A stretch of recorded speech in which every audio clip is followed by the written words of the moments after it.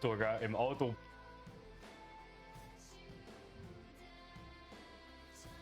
Dir meine Maus?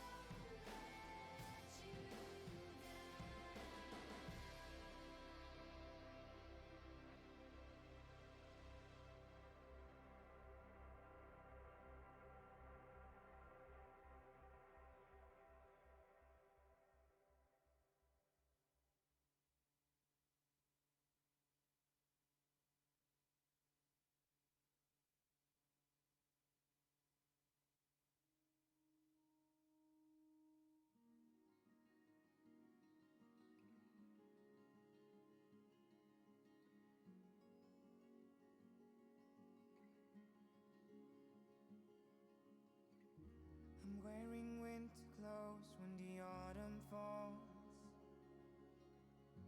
to be prepared for the rain. So I can't say I was surprised when you took it back, everything you said, without admitting that you were wrong. So please don't call me a liar, 'cause you said we should be friends, 'cause you can make it hard, and I know it hurts for you too. I know, and you can make it worse, and I know it hurts for you too. I know, and I can feel your eyes on me. Please don't, please don't. And I can see why you're blaming me. Please don't, please don't. I'm wearing winter clothes when the autumn falls, to be prepared for the storm. I can't say I warned you, but this is how I am, and I can make it hurt, and I know it hurts for you too. I know, and you can make it worse, and I know it hurts for you too. I know, and I can feel your eyes on me. Please don't, please don't. And I can see why you're blaming me. Please don't, please don't.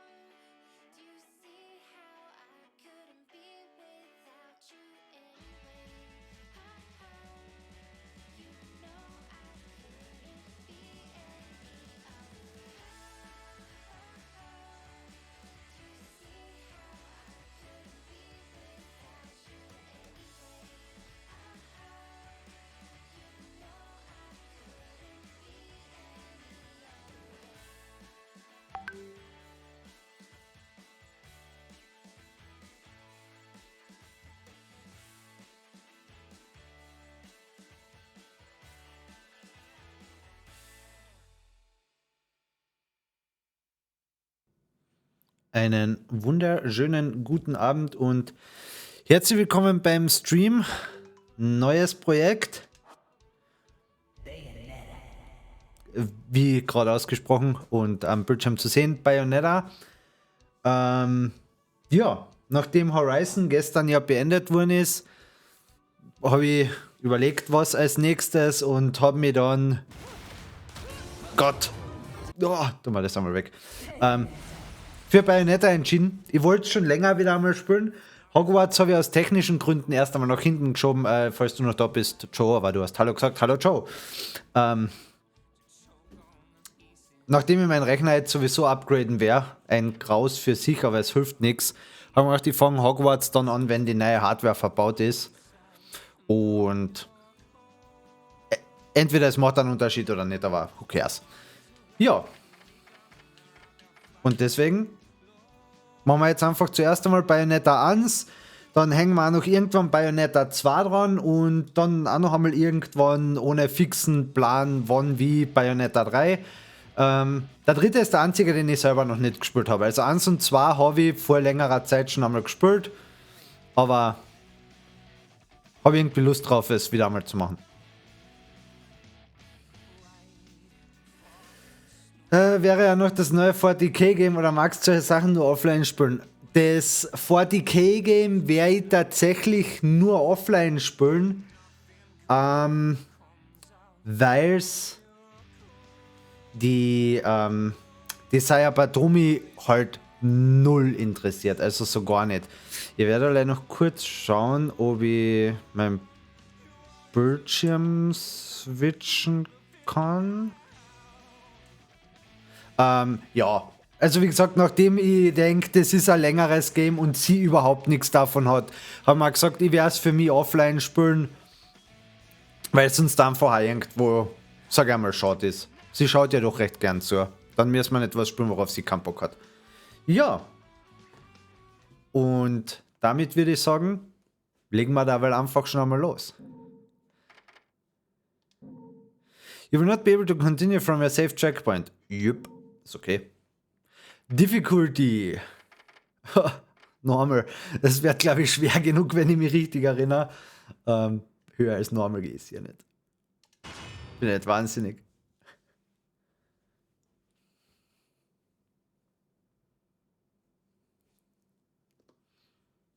Schalt mich fürs Intro einmal weg.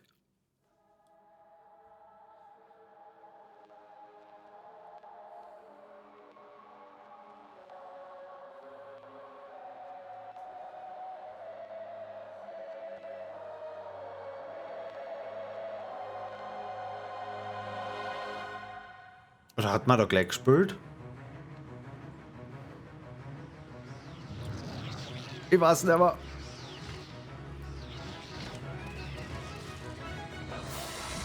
Long since erased from the records of time, there once existed two European clans who served as overseers of history for the powers that be. The Umbra Witches, dwellers of the darkness, and the Lumen Sages, controllers of the light. The clans paid each other great respect, and their efforts to maintain the balance between them defended the just passage of time. Yet one day, that balance was toppled.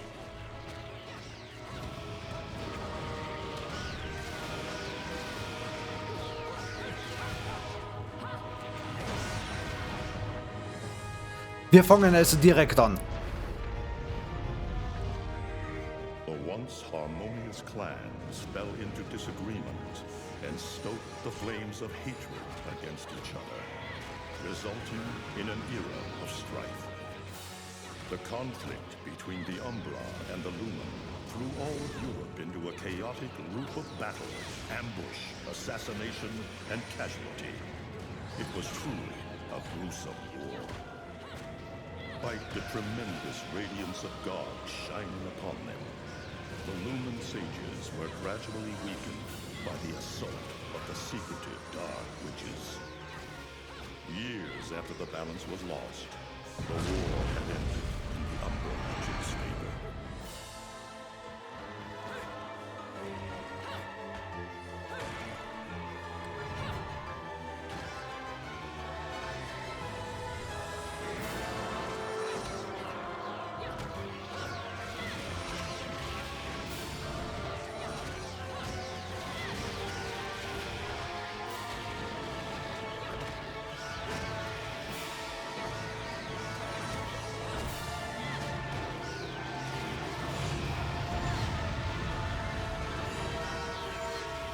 Their victory was short-lived.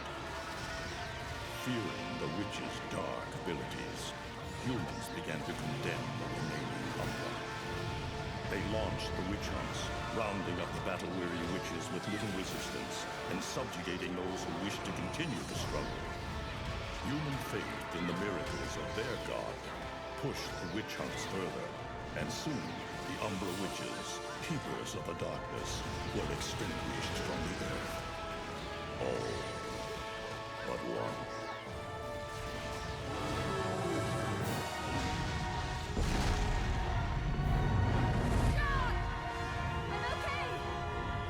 Keine Sorge, das bleibt nicht so chaotisch.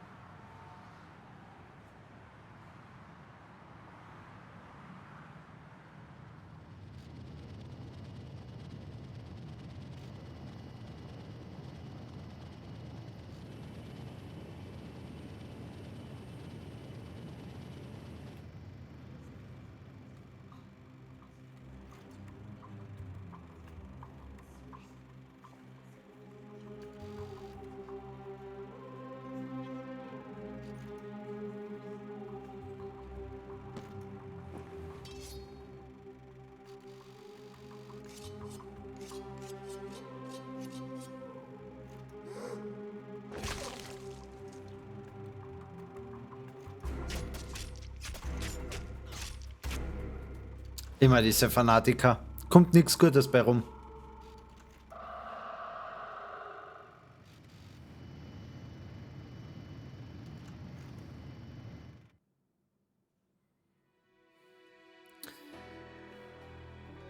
So, Kostüm-Change werden wir nicht brauchen. Prolog. Der Vestibule.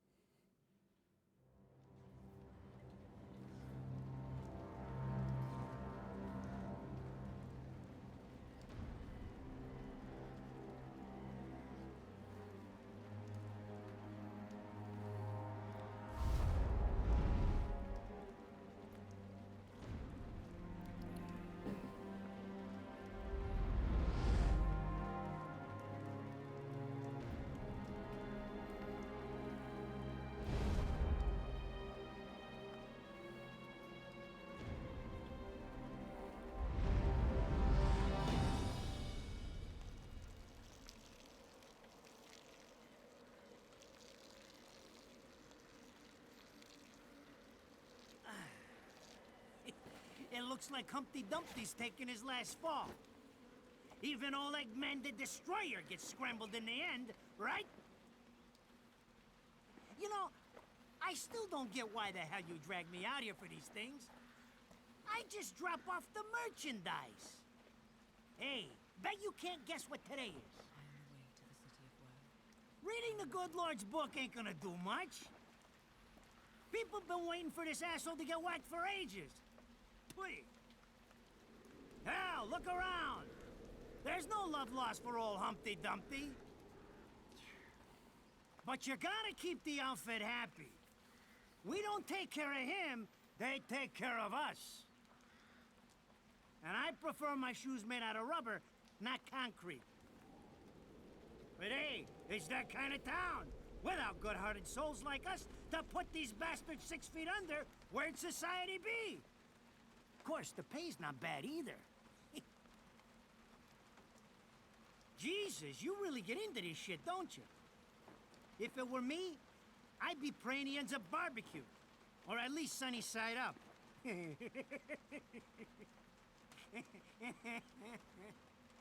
You can keep praying, but the only way this guy's meeting the Lord is if God's hungry for breakfast.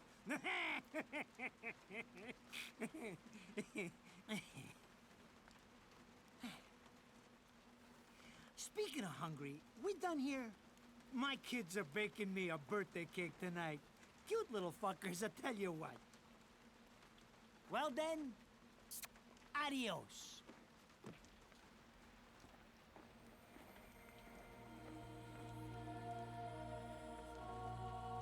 What the fuck? They're here? For this douchebag? Ah!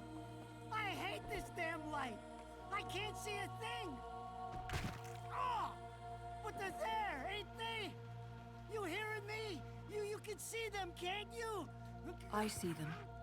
They are instruments of God, descending upon his heavenly rays to earth. Oh my God! Dear Lord, grant us guidance, and keep safe the souls of our loved ones for all eternity.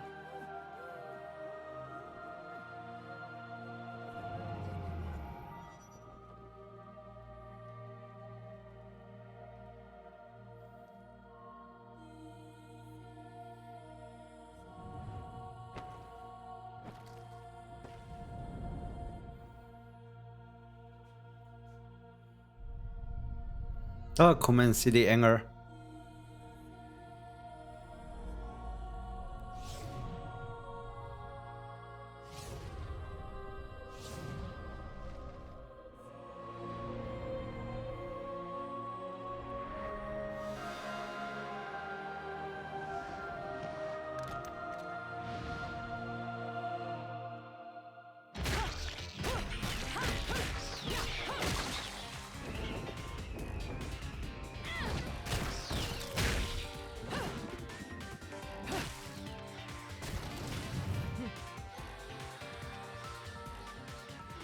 You look tired. Let me tuck you in.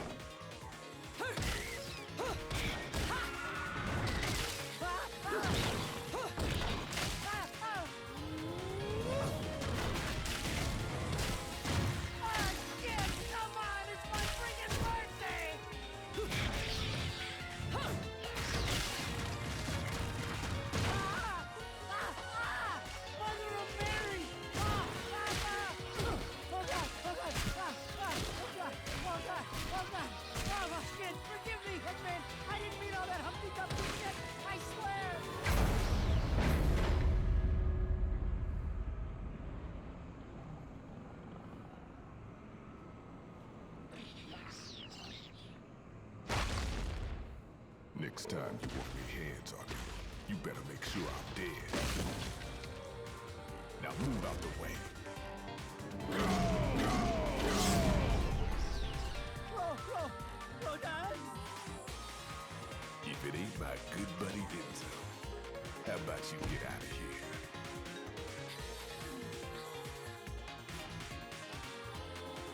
You die, and I'm gonna have to go back in that hole chasing after the money you owe.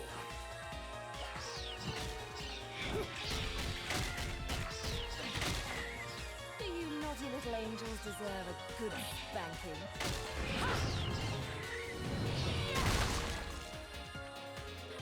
Beautiful.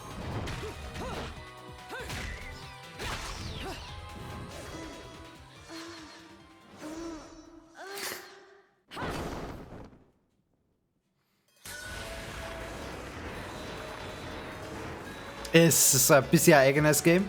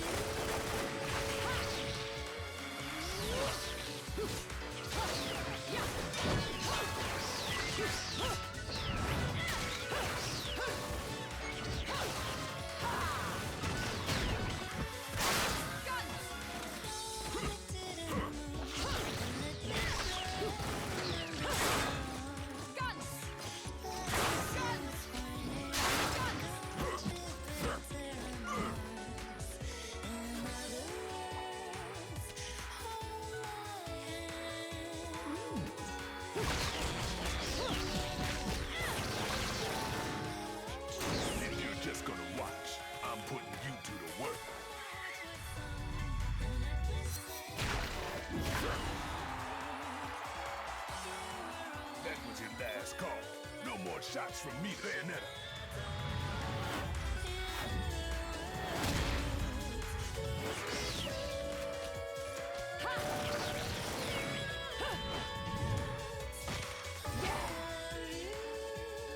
As long as there's music, I'll keep on dancing.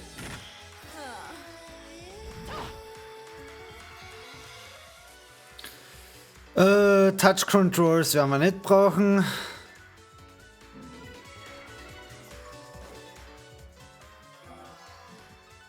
Ah, Tutorial.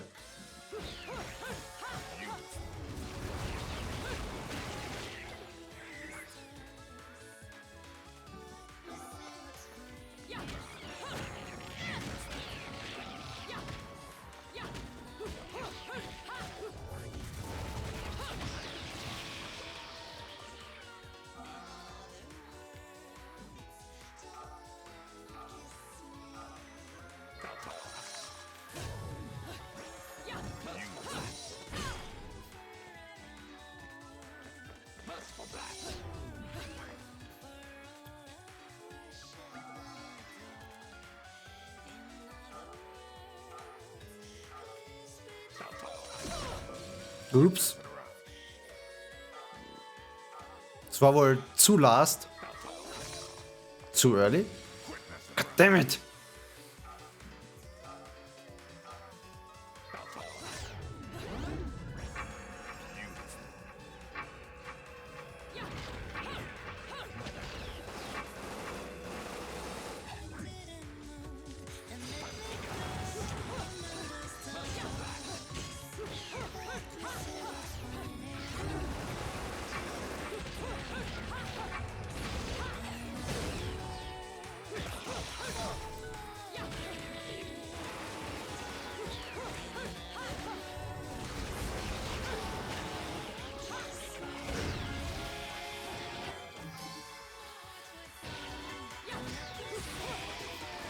Die Halos, was man kriegt, sind dann einfach die Währung, um sich shiny Items und dergleichen zu kaufen.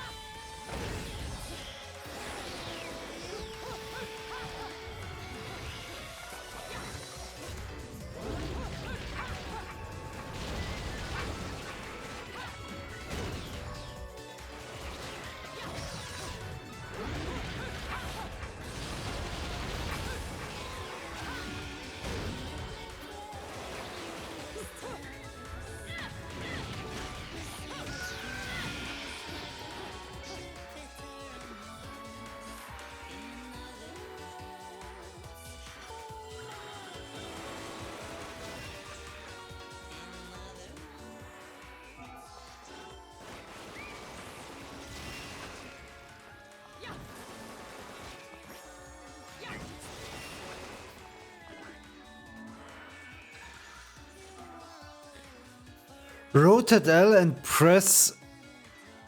Okay.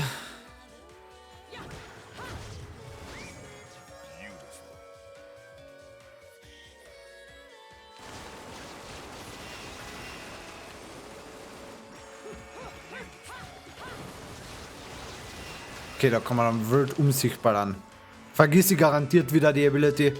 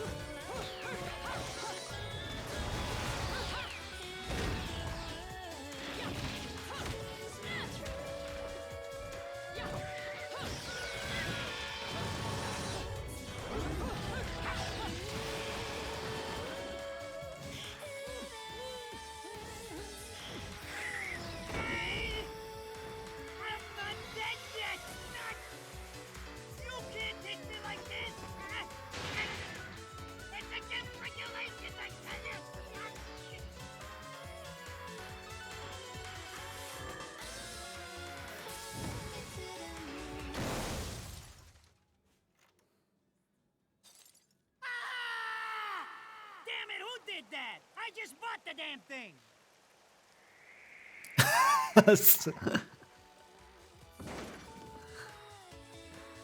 Haven't you figured it out yet?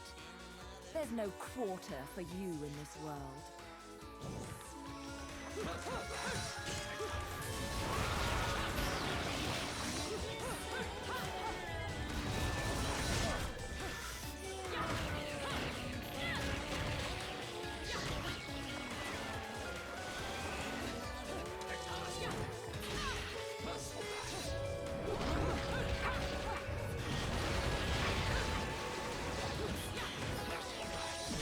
Autsch.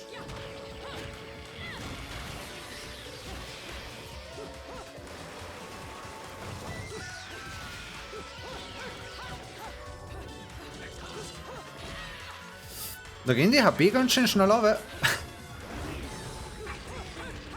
Vielleicht sollten wir schauen, dass wir den großen Jungen da mal wegkriegen.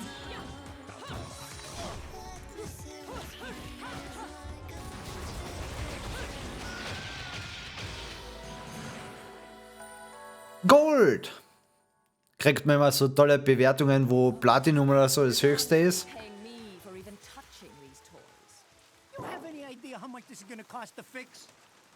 How the fuck do I always get wrapped up in this shit?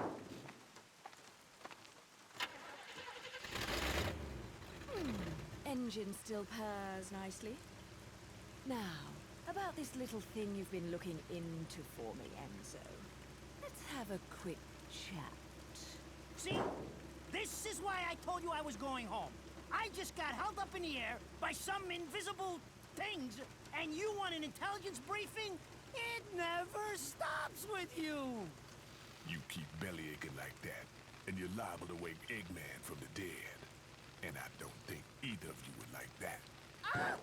Catch you later, Bayonetta. Something tells me you're gonna need a rush on our special project before the shit hits the fan. Wait, Rodan. What about Eggman? Such a popular chap. I bet they hate him down there as much as you did when he was up here. We just need to make sure he won't come crawling back when they kick him out. Nothing a flower bed can't fix. Fill her up. You heard the man. Finish up in 5 minutes or you're walking home to your cake and candles. What? Don't you leave me here! Yeah.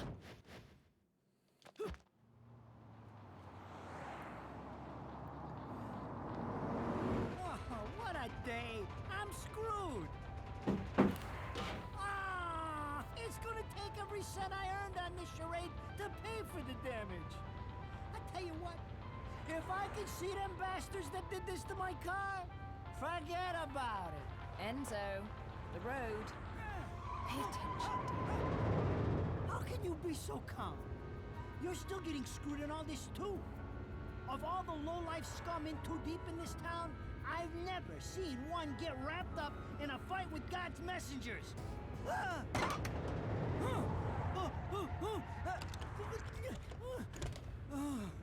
Dressed like a nun too. When you end up in the afterlife, that's not going to be pretty. I can't help it if I like the little outfits. The toys are nice too. Hey, 20 years ago, you woke up stuck in a casket at the bottom of a lake. All you can remember is that you're a witch. But now, you're stuck because you gotta sacrifice our Halo-wearing friends every day or they'll drag your ass back down to hell.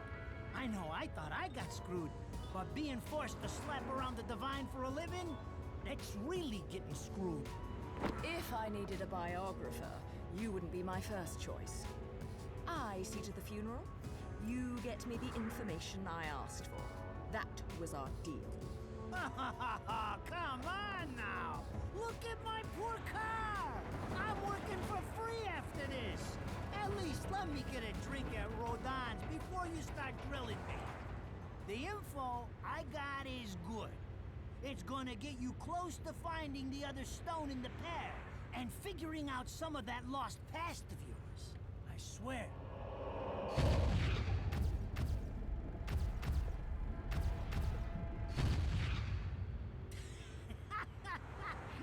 jewels instead of cash, just like a girl. Jesus, can't you take a joke? Enzo, someone's given you a present. Too bad. I can't stand bugs.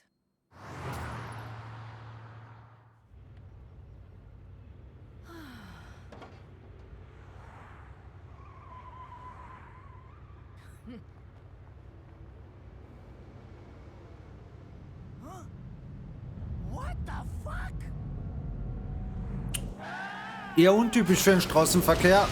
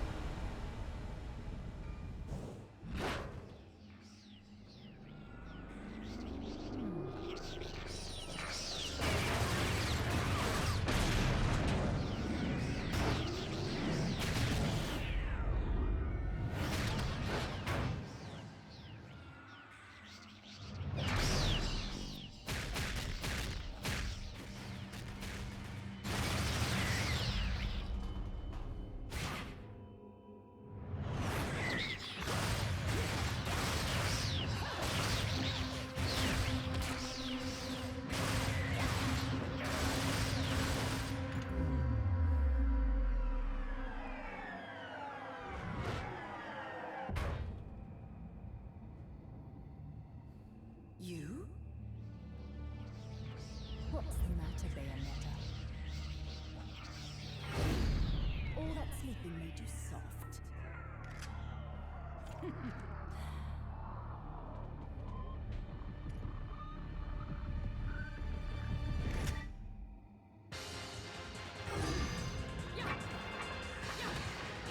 Gerade ein schlechter Zeitpunkt.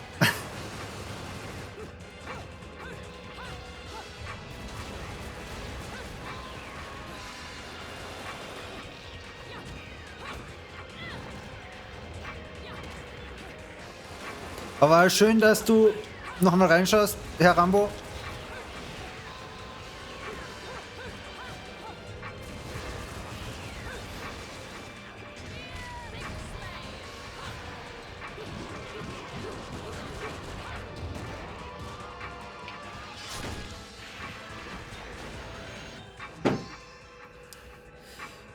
Cured via crystallization, mandragora root is a concoding compound used by witches.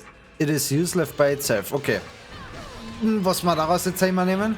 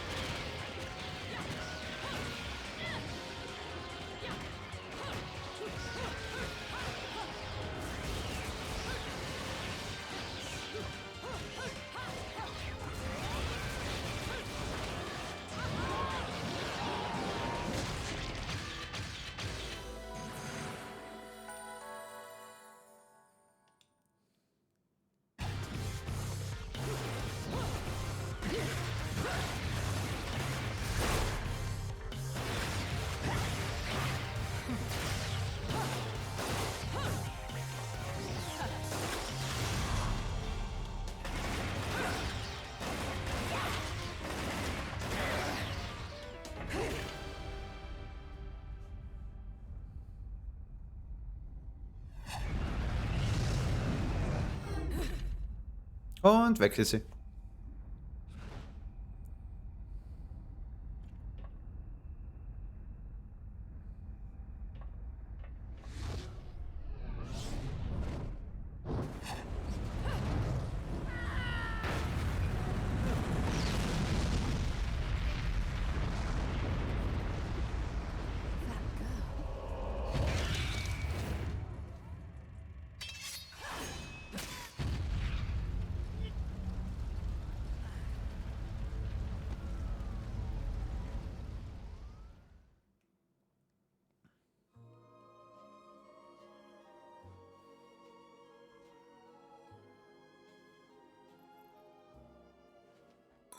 Those assholes sure know how to get attention. Even perk the ears of the hotheads down home. You don't say. It's getting harder and harder to tell the worlds apart. Human world. Inferno. Paradiso. Who can tell the difference? Even harder with Purgatorio in the middle. Fight long enough in there and you'll really lose sight. Why the sudden interest in metaphysics? It's a balance, right? Even if some of them like messing around with the humans, we've all got a stake in the status quo. But people keep fucking around like this, the Book of Revelations is gonna look like Mother Goose. Heaven and hell are gonna go straight for each other's throats. Heaven and hell can tear each other to pieces for all I care. I've got my own problems to worry about. Something's up. Everything was a bit too bracing, and Enzo's tip makes the timing too perfect. This reeks of a setup. Someone in one of those lost memories calling you out.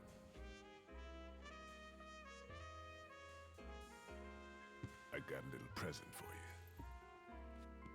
These babies are special.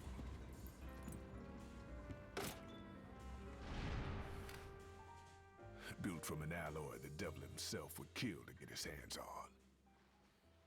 Don't break these, because they're one of a kind. Schick.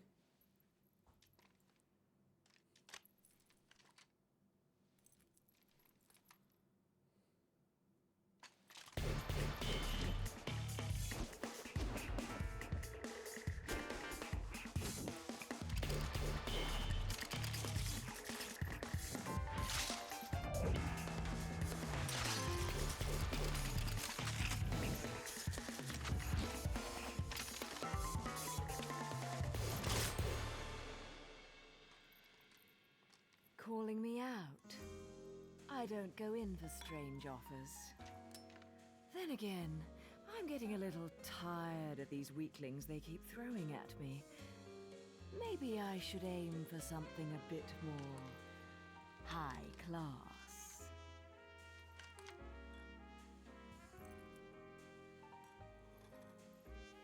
Pounding them down tonight, baby. Not to butt into your affairs, but I'm pretty sure you got somewhere better to be. The guys you're up against aren't the type to wait for you to finish a round. Danke sehr. Und vielen Dank für deinen Lurk. Ich hab bei dir auch eine gelurkt. Enzo, her drinks are going on your tab, buddy. Vielleicht noch einen kurzen Party-Trick, solange du da bist. You deadbeat motherfucker.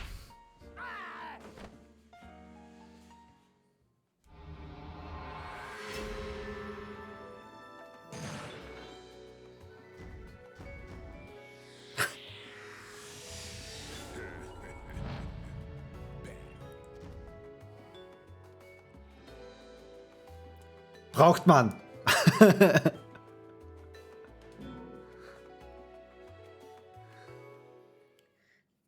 Die am 22er Club. Welchen Club haben wir denn bei uns? Oh Gott, ich glaube, ich sollte irgendwas machen. Aim, Fire, Angel Targets, Rank Up, Highscore.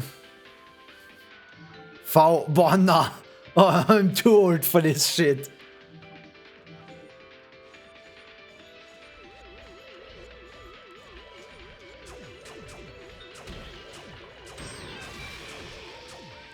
Ich würde sagen, das war kein Highscore. Das war ja ziemlich schlecht.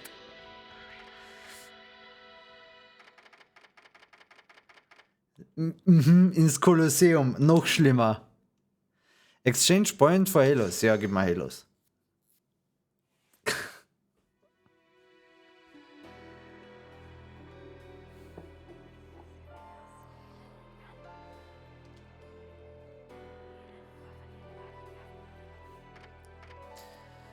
So,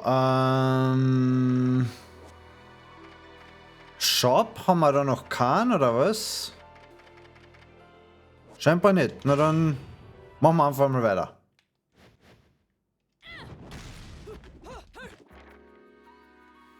So, I asked around, and some whale in Europe is trying to fence a huge rock on the black market.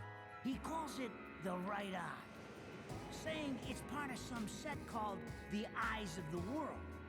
Fits the bill of what you're after, don't it? Now, here's the funny bit.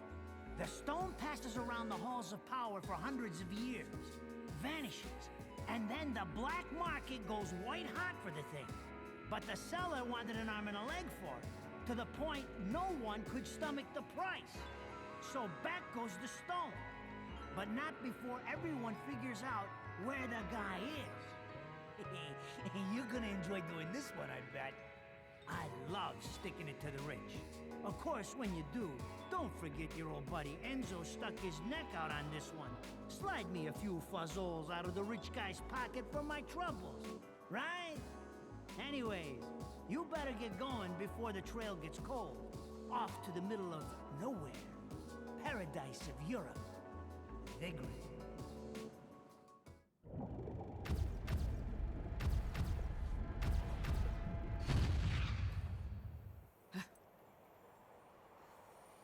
Welcome to Vigrid, our final stop. Entry visas are required of all travelers.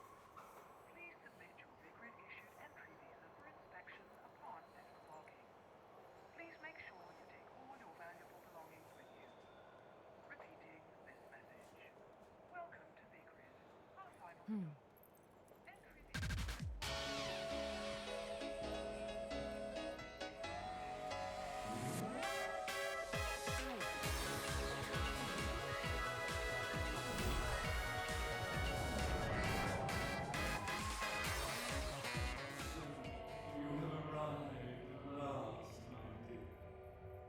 The time has come to awaken the eyes of the world.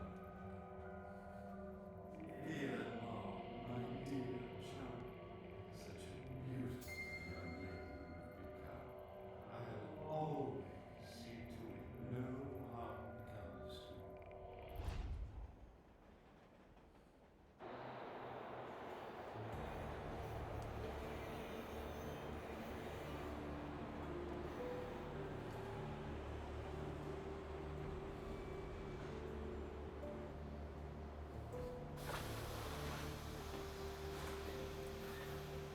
So, this is supposed to be paradise?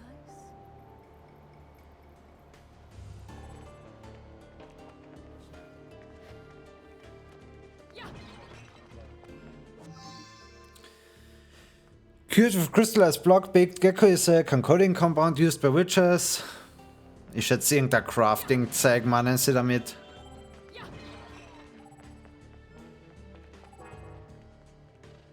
A signboard aimed at tourists, it points out locations of the remaining ancient ruins in Vigrid.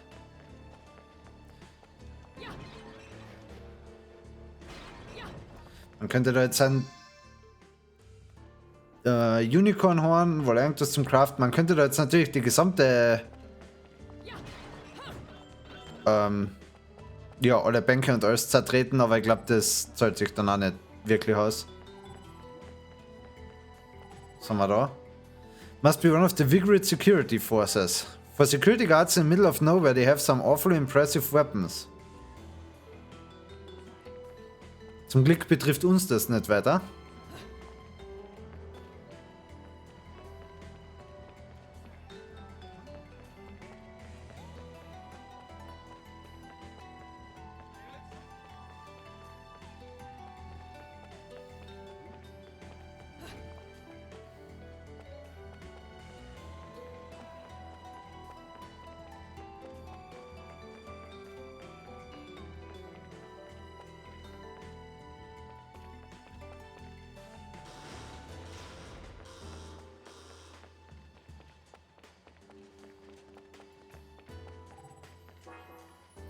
It's sealed shut. Security system can put the whole area on state of alert.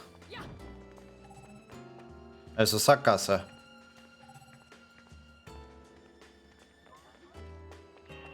Was haben wir da? Sphere embedded in a wall is emitting a wondrous light and resonant sound. Getting closer to it makes glow brighter. It's as if it has some sort of ability to respond to a witch bar built in.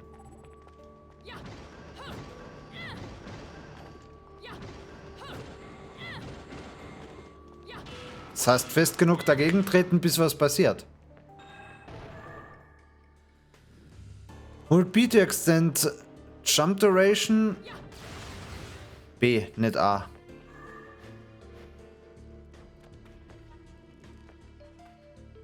Oder unten ist ja was.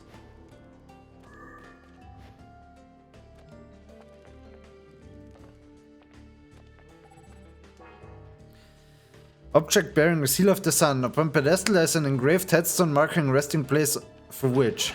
Kann man es einfach aufboxen.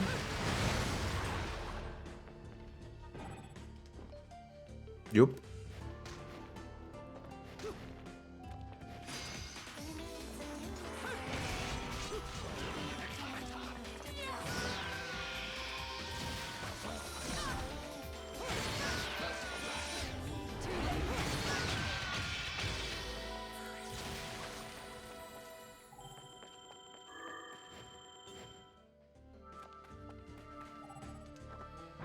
Ich würde sagen, den Schlüssel haben wir sowieso gebraucht.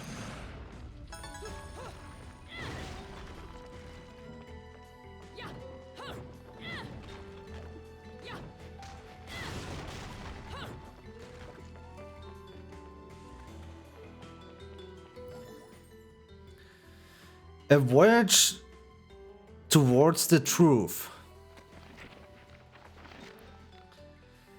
I've been a journalist now for over 20 years, always aiming for the guiding light of truth. Always pushing forward, I've believed that communicating the truth is the core tenet of all journalism, chasing it until my legs turn to rubber and the truth is burned into my retinas.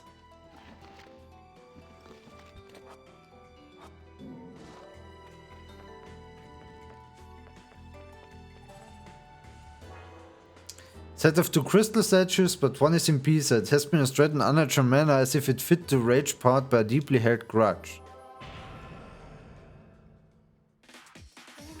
Wicked Weave. Wicked Weave techniques use your hair as conduit to summon forth demonic entities. Connect these techniques to a punch or kick combos for a devastating finish.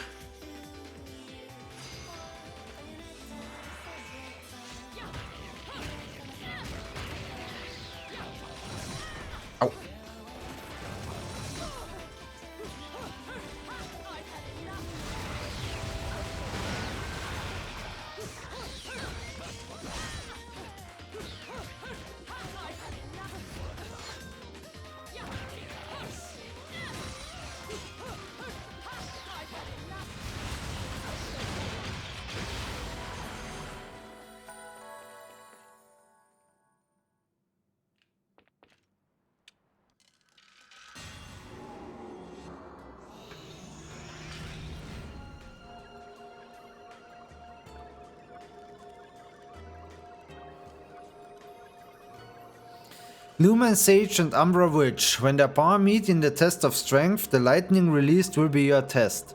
If you wish to walk upon water, prove your mettle by dodging the lightning in a single hair's breadth.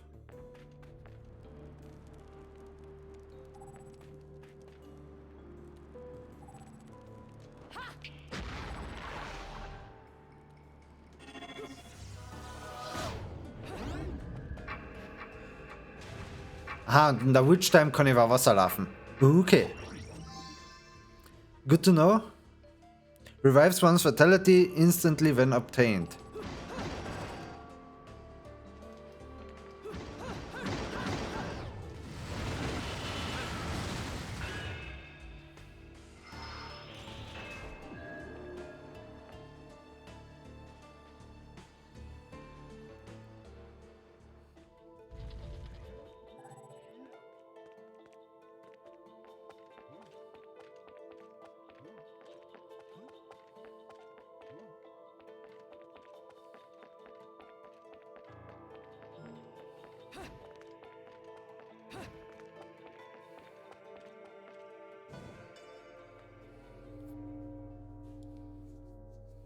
Ah, ich glaube, das ist ein Shop, oder?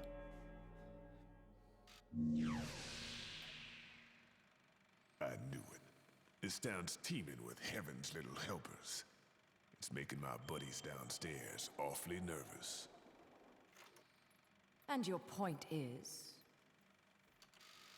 Some places in this world are closer to Paradiso or Inferno. The rat hole of a town you and I live in is close to both. But the Vigridians, it got a special air about them. They're closer to Paradiso than anyone should ever be. And that shit just plain creeps me out. I guess I'm gonna have to set up shop here and score me some halos. These stupid rings are worth a fortune back home. Since it seems you're spoiling for a fight, if you come across any of these, bring them to me, and I'll hook you up. Another one looking to line his pockets. I'm beginning to see why Enzo is so fond of you. Real cute. But let's get one thing straight. Your fights are yours alone. I'm only here to watch my handiwork in action. So don't get any bright ideas about coming to me for help.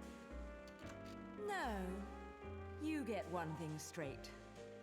I'm not the slightest bit interested in the fact that you made these guns.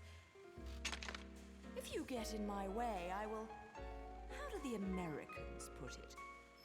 Oh yes, bust a cap in yo ass. Right on, baby. Right on.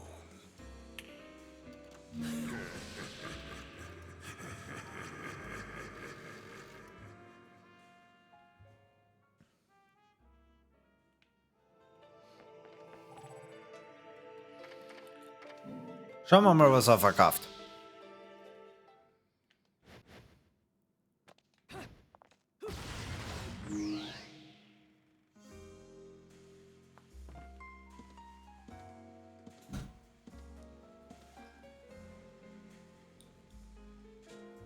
You here for business or pleasure? Either way, I'll hook you up. Simple grace is only hardest of the hard items in my shop. If you're not sure what to go after, look for a face you can trust. Rodan Store Manager. Okay, es gibt noch keine Waffen. Da hätten wir eins von dieser Horde für 100.000. Gut, ich habe 20.000. Crafted by Egyptian witch Cleopatra. When its wearer is attacked, witch time will be instantly triggered, expanding magical powers. Ah, es ist scheinbar so ein Auto-Witch-Time.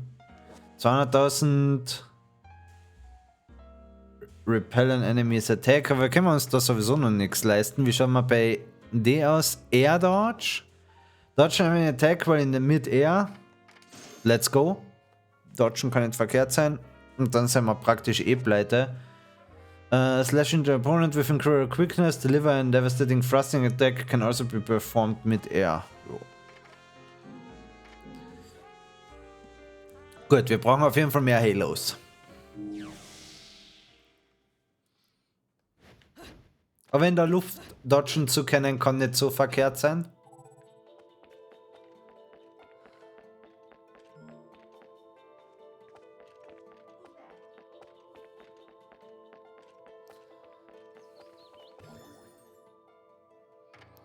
The Crystal Witch and Sage. Within Vigrid City, there are a great many structures built long ago by two clans, the Umbra Witches and Lumen Sages. Amongst them, all have a sun and the moon duality, evidence of a peculiar outlook towards the universe, the Witches representing the moon and the Sages representing the sun, burned into the fabric. Oh, es geht noch weiter.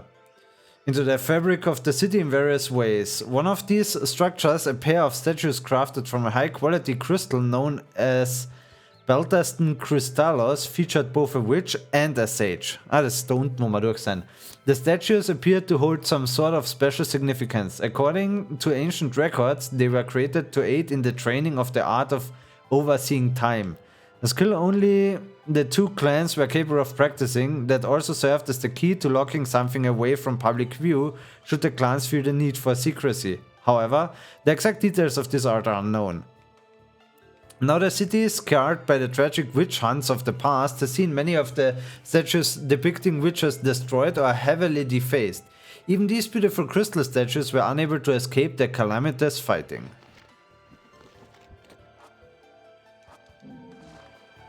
Witch Hunt. Vielleicht brauchen wir das noch in der Pathfinder-Kampagne.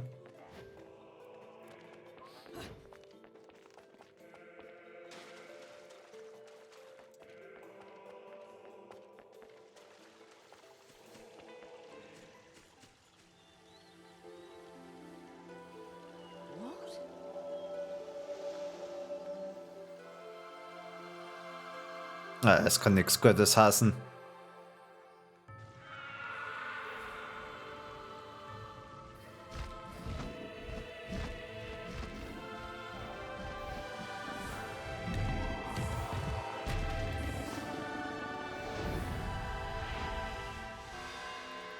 Applaud, Archangels.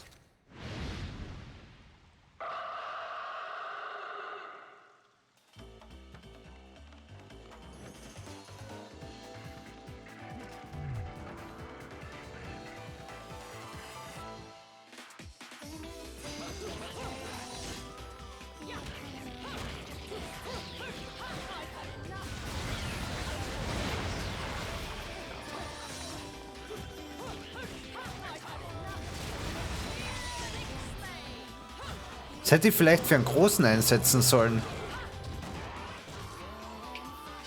Falls das geht. Au.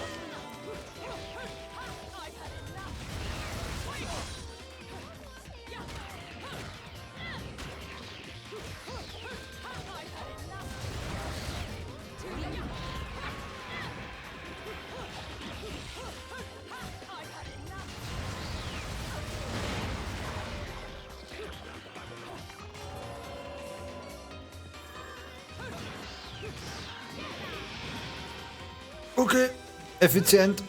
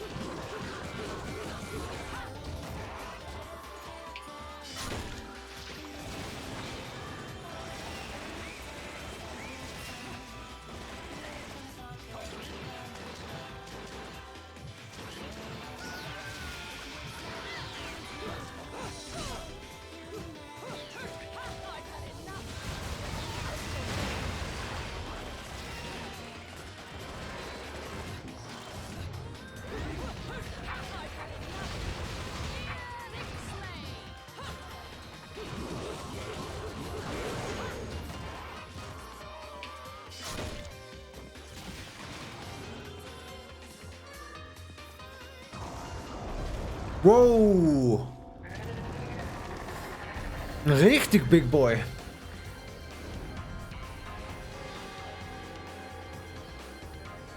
Beloved.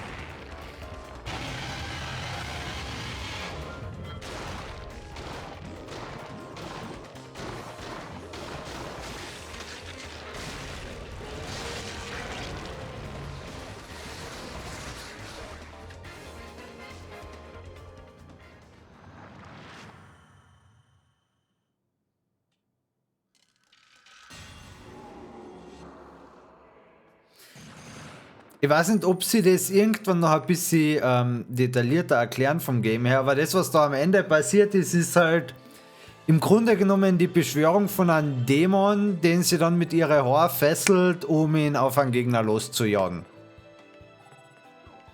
Ich glaube, die Axt ist ein bisschen groß zu mitnehmen. A golden LP featuring the crystallized voices of angels. Some sort of silhouette is drawn upon the surface. Trois March Militaires. Das habe ich jetzt sicher furchtbar ausgesprochen, aber was will man machen?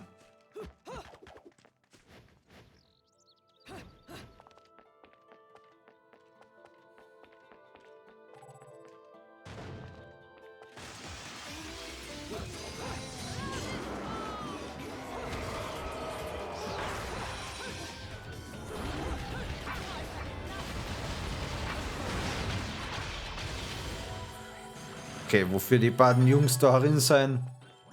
I don't know. Piece of Witch Heart. Gathering 4 will increase limit of vitality. Irgendwo noch irgendeine Vase.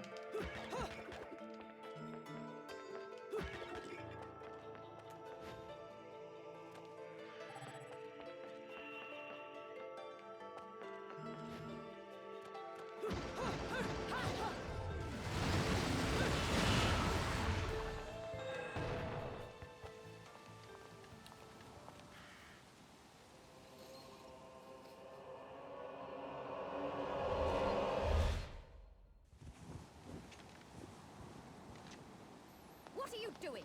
Let's go.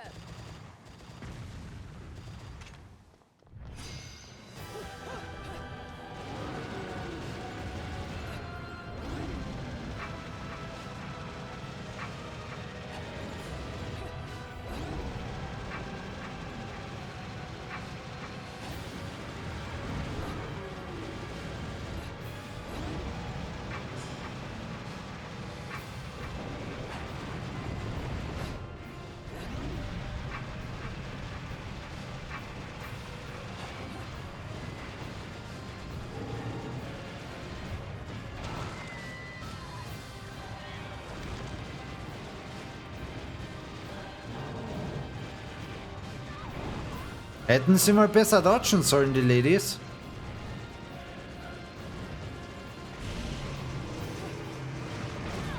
Hätte ich mal besser dodgen sollen.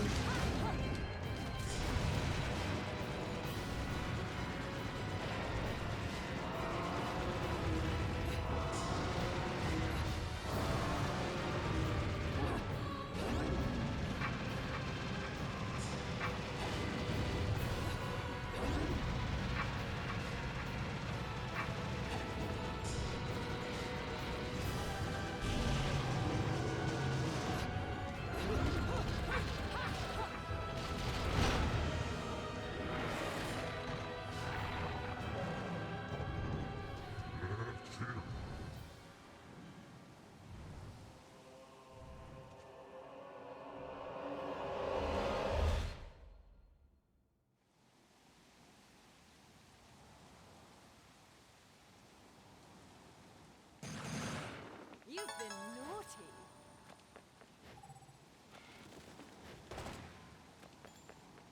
Goddammit, den hätte ich scheinbar irgendwie greifen müssen.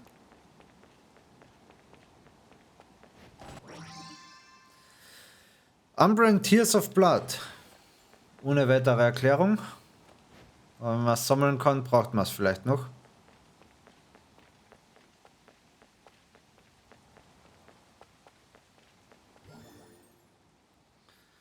A Witch Brew. I've discovered the existence of something called alchemy. It is the deconstruction, combination and reconstruction of everything. Metal, flesh, even spirit. If one understands the logic of the age, alchemy is a prime example of the era in which it was developed. Wo habe ich jetzt hingedruckt?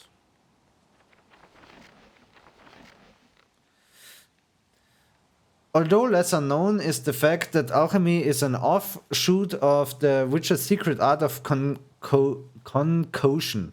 Concoction was only practiced by the Umbra Witch clan, and the materials, amounts, and methods used were never shared outside the clan's inner circle. However, in the chaos of the witch hunt, some details were said to have slipped out, including knowledge of the primary mixing compounds: baked gecko, unicorn horn, and mandragora root. Also hidden was the role in controlling defense, offense, and vitality. Has been discovered correctly, combining these items may result in the creation of various useful compounds. These materials are obviously no longer in existence, and even if they still existed, outside of being a member of the Witch Clan, one would have to take out a contract with a dweller of the Netherworld to obtain these rare items. In case of emergency, the witches place these materials within Purgatorio, a realm caught in between the Trinity of Realities, in which the items are said to still remain. When creating a concoction, the correct procedure, amounts, and combination are absolutely essential, and the art is not for the inexperienced. Aha, heißt, so viel wir können da craften und haben links drüben aufgezeichnet, was wir brauchen.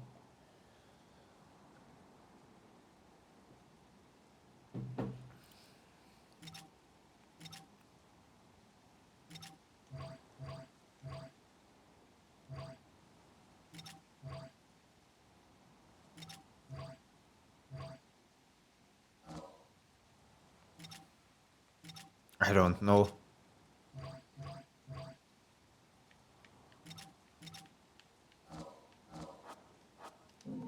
Später.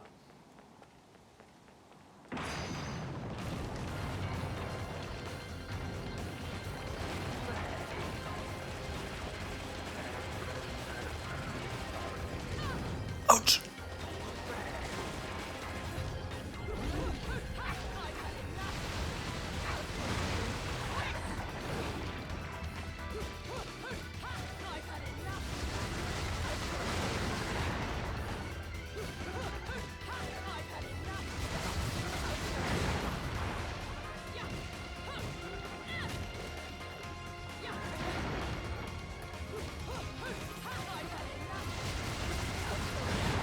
Was versucht der Junge zu erreichen?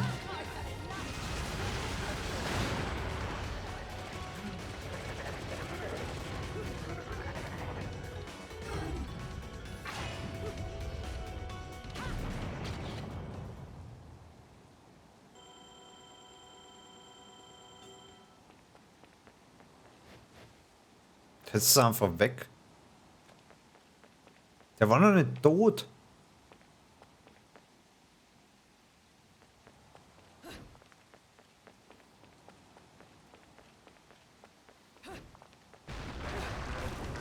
So viel dazu.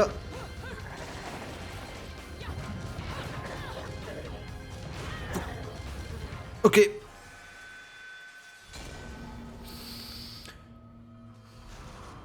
Continue. Schon.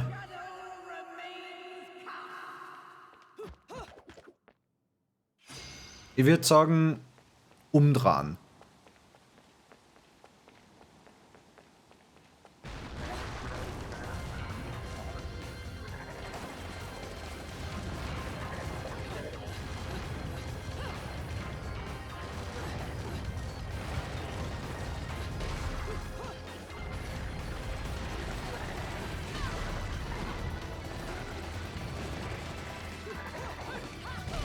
Out.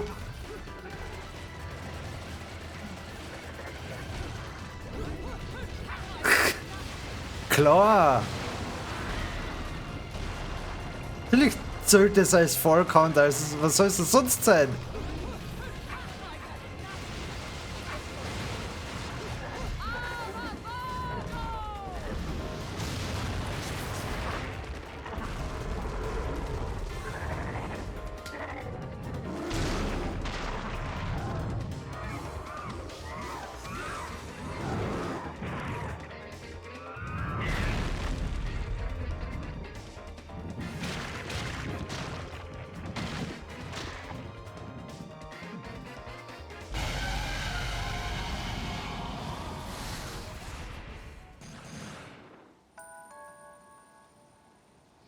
Einen wunderschönen guten Abend, Cybertomi. Wie geht's dir? No Witch Hunt for Pathfinder. But think of the possibilities.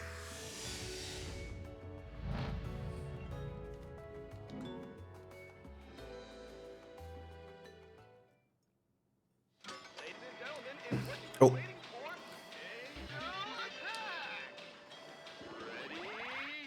Luna has not approved.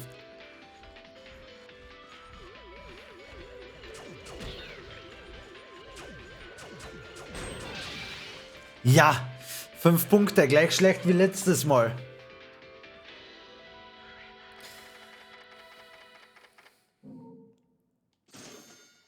Ja, aber ihr kommt in ein Dorf, es ist alles okay, bis irgendwann wer draufkommt, dass die Luna eine Hexe ist, dann ist immer noch alles okay, weil die Leute haben schon Erfahrung. Dann in der Nacht, es gehen überall die Fackeln ein Marsch auf das Gasthaus, wo ihr übernachtet.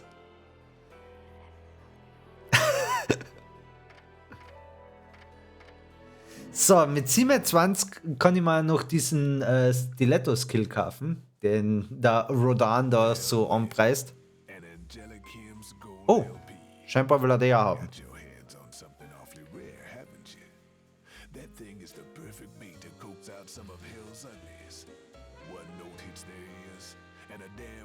Who of Inferno comes pouring out of the inner circles. Then I can use them to breathe life into what I make best. Weapons of mass destruction. Tell you what, you give me that record and I'll order up something so fiendish, angels will cry at the sight of it. I'll just have to pop down to the tropics for a bit. So take a load off.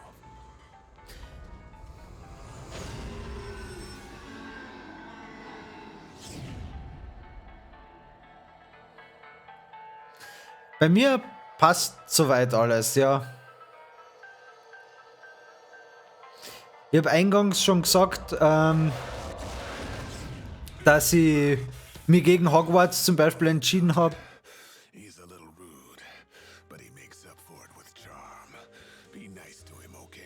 Weil ich sowieso jetzt im Dezember noch PC-Hardware bestellen werde und dann mein Rechner upgrade und eventuell macht es einen Unterschied von der Performance her. So, das heißt, Waffen. Was kosten die? 69,8, das haben wir nicht. Treasures? Coming soon, okay. Also kaufen wir diesen Stiletto-Skill. Slashing an opponent with incredible quickness, deliver a devastating thrusting attack. Can also be performed mid-air. Press L towards an enemy twice quickly plus X. Can also be executed by holding R and pressing towards an opponent with L plus X. Das ist wahrscheinlich leichter. Okay.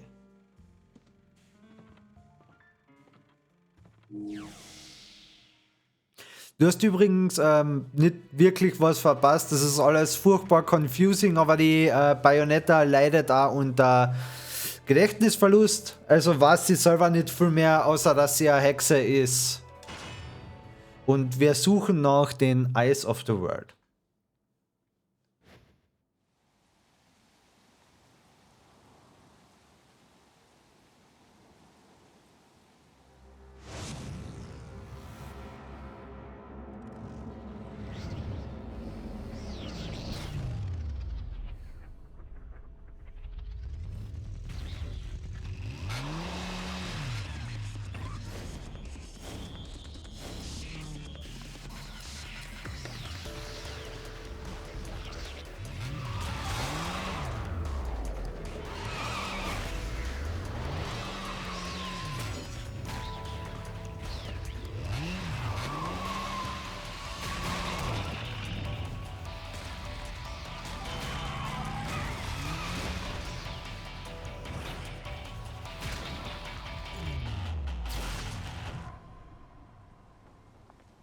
Fancy bumping into you here.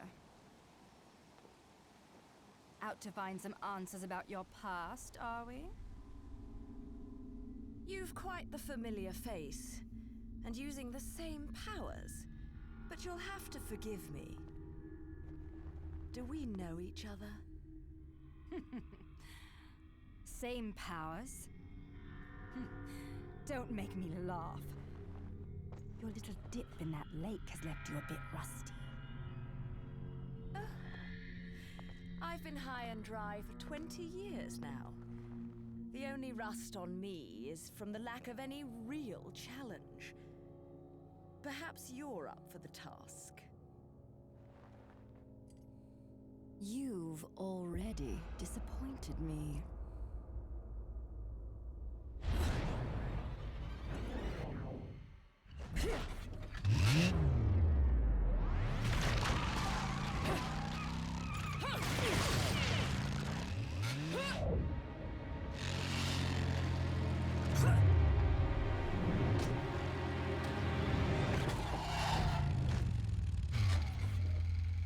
This is a moment I've long desired.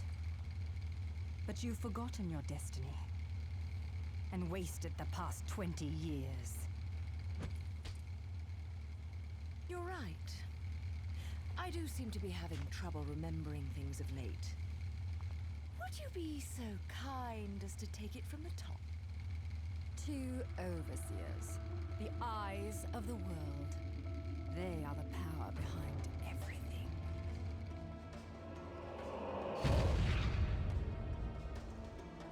John, as heir to the clan, the time has come for you to prove your right to fight under the Umbran name. You may select opponents of your choice. Then allow me to face the outcast. None! Helen Kiadagat! The child is of impure blood. Challenging her would be a violation of our tenets of faith. It would not be the first time we've faced each other. Kiard? Will you face me in this hallowed arena? Well, if I must. But I pray you've got a little something for me in return. You know, I'm very fond of stuffed animals.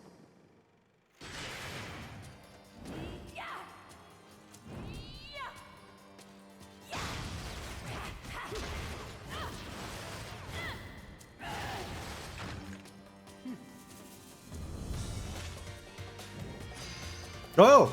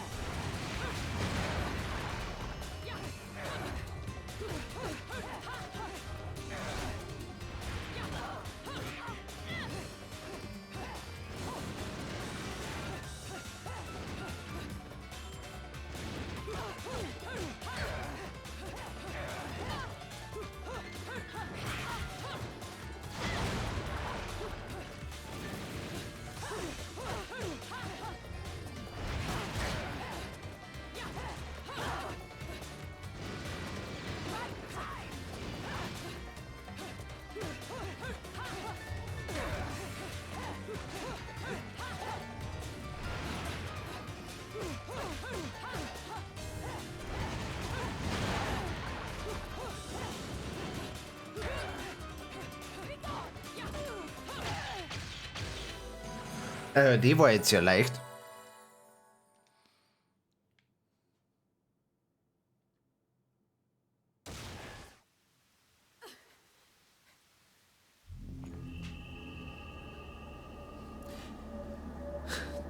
Zwecks Pathfinder, kommt der Tan dann eigentlich einfach zur Gruppe wieder dazu, oder? Weil die Gruppe ist ja noch im Keller.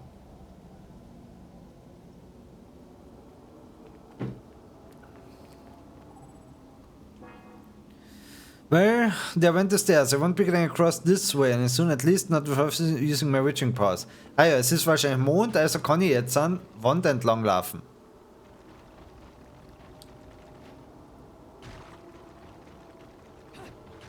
Ach, machen wir es nicht zu kompliziert. Sprich, geht einfach wieder in den Keller.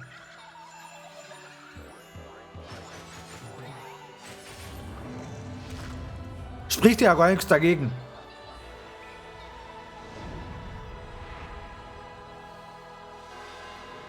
Deer and Decorations.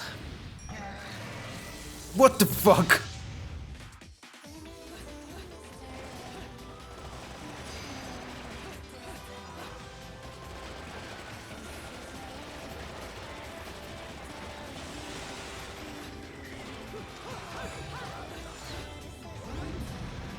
Eigentlich könnte man den gleich torturen. Der hat's eh verdient.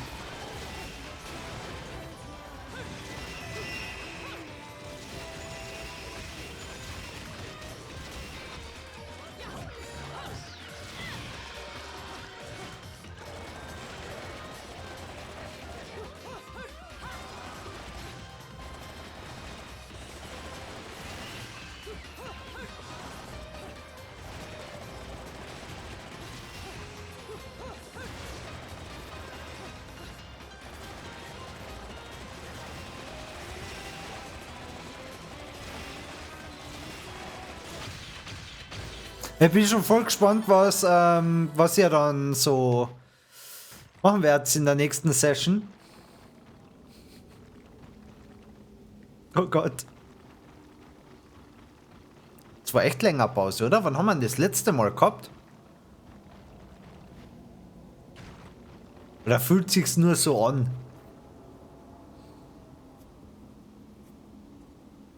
Ich weiß warum, ich kann jetzt nicht so viel dazu sagen. Ja gut, Chaos macht sowieso.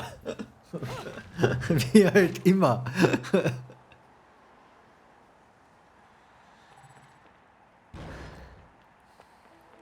Vorhin ist wieder so ein Vogel.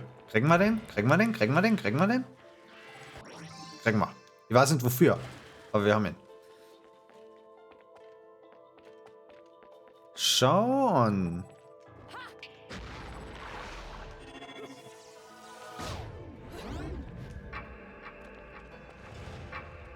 Was bringt mir das? Da ist sowieso kein Wasser. An unknown metal wall. Within old Vigrid, many ancient stone structures have been preserved, being developed further as they are repaired, lending the town a peculiar sense of the historic. Modern architecture has also taken hold in Vigrid, starting with the central station. However, this is all to give form to the sacred institution of the ancient sages. The architecture gives us a glimpse into the people's deep sense of respect for their past. This town of old and new still keeps within its bounds several strange things that modern man struggles to make heads or tails of. For instance, dark green barriers made of an as yet unknown metal seem to block certain alleyways. Their shape, compromised of many complex bricks, impedes one from proceeding down the ancient paths of the city as though they were a rejected visitor, even though it seems these paths saw everyday use in the distant past. I may claim this material is as yet unknown, but in reality I haven't a clue regarding its composition. It is harder and heavier than anything a human being is capable of moving, or so I have surmised from examining its chilly surface. Pushing one's ear against the wall, the sounds of the other side reverberate and echo within, resounding throughout the inner workings of the wall, as if a Glockenspiel. Wer hat Glockenspiel im Englischen verwendet, oder was? Was playing scales. I've never seen a metal like this, but many of the walls within the city are made from the cliffs. One can see an enormous monument construct from the same mysterious matter. I wonder why these lost witches and sages scatters these walls around the city. Englisch hat zu viele tolle deutsche Worte. Ja, im Kindergarten war sie zum Beispiel und Wanderlust, seine Art war so. Ja, theoretisch in der Stadt um Dinge zu verkaufen und kaufen Shopping-Episode oder so. Kaputt? Kaputt, ah ja, und stimmt, Poltergeist.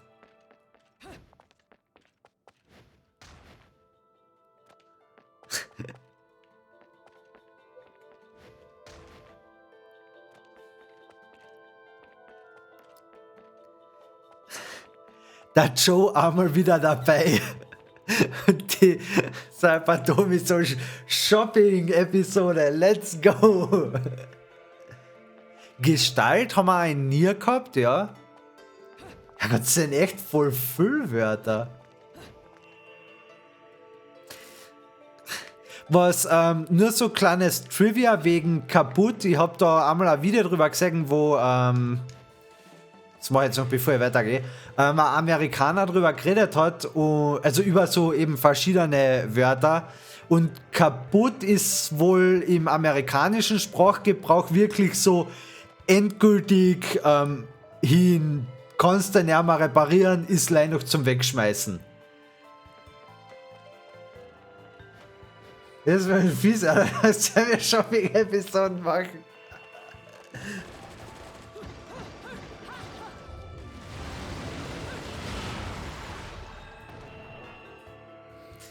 Even a short explanation of this world shows there isn't a way through it. Ah, temporal witch power on it.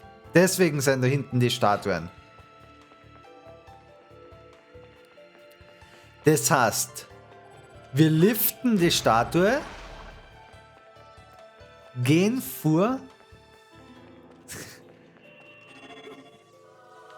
dodgen und gehen durch die Mauer.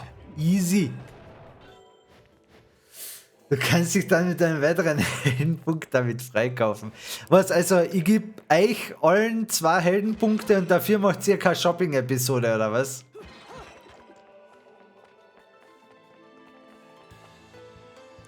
Katzen!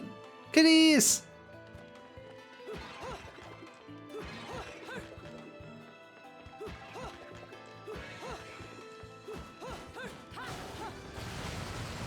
Können wir das Auto auch hinmachen? Von der Zerstörungswut da.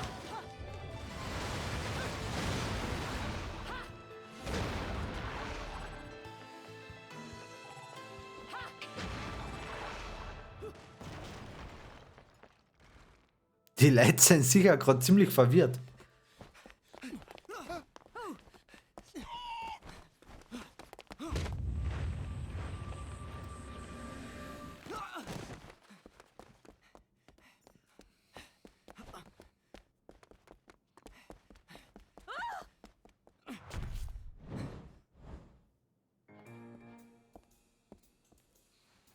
Wie viel einmal magst du dann drum, wird schon wieder der zweite Fest erspart. Ciao, Joe, einen schönen Abend noch. Danke fürs Vorbeischauen.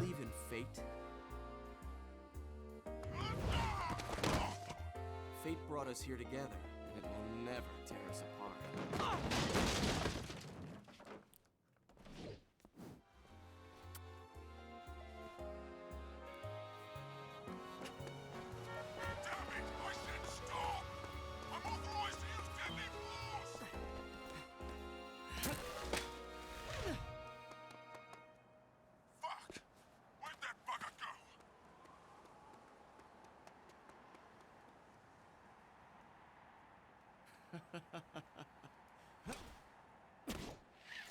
Okay, dann sagen wir so. Ich werde in der nächsten Session garantiert gar nichts Böses passieren und ihr könnt vollkommen beruhigt auf die Shopping-Episode verzichten. Such a wonderful floral bouquet. With its subtle hints of rosemary. You know, in the language of flowers, rosemary equates to remembrance. 3 ist Max. Which doesn't quite equate to you, now does it? Bayonetta. Shit! Will you stop that? That little bug on Enzo was a nice touch. Seeing you here, I suppose it wasn't the only one. You certainly blew, haven't you, my little Cheshire puss? I'm not your Was machen wir jetzt dann eigentlich mit dem Bob?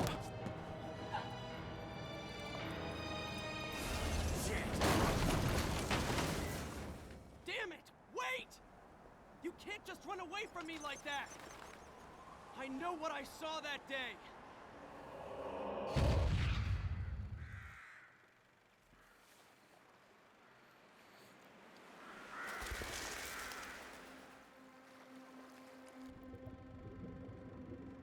Things I do not know.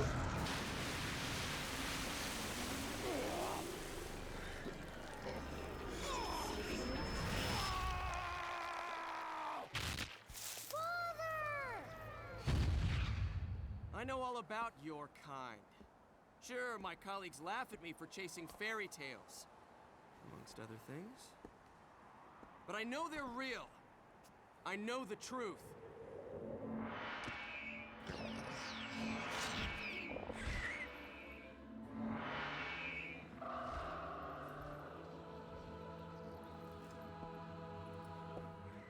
Smell. It's the same smell that clung to the air the day my father was murdered. Which means I'm right on your doorstep, Bayonetta. I'll let you in on a little secret, Cheshire. The name is Luke.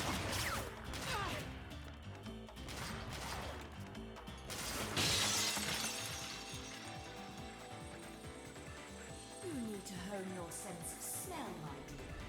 There's no rosemary in the perfume. After all, rosemary is a demon repellent.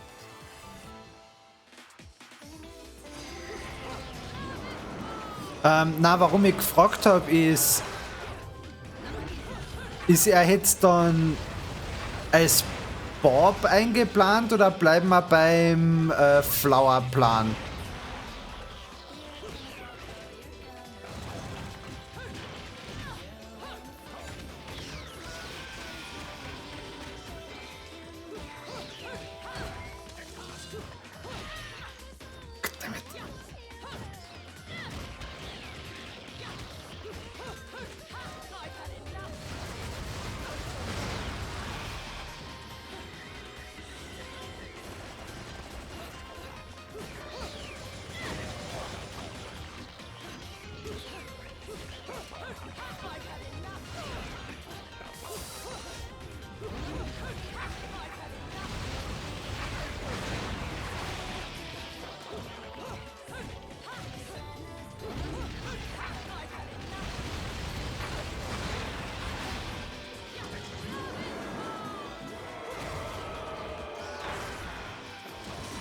Oh shit! Oh, der hat wehgetan!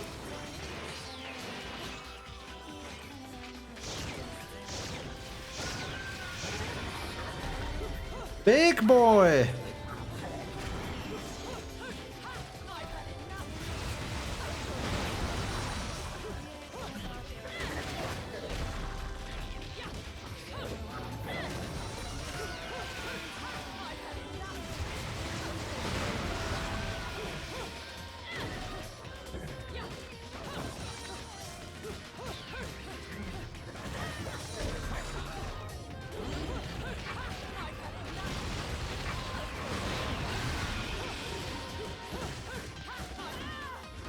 No, ich sehe nix.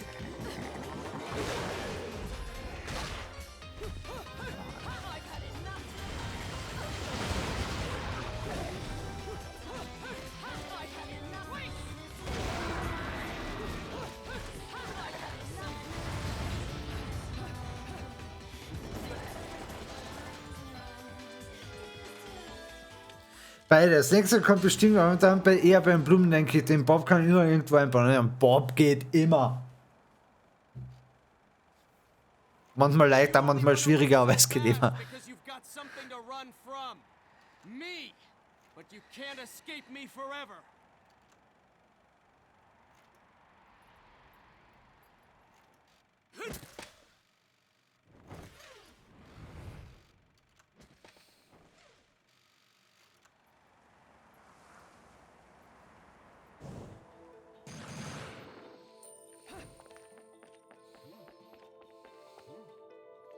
Also es wird später in der Kampagne teilweise definitiv schwerer. Aber irgendwie kriegen wir das immer hin. Also da müssen wir uns deswegen jetzt ja nicht stressen. Das passt schon.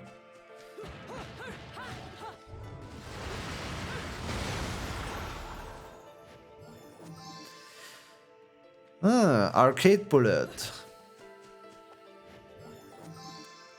Witch art.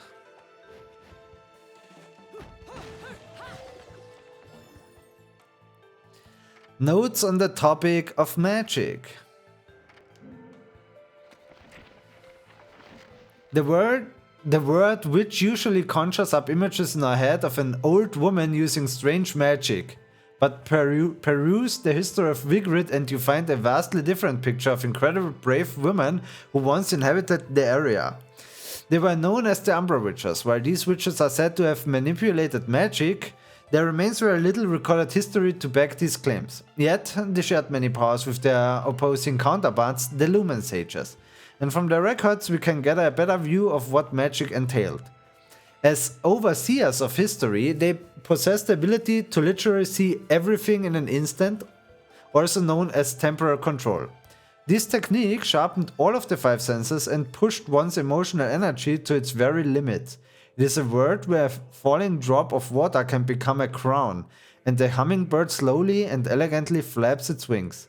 Temporal control is not just simply being able to recognize this word, it also enables one to boost their physical abilities and move freely within that single moment. Temporal control requires a sound body and mind, and complete grasp of spirit energy. Were quite similar, the witches and sages each practiced this art differently, leading to different names of their respective techniques, witch time and light speed. Witch time, it seems that the witches on this earth fell victim to our world's passage of time and vanished into the abyss of eternity.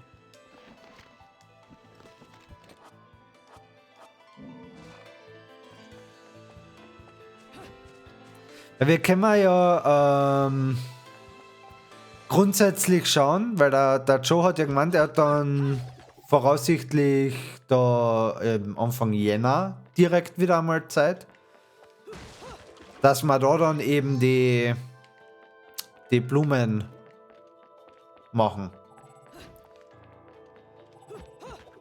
Oh, was haben wir da? They've installed classic telephones so as to not disrupt the ambience of the area.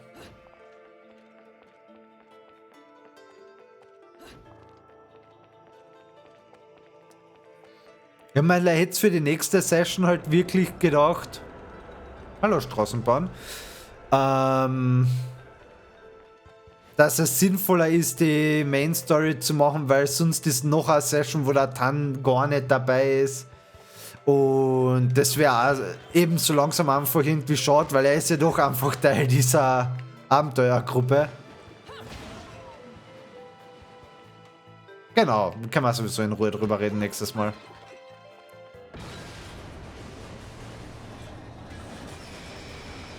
The hell?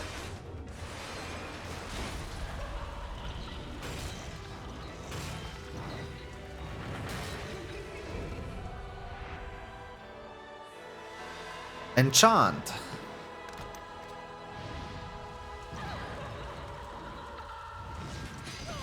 Oh.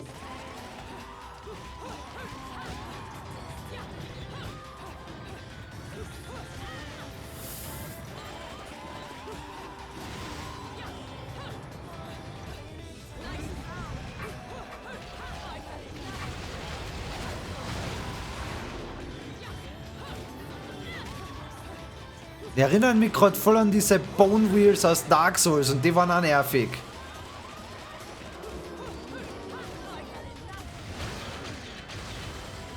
Zum Glück waren es Reihe.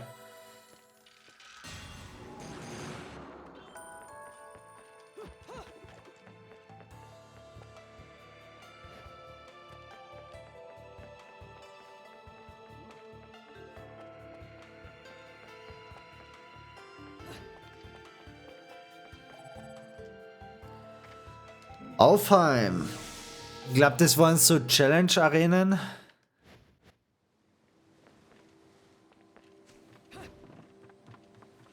Ich werde sicher kläglich scheitern. Limited kicks and punches. Defeat all the angels before time expires using the limited number of punches and kicks allotted.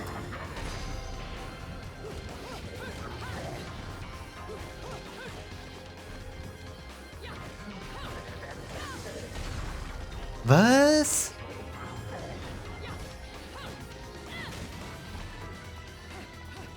Wie?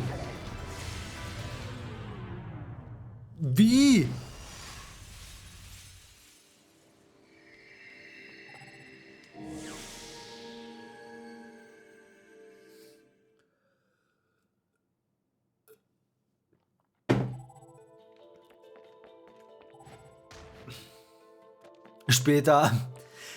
Ja, man kann theoretisch später noch einmal ins Kapitel eingehen, aber es waren, was jetzt sind jeweils 7 Angriffe oder so. Ich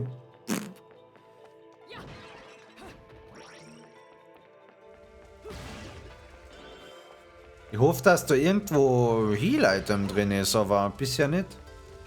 7 und 6, ja. Nicht unbedingt genug.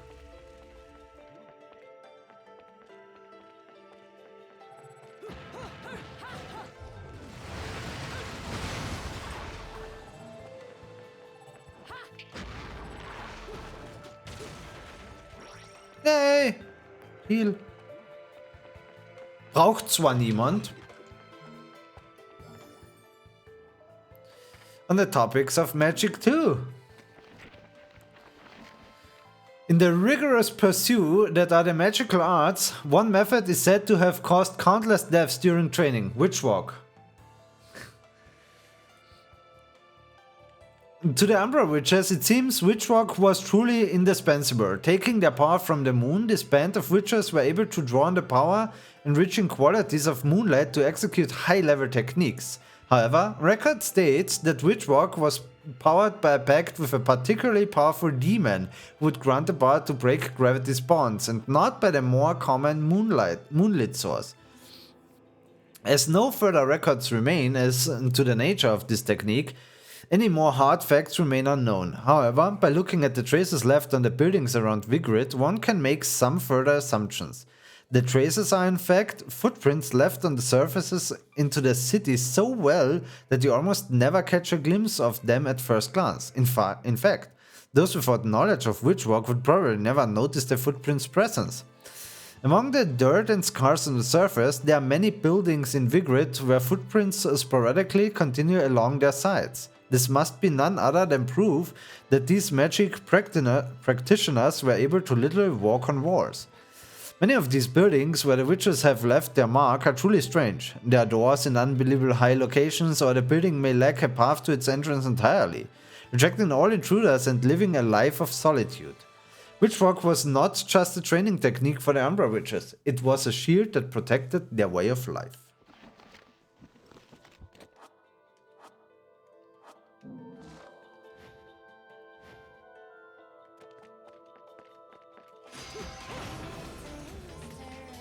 Oh, na, nicht noch mehr von dem Mistviecher.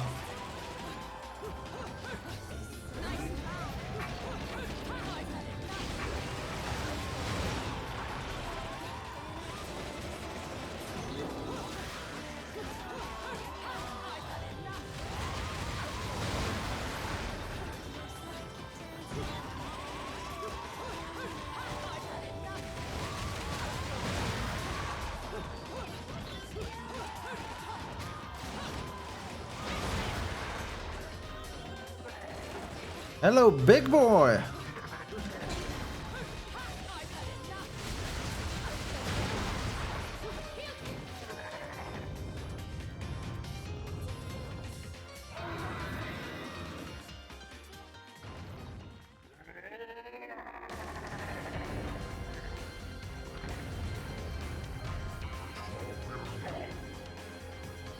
Weil ich nicht schon genug Sorgen gehabt habe.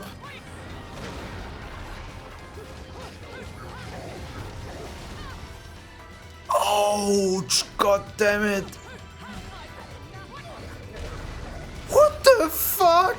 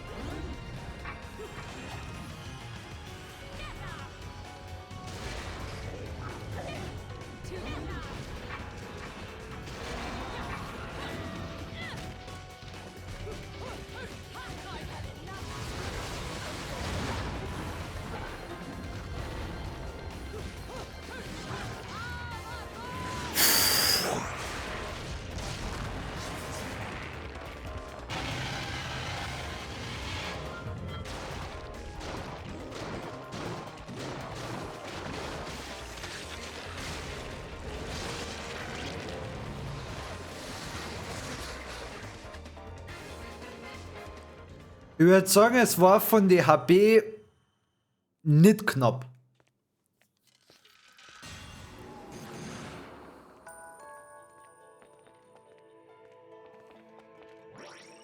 Also im Grunde genommen habe ich noch genug. Golden IP featuring Crystallized Voices. Da steht das gleiche wie bei der anderen.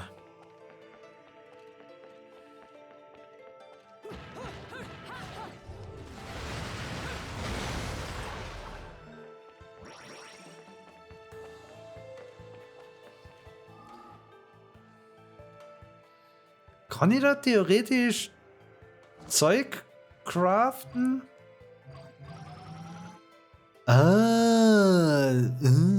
Okay.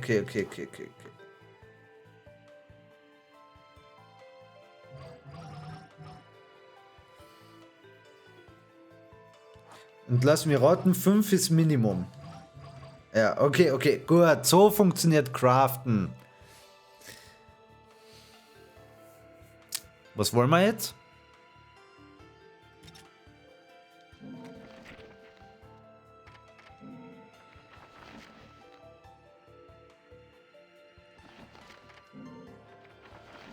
Ah, das sind die Dämonen, die ich beschwöre.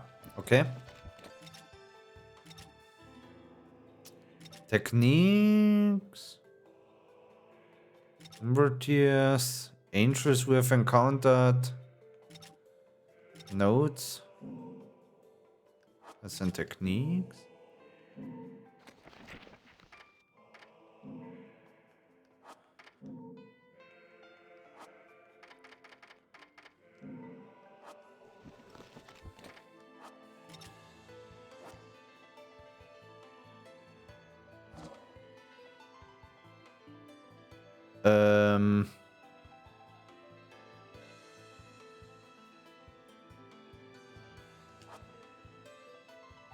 Ich schätze, Rot wird Heal sein. Man, wer braucht schon Heal, gell?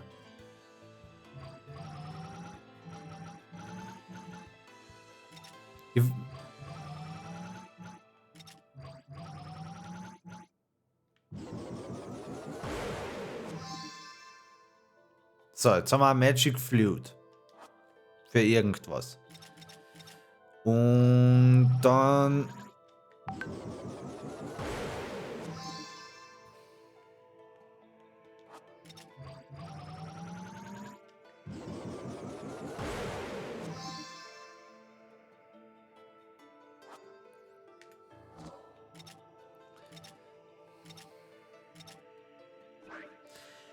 Magical flute said to have been played by mythical sirens releases a wave of high frequency that causes heavy damage to any nearby angels. Okay, kann man später irgendwas mehr brauchen.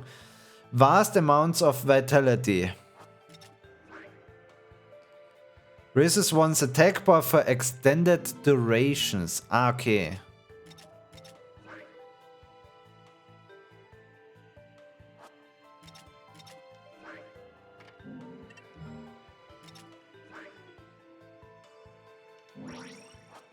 Wahrscheinlich ist das Level jetzt dann einfach aus. Und ich habe das vollkommen umsonst verwendet.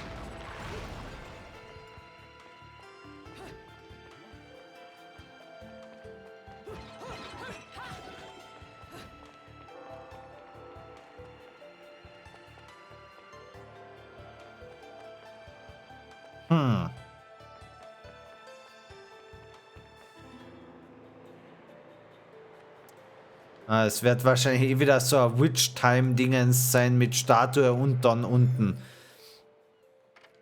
About the Umbra Witches. Witches were once of talent. That is my impression after years of exhaustive research into the Umbra. The word witches triggers within us all a prejudice toward the paranormal or the supernatural. However, in this ancient city of Vigrid, the magical arts were a systematic form of scholarship. Of course, what I have learned about witches will be labeled as fraud by the world at large, or undoubtedly dismissed as nonsense. I will begin these notes with items I have confirmed to be absolute facts in regards to witches. Due to their lack of contact with the outside world, we often feel that witches were strictly hereditary order. However, this was not always the case. For one to become a witch, one must first and foremost possess incredible spirit energy. Those with the power could become witches despite being of low birth, and those without power would be forced into secular life regardless of any blood ties to a witch clan. Naturally, children born within a clan were often quick to grasp the concept of magic due to the environment around them, allowing their innate abilities to bloom at a much earlier age. Coming to grips with this concept must have inspired one to further hone their spirit energy. These children were also able to participate in extensive drills with other witches, and only those who had shown great promise and achievement were able to take their witchly vows prior to passage into womanhood. The exact nature of spirit energy remains unclear, although recognizing its existence within oneself and refining this talent further was the one true path to produce a witch of great ability. Immerhin wollen sie nicht von wegen, da war Lowborn. Aha, weil ich kann die Statue natürlich nicht verwenden, weil sie ist zerstört. Also werden wir wohl zuerst einmal da runtergehen müssen. Ich glaube, aus dem Shop brauche ich gerade nichts.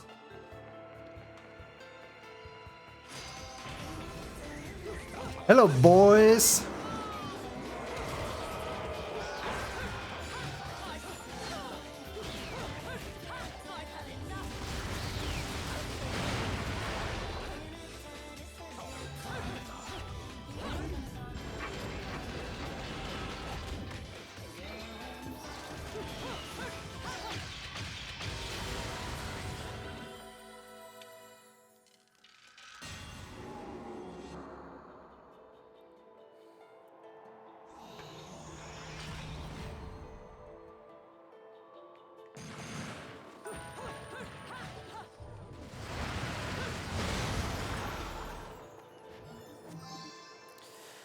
Piece of Moonburr. Getting 2 of these will increase limit of your magical power.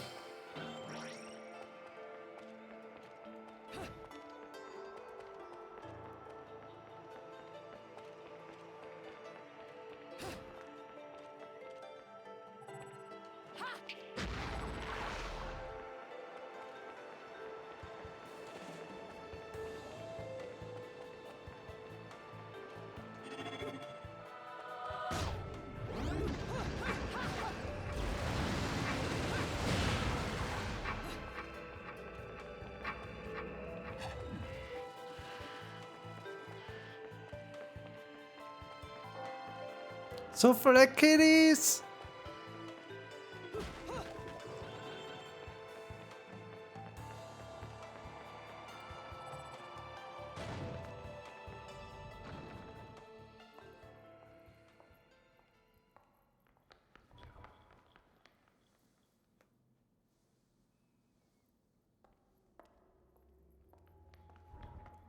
Hexen und Katzen passt halt zusammen.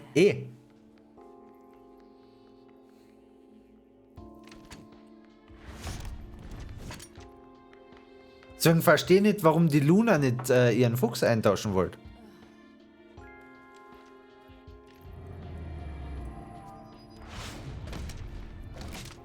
You've played enough hide and seek, my scurrying little friend. Weil sie Angst hat. Just a child? What are you doing running around Vigrid? You're certainly not dressed in your Sunday best.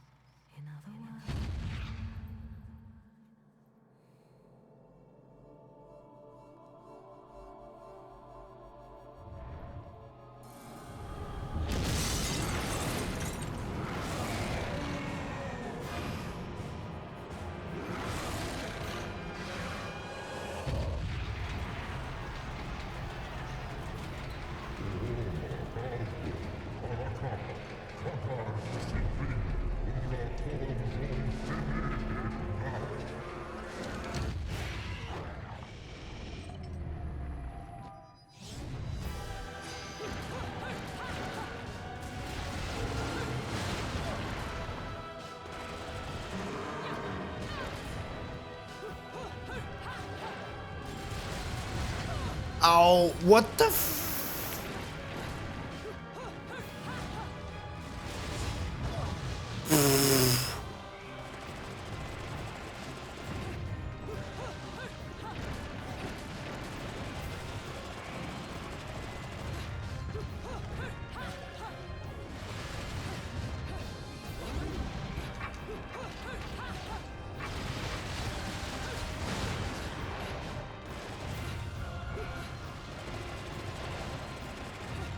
Ah, jedes Mal zu früh.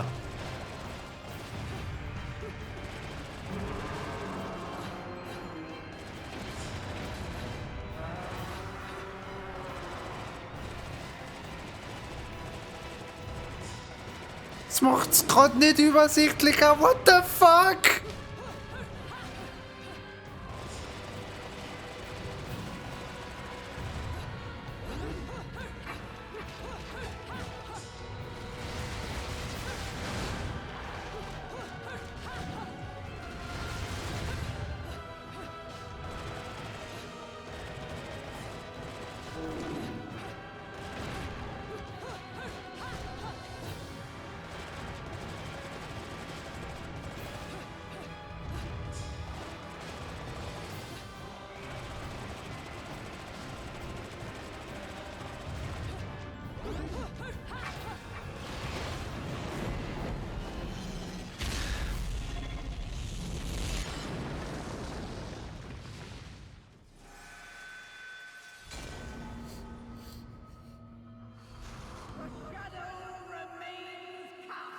Quicktime-Event verpasst.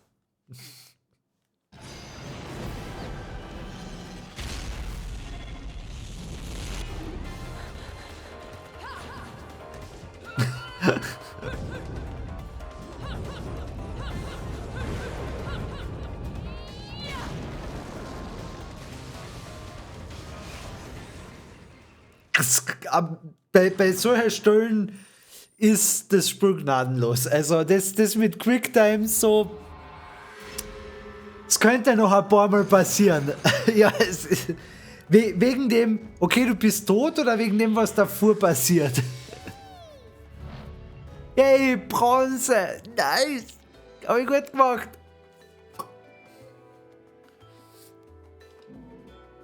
Alles. Ja, ja.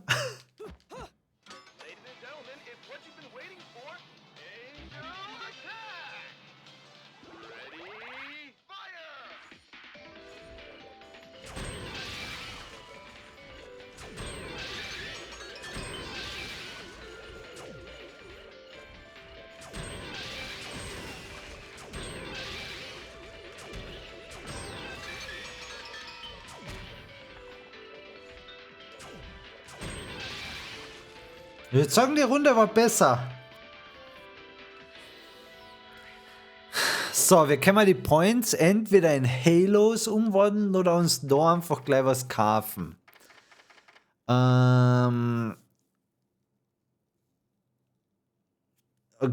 Gut, 70 habe ich eh nicht, ich habe 50. Mega Purple, Recovers Magic Power. Ich würde sagen, wir nehmen, was ist das? Automatically recharges 2 segments of magic. Blue Witch. Dramatic increases one's vitality. Ja, weil ich schätze nicht permanent. Wir nehmen einfach den grünen.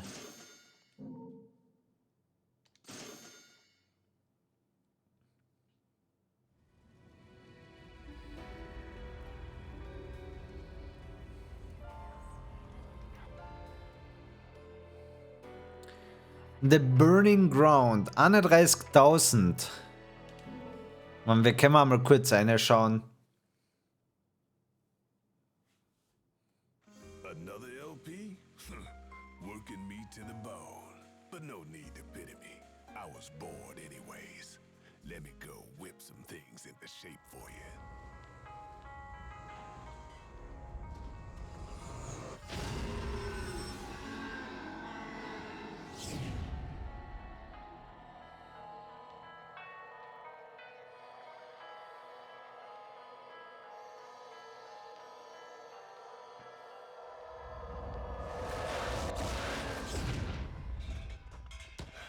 took a bit of pounding to shape, but the workmanship's solid. Now, go put this thing to good use. Connecting to chat. Ist da los? Okay, welcome to chat. Shuraba, Schwert. Sie haben sündhaft teuer. Da sind wir 69.000. Und noch mehr Waffen? Hä?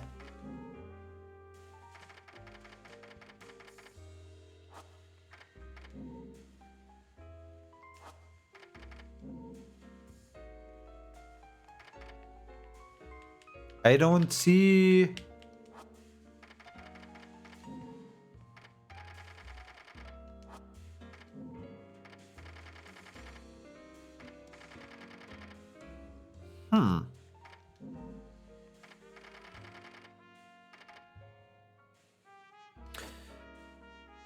Genau, das war das. Einmal Revive. Da haben wir ein Witch Heart.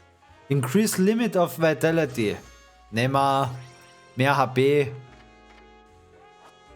Kann ja gar nicht schaden. Weil eigentlich sollte ich vielleicht auf so irgendwas sparen. Wenn ich so drüber nachdenke. Zu spät. Irgendwas wollte ich gerade noch sagen. Ah ja, genau. Ich weiß jetzt nicht mehr, ob es im Badespieler ist oder nur in einem vom Bade. Da kann man den Typen als Bosskampf freischalten. Etwas, was ich mir definitiv nicht antun werde. Also noch nie angetan habe und auch nicht antun werde. Der Grindaufwand, um es hinzukriegen, ist absurd. Und er als Bosskampf ist noch absurder.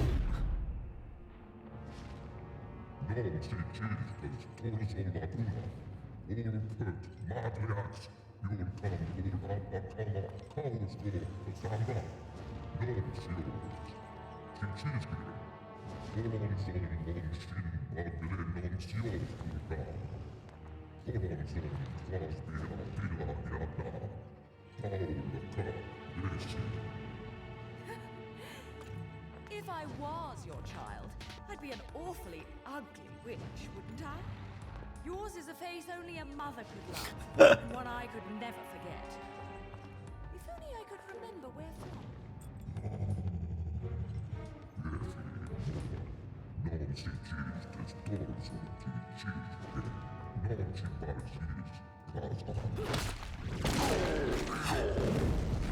No quarrel. You're in no position to decide that. See, my infernal partners love my ability to eliminate your kind. I figure your sacrifice would shut them up for a while.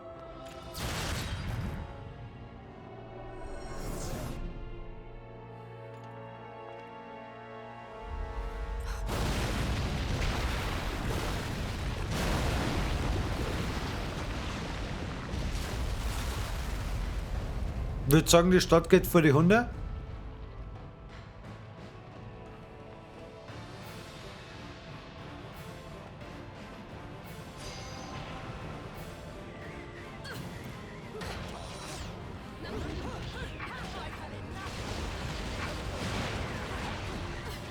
Ah, ja, genau.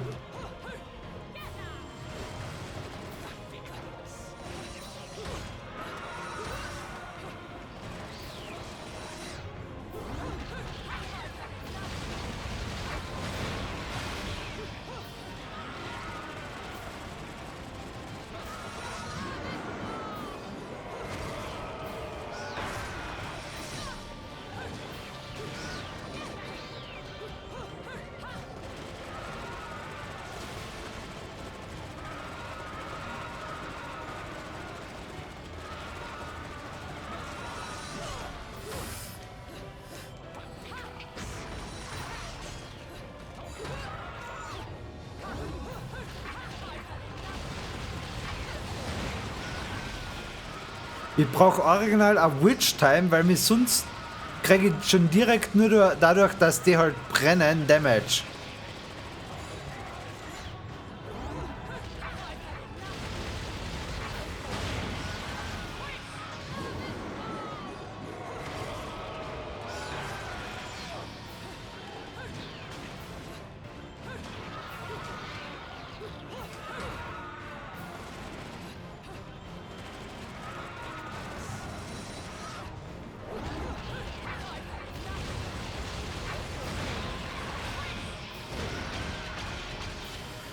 Boah, Mistviecher.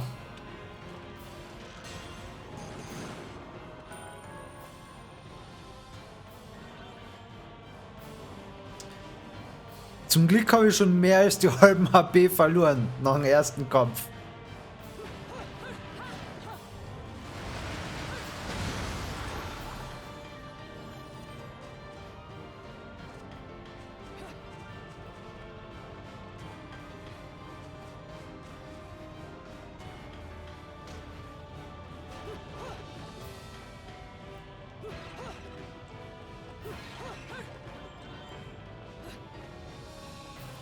Aber die Kiddies haben sich scheinbar in Sicherheit gebracht. Die würde jetzt nicht mehr sagen, wo da alles brennt. Schlaue Kiddies.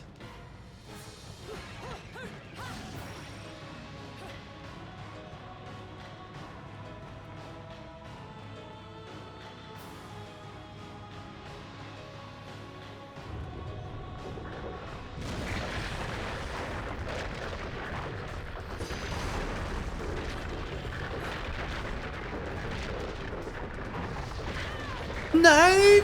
What?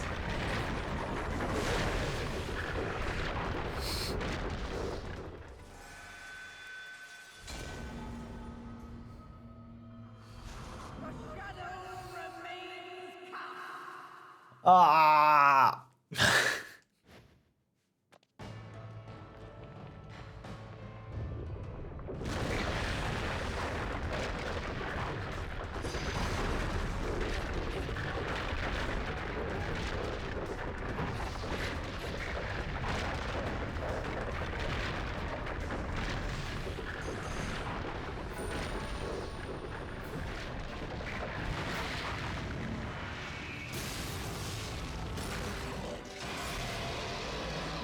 Oh, der ist hübsch.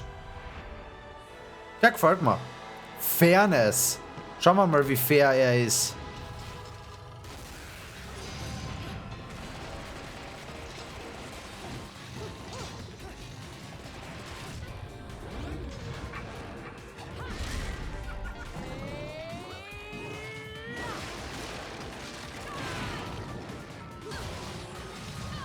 Go!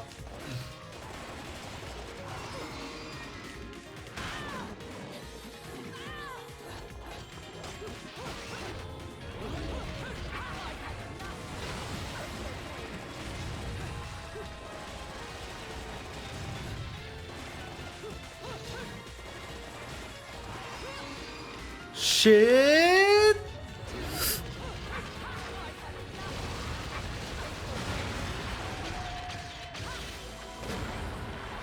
Böser Doggo.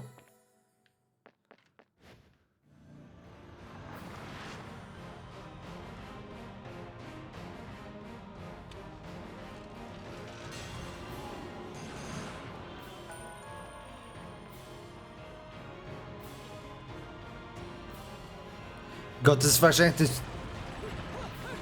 das Schlimmste, was man zu so einem Hund überhaupt sagen kann, oder? Dass er kein Good Boy war, sondern ein Bad Boy.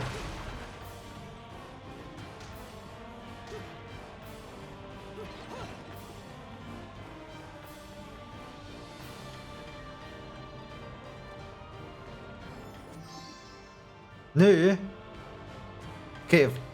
Gibt's Schlimmeres, sagst.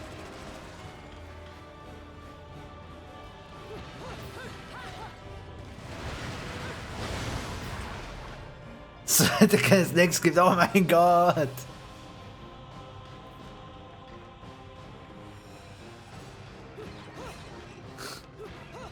Ja gut, das wird den Tofi aber auch fertig machen.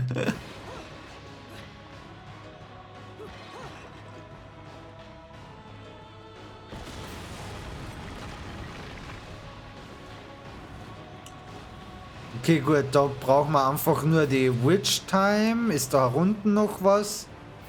Man muss ja immer alles absuchen.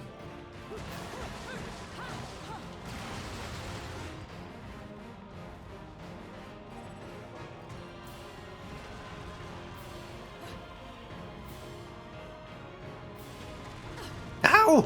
Ihr Patrick war ein Kater. Der ist aber wirklich arm.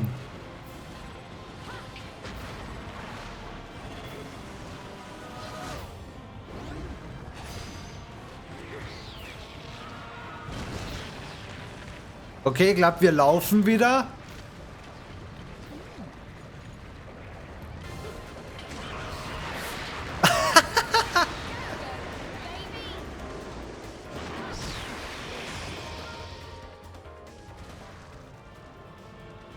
Okay. Das löst das Problem auch.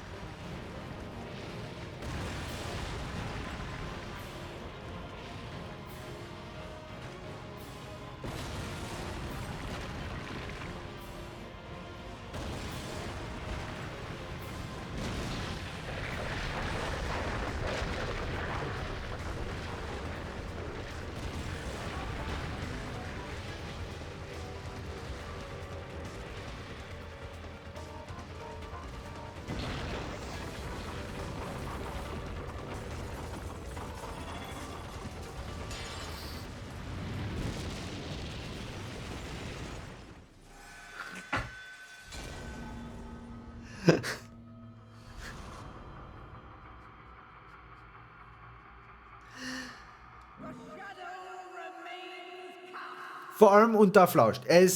Das kann ich persönlich bestätigen.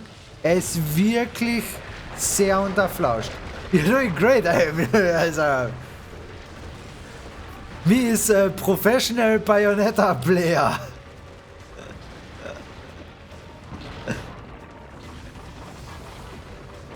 Okay, diesmal bin ich ready.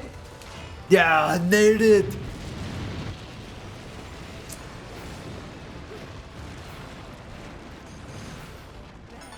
No damage.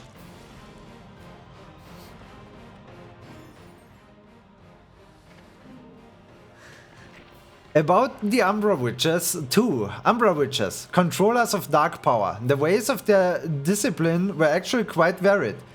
Briefing, movement, medicine and tactics were joined in the Middle Ages by training in the operation of heavy weapons, culminating in a curriculum whose total breadth and intensity were hard to ascertain. This training forged both the body and the soul, honing each witch into a vessel capable of withstanding the rigors of the magical arts, and allowing one to begin to interact with other dwellers of the magical realm. This interaction with the world of spirit lies at the very core of magic. To put these dwellers of the magical realm into layman's terms, they most closely fit the common conception of demons. Developing demon-like powers, it seems this was one of the reasons these women were burdened with a sad fate, always living in history's shadows. I've been able to gain no further solid information regarding the magical arts, as the witch clan has long since been annihilated, and their memory forgotten. The residents of this town detest them with all their hearts. To allude to their existence is quite the taboo, yet the key to unlocking the witch mysteries still remains.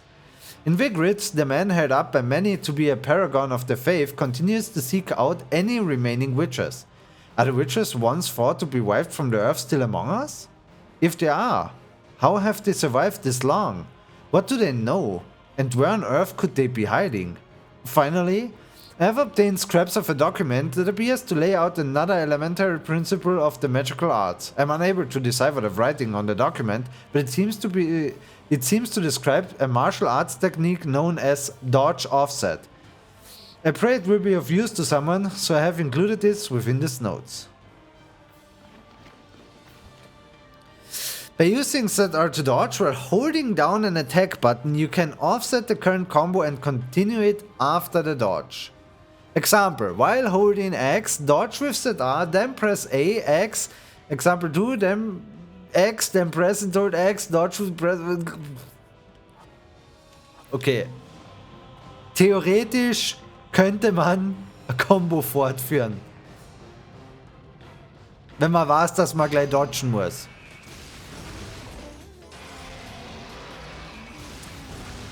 Ich weiß nicht, ob 2 Fairness gegen mich wirklich fair ist. Oh.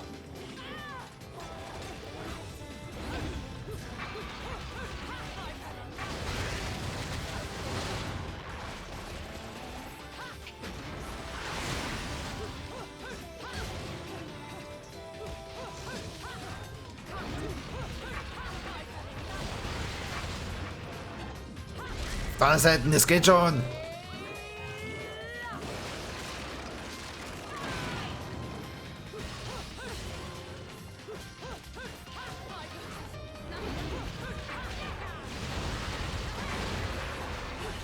Und da war's nur noch einer.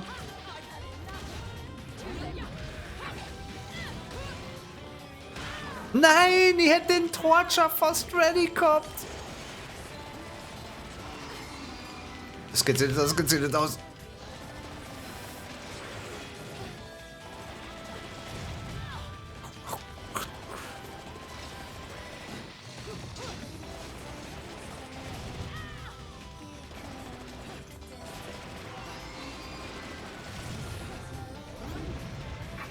Jetzt kann man ihn schon wegballern.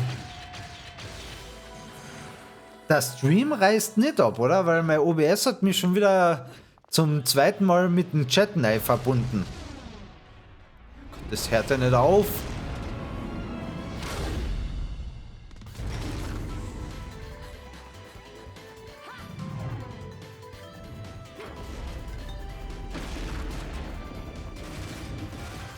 Funktioniert problemlos. Okay, dann macht nur der OBS-Chat komische Dinge.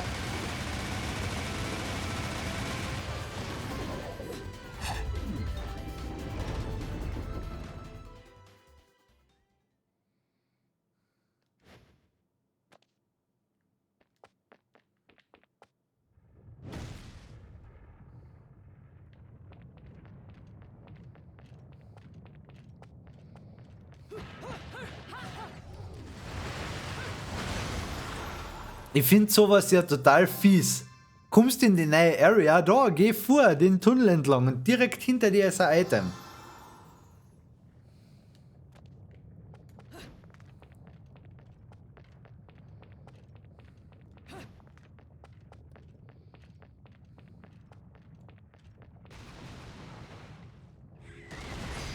Ah, die Jungs wieder.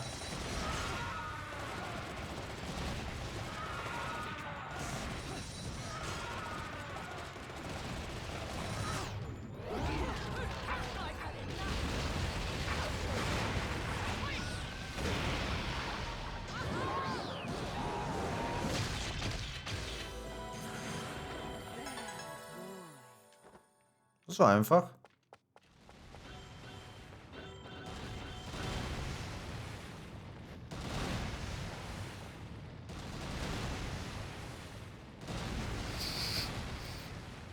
Sicher alles nur Übung.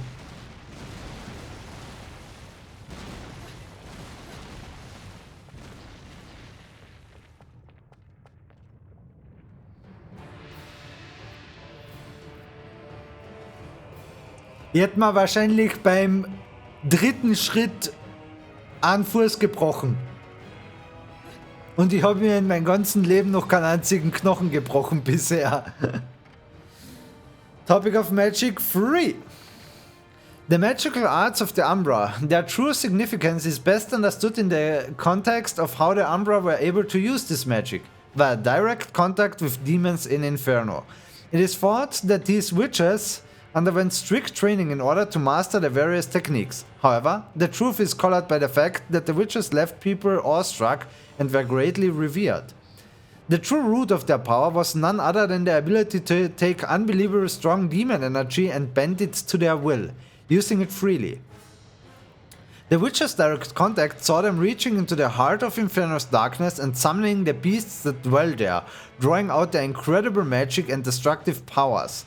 The witches under contract with these demons were able to exercise powers far beyond any that could be obtained by mere mortals. to the extent that some may even term these powers as aggressive or brutal.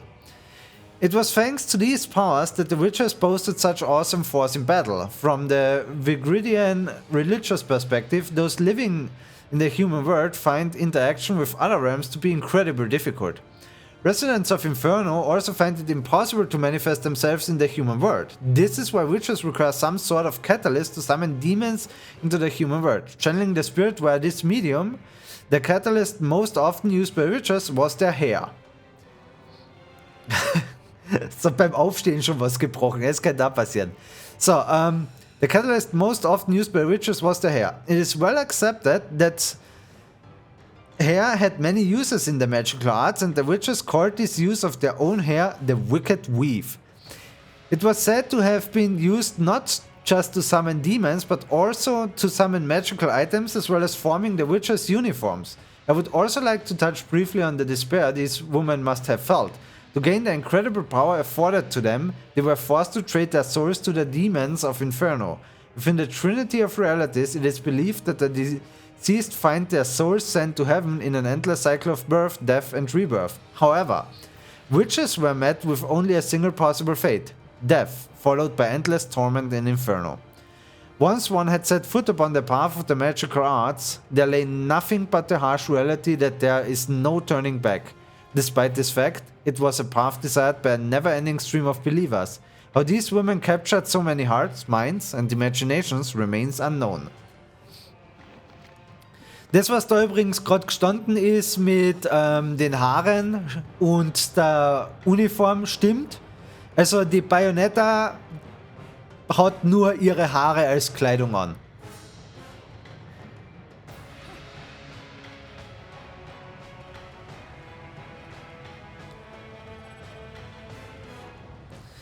There's an ancient portal-like object here. There may be more evidence to the town of this ancient civilization created in the catacombs below.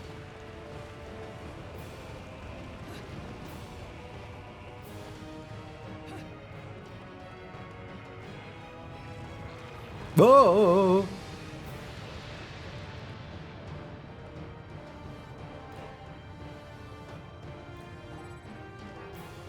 Falling rocks took out that stone bridge. There is nothing but a sea of lava below. Heißt, wir kriegen Besuch.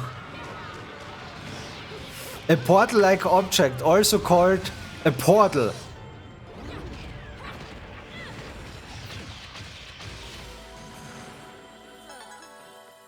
Pure platinum. Light is flooding out of the gate. There seems to be a completely different environment on the other side. Could be a portal. Ugh.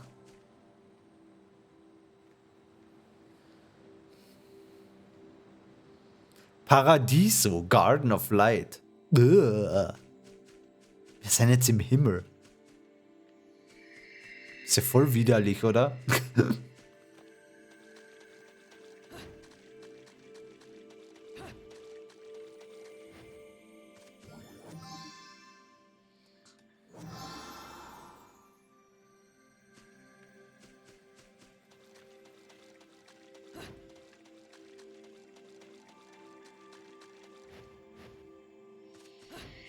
Hübsche Blumen, okay.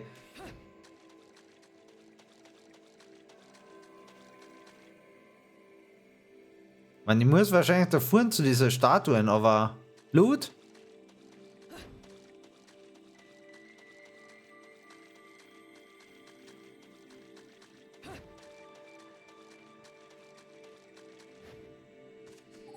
Das ist wieder so ein Alfheim, gell? Nein, ich meine, wir können es uns ja mal anschauen. Vielleicht ist es nicht ganz so wahnsinnig wie das letzte.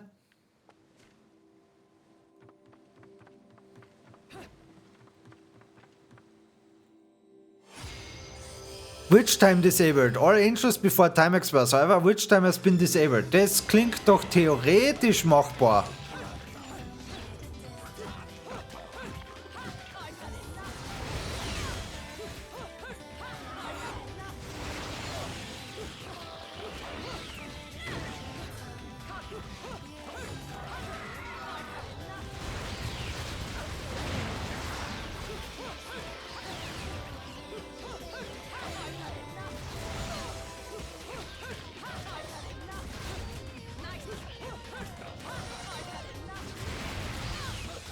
Okay.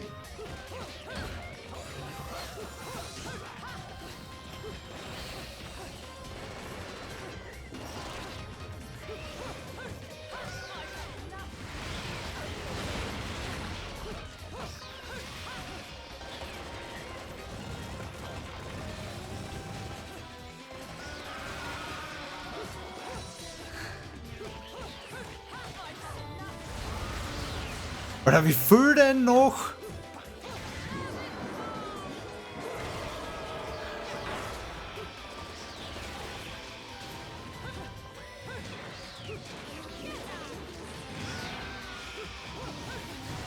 Jo. Okay.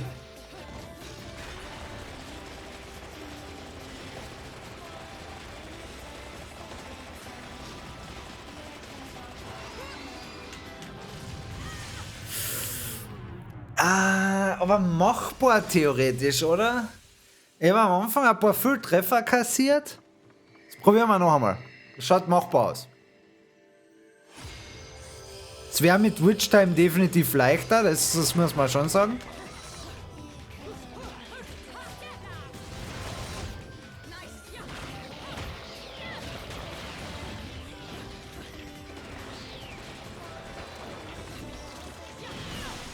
Autsch, der war unnötig.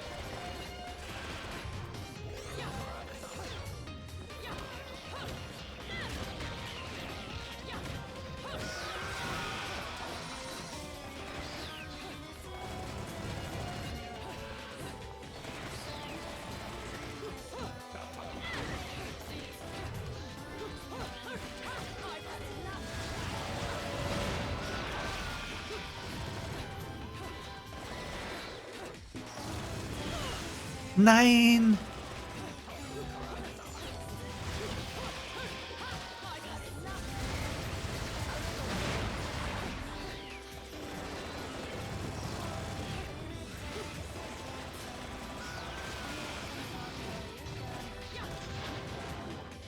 Okay, jetzt den gleich mit einem Torture.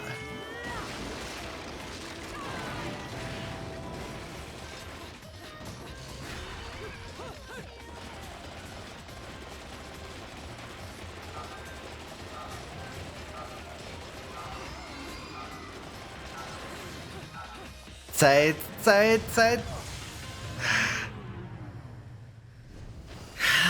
Ich brauche einfach zu lang. One last try. Einmal noch. Ich brauche fürs Clan-Vieh am Anfang zu lang. Das ist das Problem. Hä?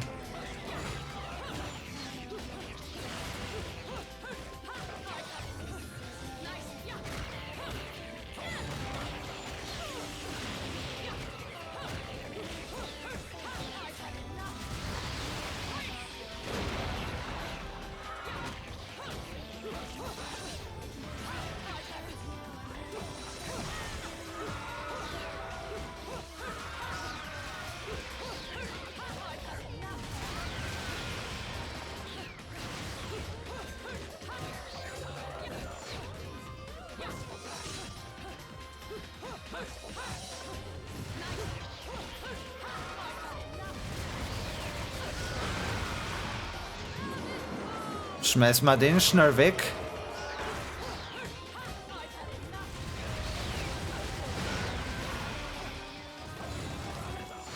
Nein, der Treffer war so unnötig.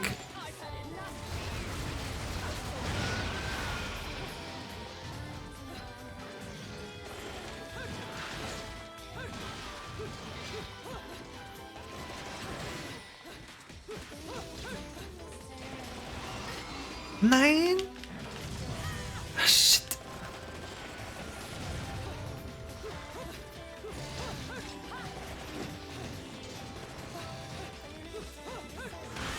Okay, ich lasse es. Not good enough at the moment.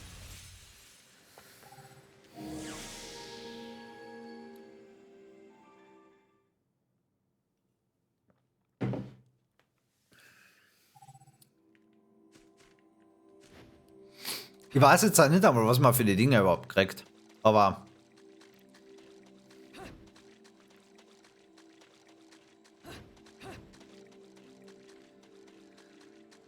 Dann schauen wir da noch, ob es da was gibt.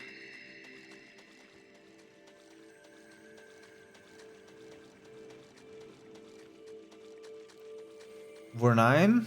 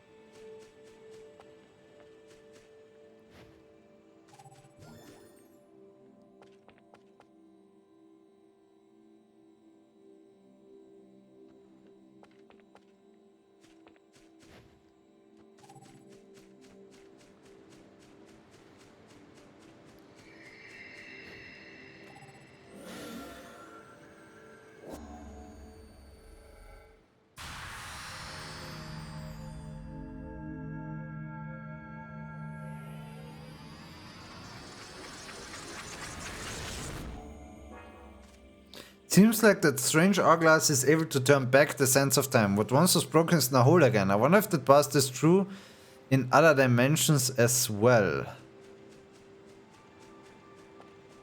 Ah, okay. Ob einfach die Brücke dem noch wieder funktioniert.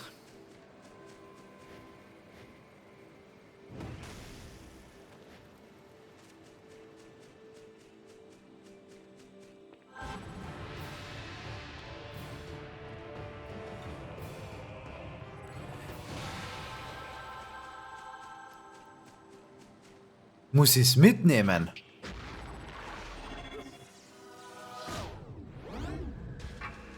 Kann ich es mitnehmen?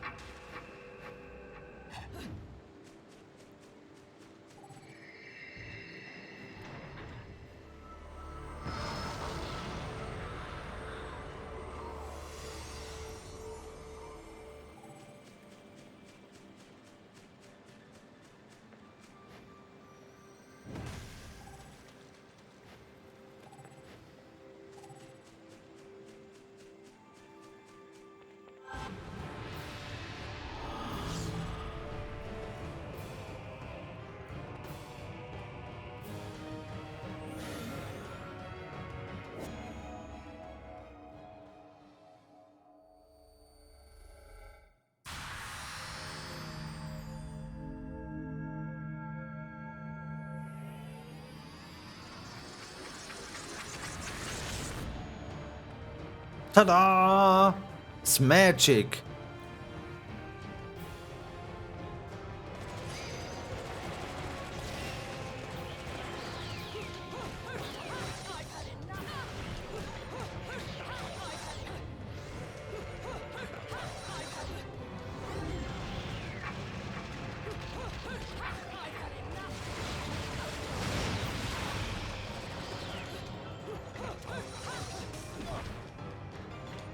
Doch gedodged!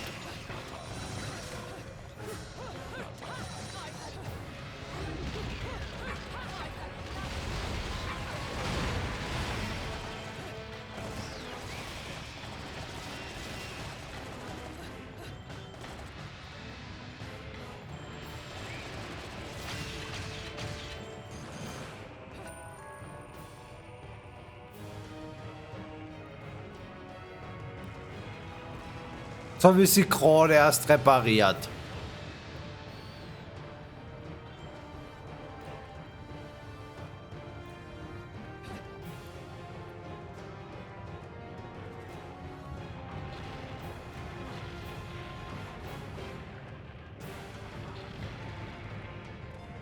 Alter, what the fuck?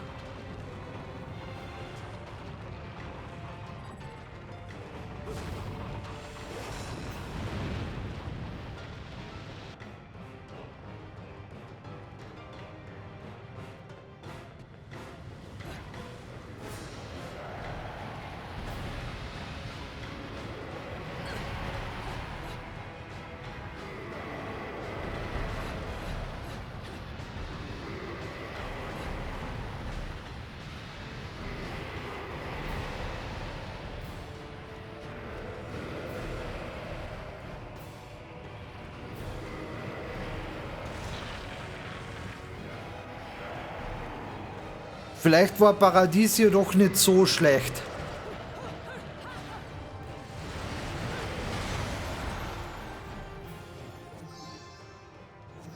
Hey!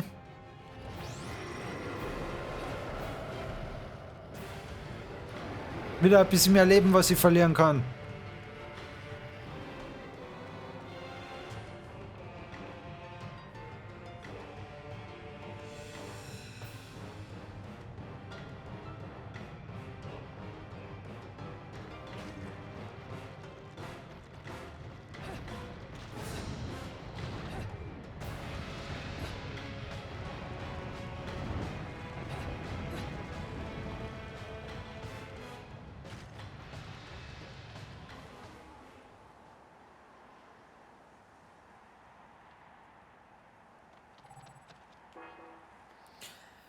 Lava spring from the source. Catacombs must be devastated by now. Ja, dann wollen wir da wohl nicht zurück runter.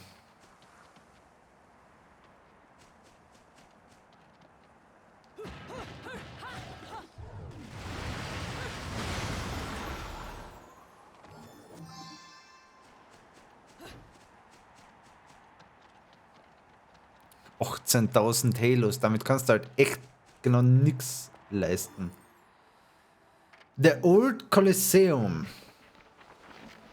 In Vigrid's long, protracted history, there was once an enormous Colosseum built facing the sea. It remains today largely intact. According to record, the Colosseum was used not for martial contests or other games, but as an altar for the worship of one of the era's gods, a being known as Fortitudo.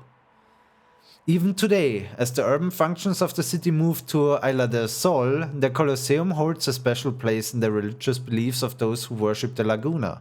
Even though the winds of time have long since destroyed the road leading to the structure, forcing a treacherous passage through the cliffs, the stream of those making a pilgrimage to the Colosseum is endless.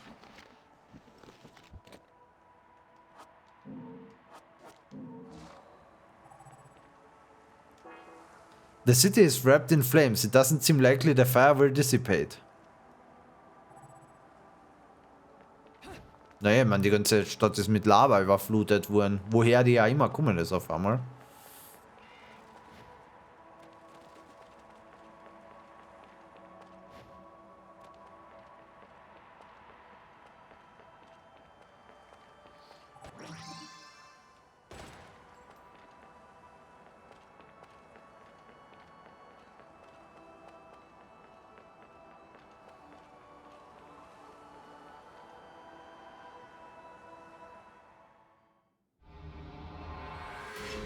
Yay!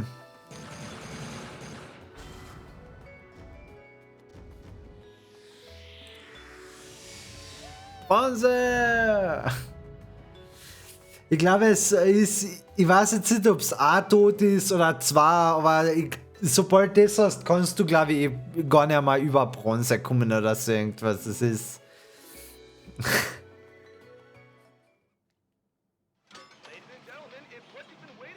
Es ist okay. Ich nehme auch Bronze.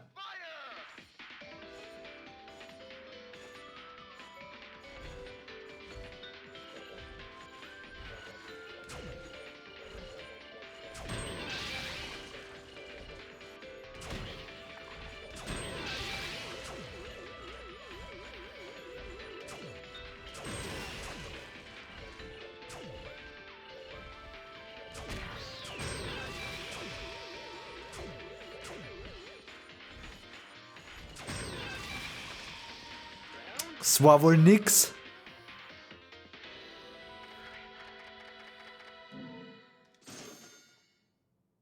Es war halt echt nix.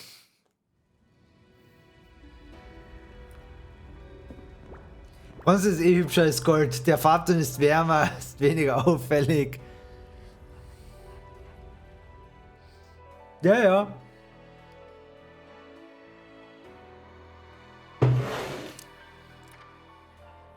Das muss es sein. The Cardinal Virtue of Fortitude.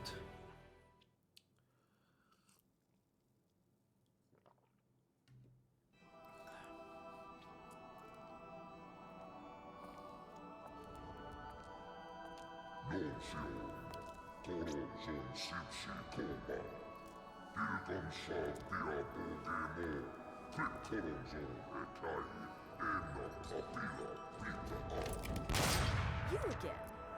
And here I thought I'd seen the last of you.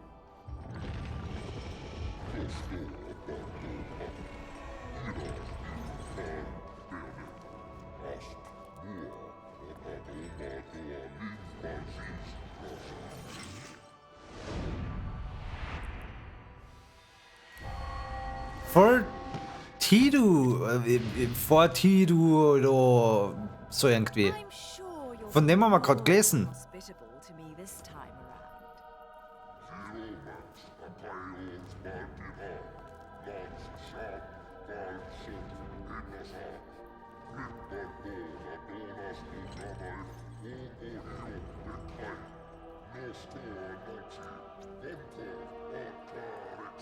this time around.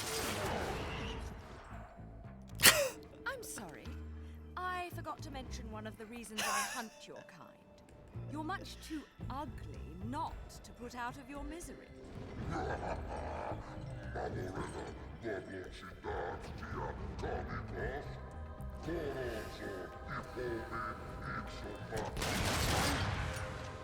Inevitable. Das kann ich noch.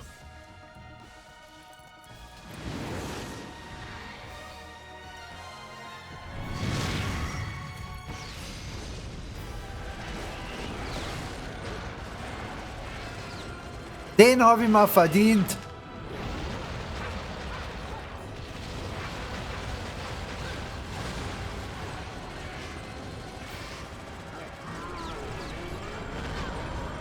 Okay, der kommt später als erwartet.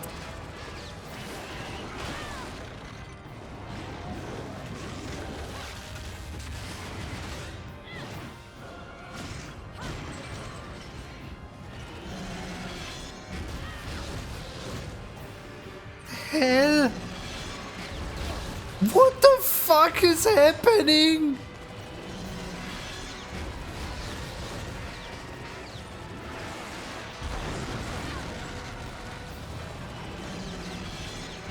What the fuck?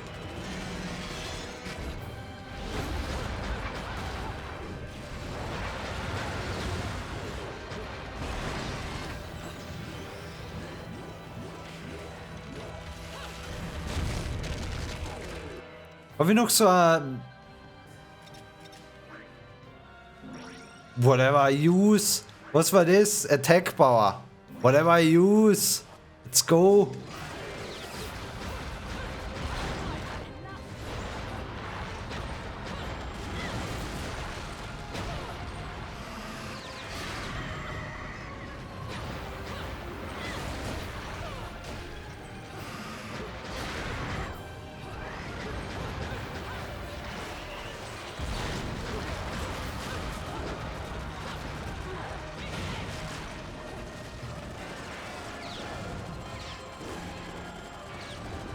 Da ist so ein Sanduhr.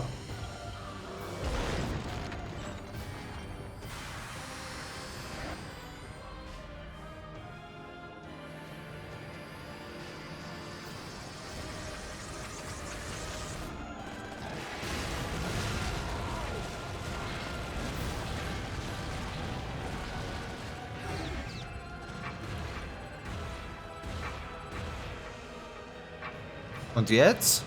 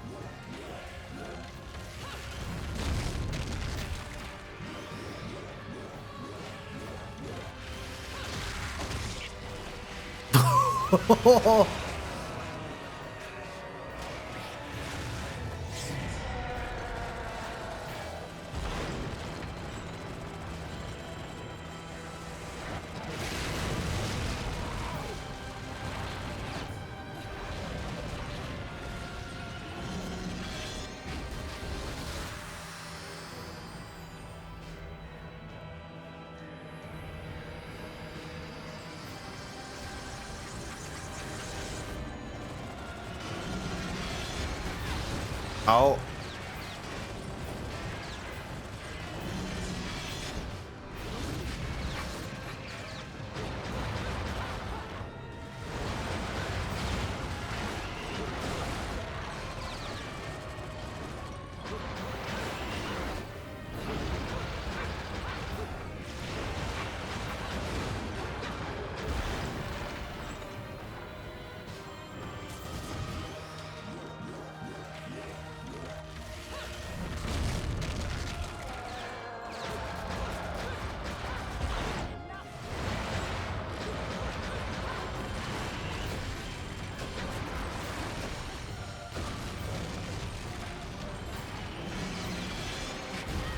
Autsch!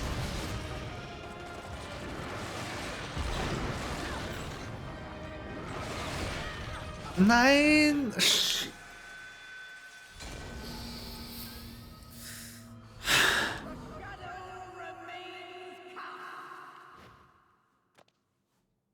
Ich würde sagen, ich habe mich nicht ganz so schlecht geschlagen.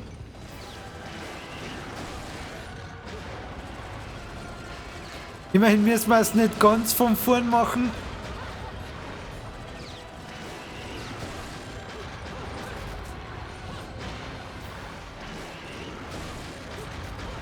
Ich muss den Dodge Spur besser timen.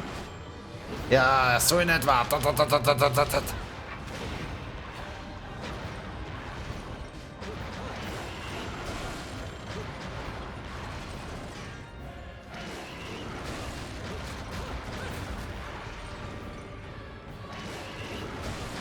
Ruhe. Okay, passt. Nimm mal.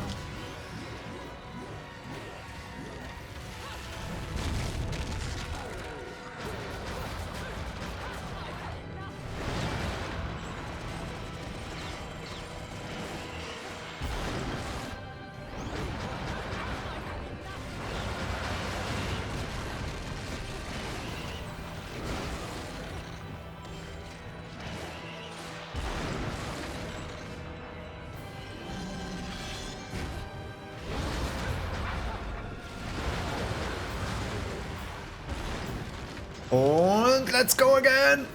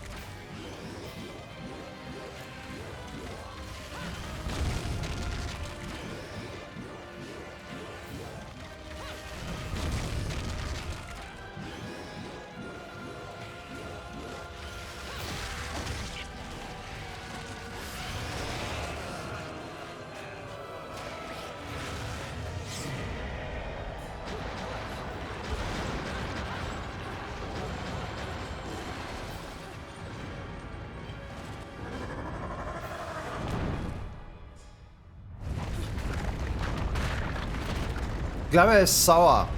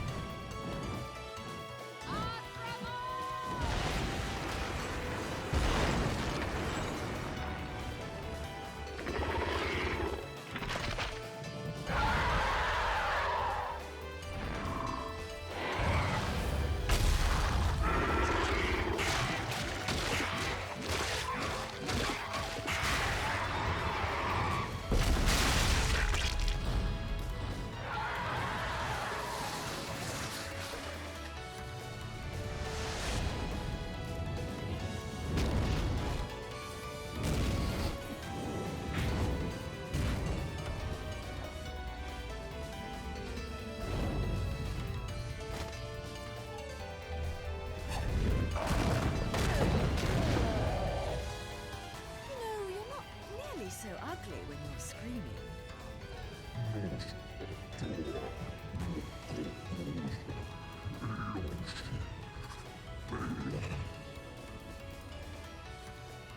Foretold? Explain yourself.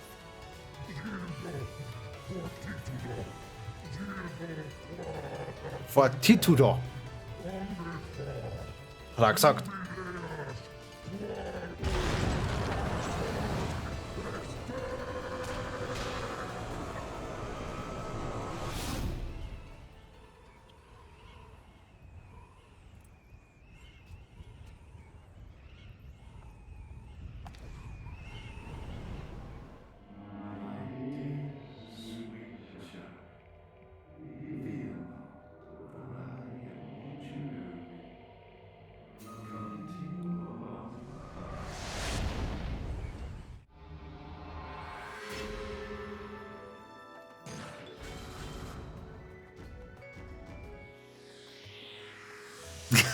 Straße!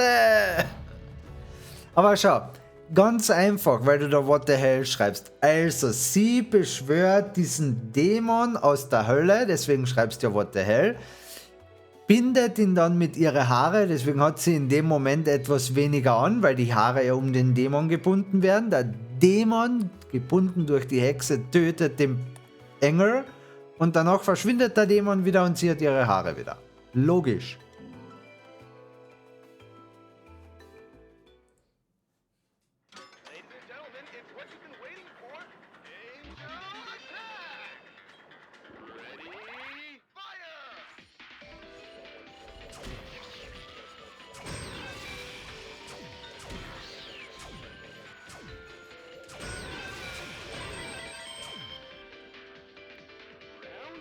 Mega logisch. Ja, eben. Deswegen.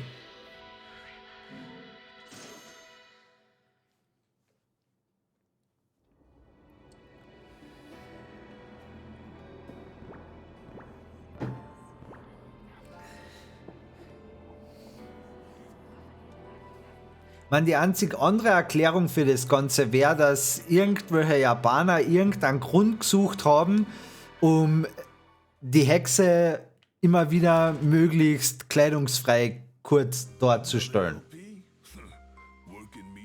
Aber das wäre ja unlogisch.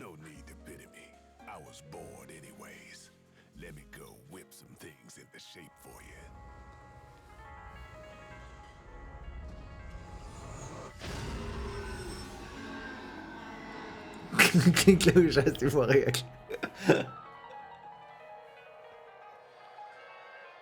Du meinst, sowas würden die machen?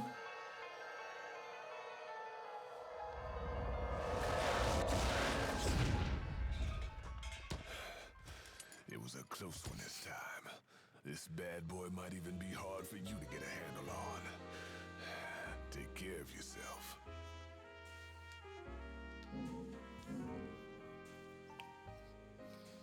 Okay, er lässt mich nach wie vor, wenn nur die...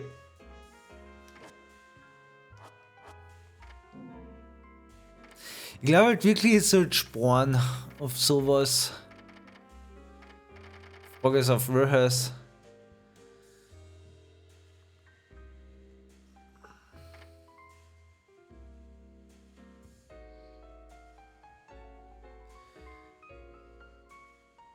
Divide themselves in multiple being space and treasured item was able to... Okay, es klingt nicht uninteressant. By using one is able to temporarily construct little devils call upon their power to attack one's foes. Meh. Divine protection around the prisoner, employing attacks of their behalf before breaking up. Das ist Auto-Witch Time, aber verbraucht dann halt Magical Power, weiß ich nicht. Replenish by taunting an enemy. Boah, nö. Dodges incoming danger, bats will launch a magical counter-attack against the attacker. While the attack is incredibly powerful, it sucks the emotional strength from its user, struggling the ability to activate Witch Time. Ugh. Curse braces containing a soul of Musa, ancient irgendwas, summon the Wrath of the Heavens. Das sind dann eh schon 2000.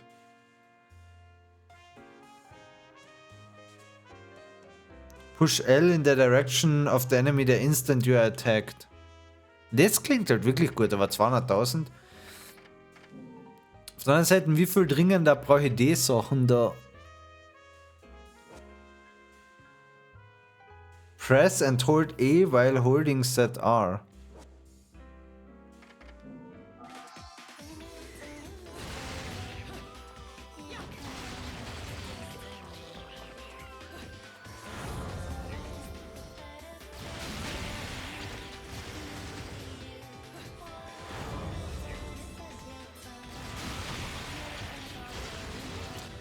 Schaut ja cool aus, aber ich weiß nicht, ob es wirklich praktikabel ist.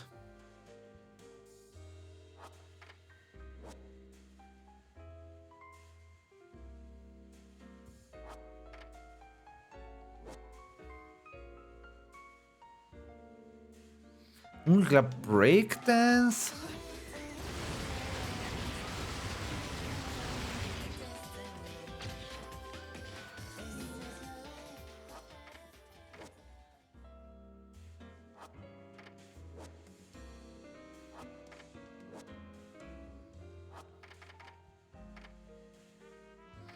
Breakdance nehmen wir mit.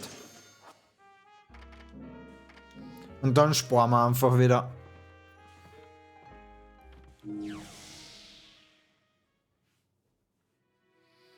The Lost Holy Ground.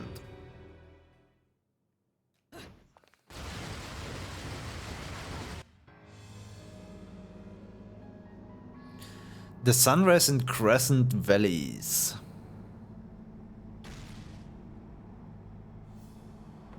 Where the hell am I? I'd better have got frequent flyer miles for that flight.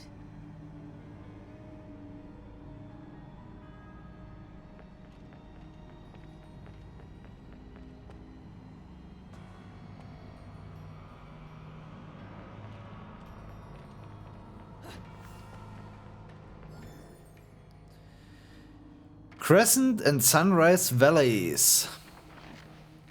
As overseers of history, the Lumen Sages and Umbra Witches were both incredibly powerful, each fearing each other and strictly prohibiting interrelations as a way to maintain the balance of power.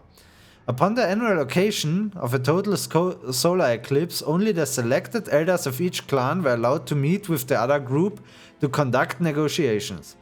I suppose that each clan, drawing their power from the sun and the moon respectively, must have held the eclipse as the most special of the celestial phenomena. The two clans, inexorably linked but opposed like positive and negative, solidified this relationship in their interconnected mountain hideaways, the Witches' Sanctuary of Crescent Valley and the Sages' Sacred Sunrise Valley. Located in an inaccessible and treacherous region, these areas were lined with countless rows of stone monuments dedicated to each clan's dead, and large statues depicting a witch and sage stood at the center of the shared area, demarcating the border between each clan's territory. Each statue has its back turned to the other, and their visages, as though rejecting any human intrusion, stir intense feelings and discomfort within one's soul. Atop these statues, the clans met for their yearly consort, giving this place a mysterious but interesting ambience. These valleys were not just filled with memorable tombs, and they were also home to training facilities in the light and dark arts. Held as sacred ground by both clans, today the statue of the Umbra Witch is a true gruesome sight, as a giant spear has pierced the woman's chest. If it was shoved through the statue during the witch age of persecution, it would have required unspeakable power from the Lumen Sage who carried out the act.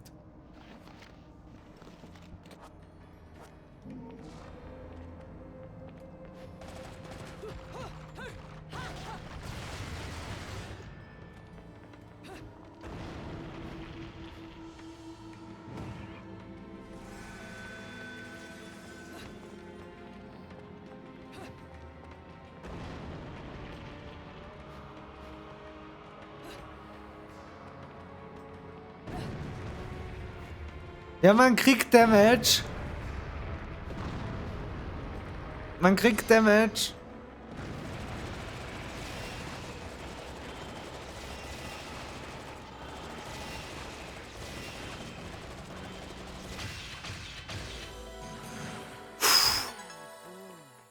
Also der Fight war gerade heavy. Der war... Der war brutal. Bin ich gestorben, das war so ein richtig guter Fall. Ja, da kannst du nicht ändern.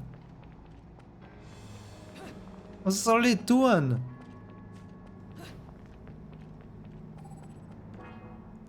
Powerful barrier here, but something on the other side is giving me a strange sense of deja vu.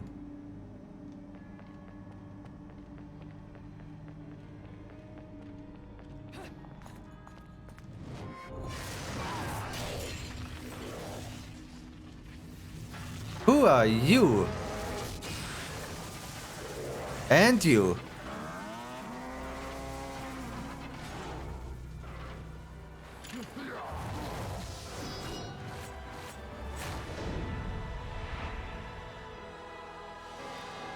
Grace and glory.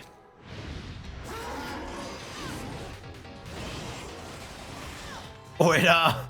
Bro! Jungs! What the fuck?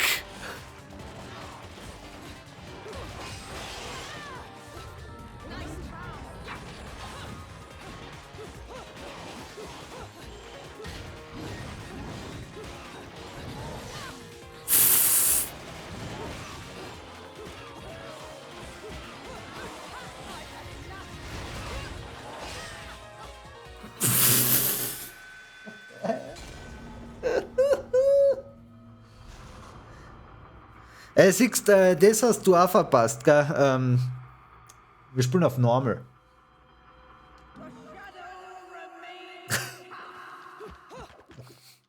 Man, wahrscheinlich bin ich einfach schlecht, aber the fuck.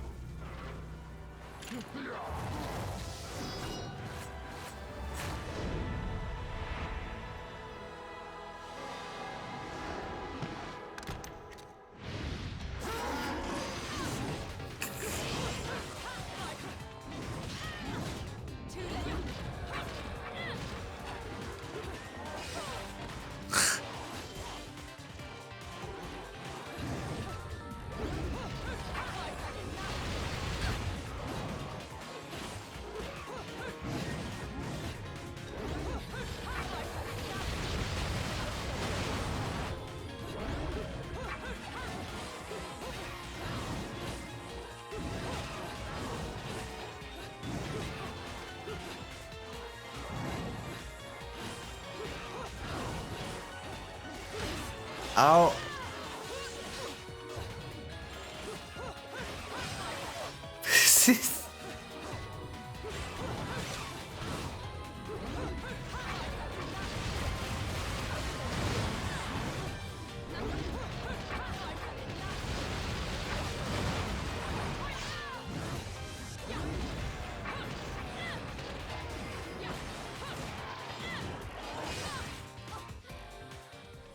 Ah! Aber es war besser. Es war besser.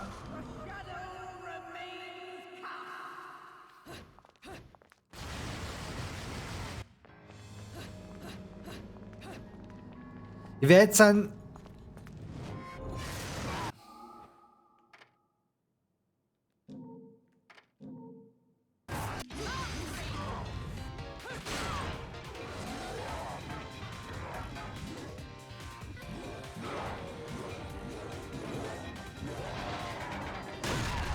Bevor sie mich wieder treffen und mir die schöne Magic Energy klauen.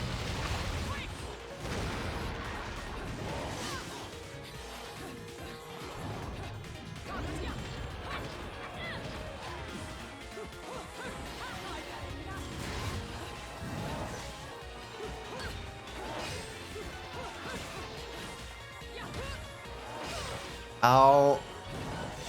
Au. Okay, one down.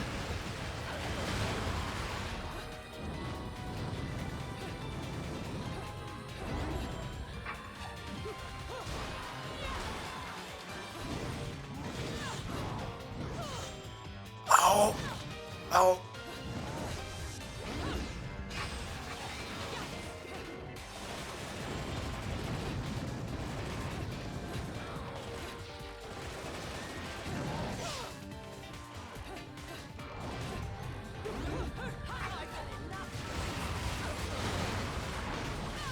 Nein!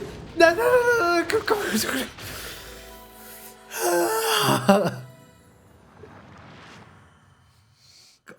was?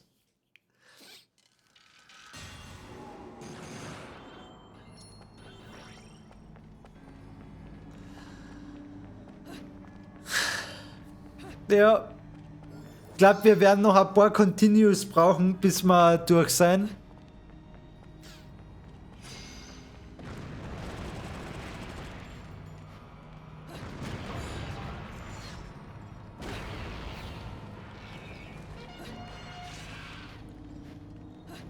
Still doing great. But I'm not giving up, that's for sure. Glaubt ihr, da hinten hätte ich bekämpfen können, aber.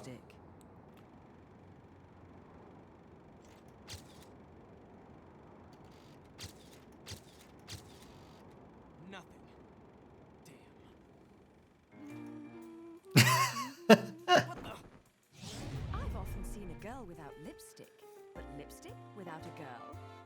Most curious, isn't it, Cheshire? What's also most curious is how a child like you has kept afloat in this town. The name is Luca!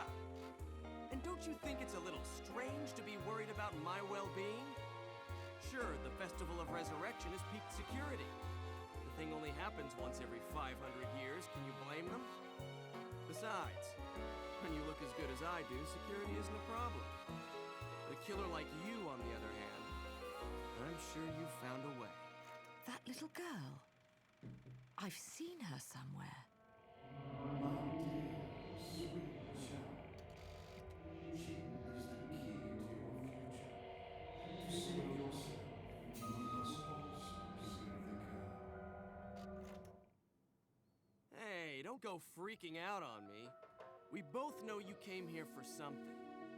But what you don't know is the closer you get, the harder it's gonna be for you to get away from me and what you've done. You'll have to fess up to it all. I can't wait for you to get your hands on whatever it is you're after. Let me guess, you want a cut? Well, if you're still alive by then, perhaps you can appeal to my generosity. Still alive? You may be standing right in front of me, but you're definitely not living in reality.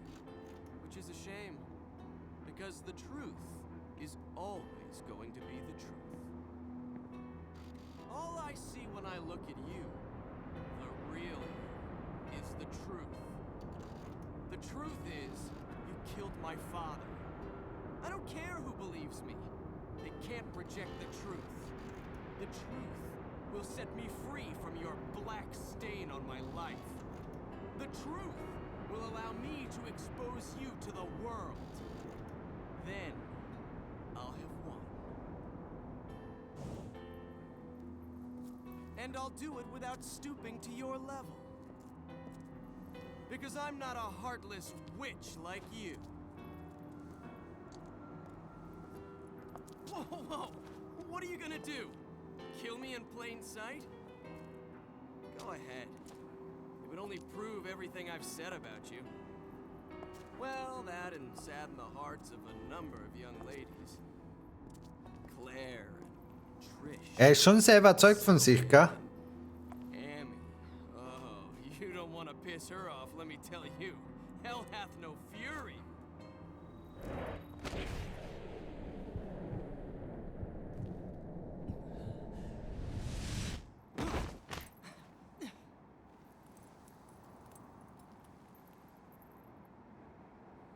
What the?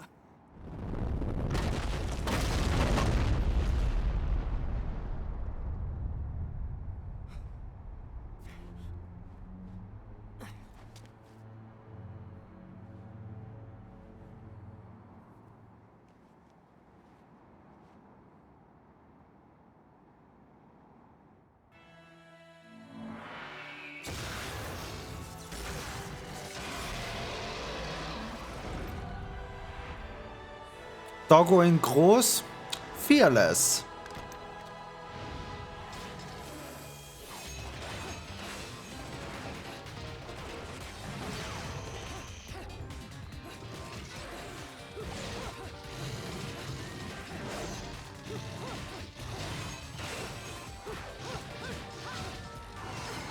Nein!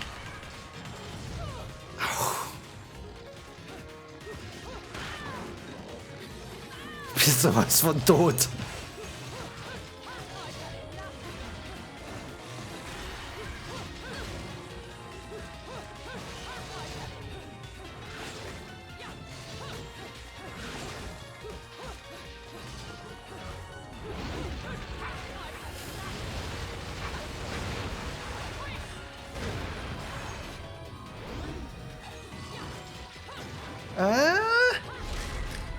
Das kann sie ausgehen.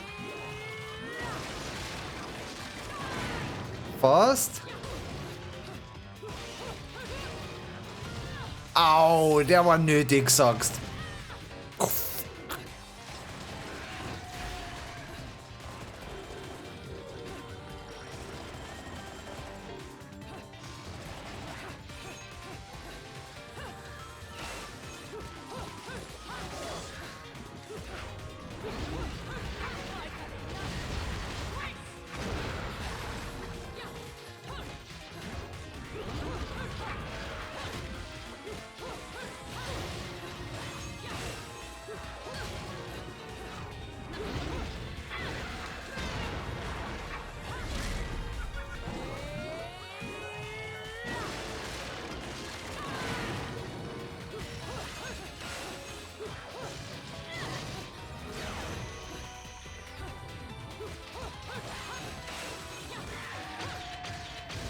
That went better than expected.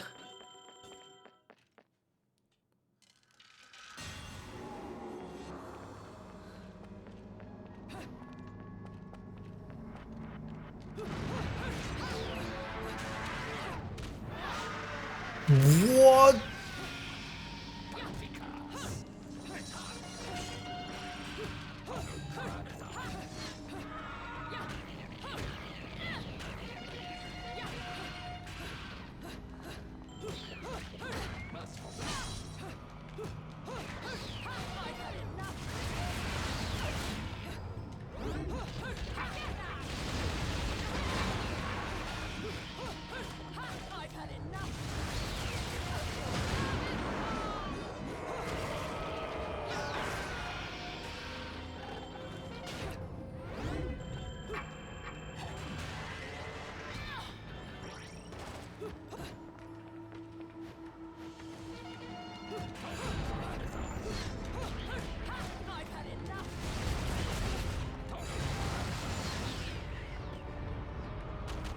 Okay.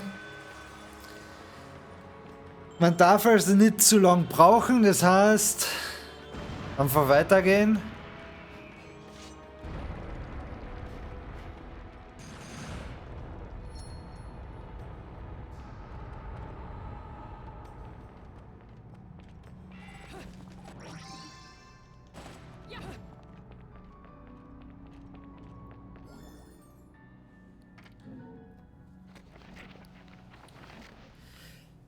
Heavenly Manipulators. The Umbra Witch's sacred Crescent Valley is said to contain enormous relics harkening back to the valley's place as a training ground in the Witch's supernatural magic arts. The long bridge that snakes between the cavernous ravines of the valley, stone circles hinting at celestial principles, training chambers where death was wagered in hopes of polishing one's skill in life. All of these are depicted in the tattered records I have obtained.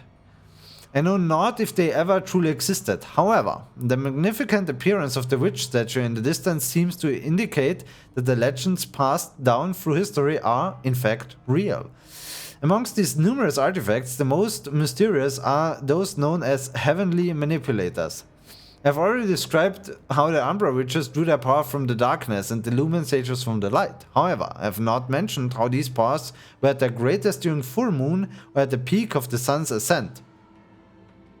The two groups created the Heavenly Manipulators to affect the movement of the moon and the sun, and these devices played a role in the clan's most important of ceremonial rites. If stories are to be believed, the clans could affect even the ways of the cosmos at will. The powers of the witch and sage were not common knowledge, although, as overseers of history, one could imagine that they must have had appropriately powerful abilities, making their ultimate destruction an even more ironic end.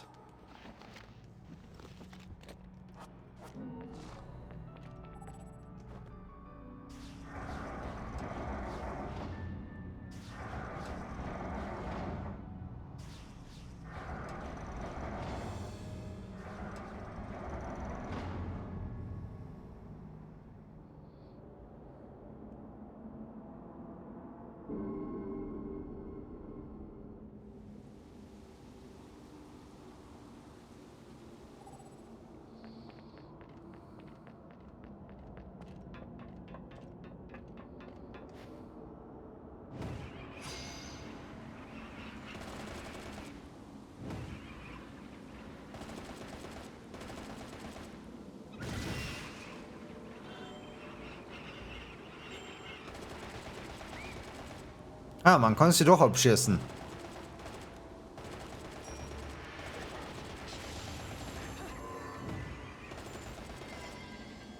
Oder nicht? Ah, da habe ich abgeschossen, aber sie nimmt sie nicht wirklich gut ins Visier.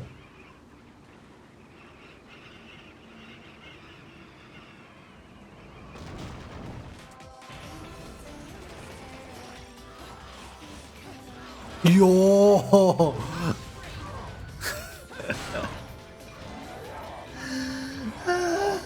Ah, ich muss dran.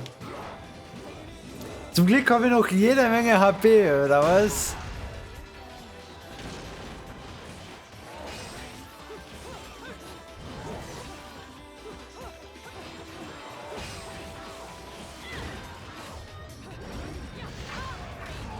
Ah, ich hätte den anderen nehmen sollen, gell, jetzt sein Bade angeschlagen. Hätte ich wieder einen anderen erwischt, war der hingewesen. Den hat er gespielt.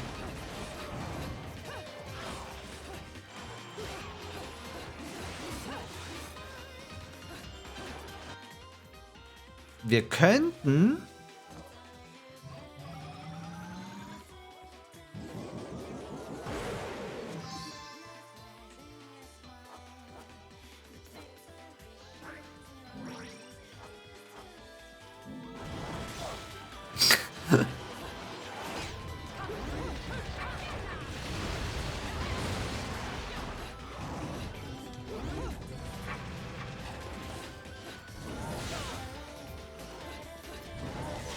Au!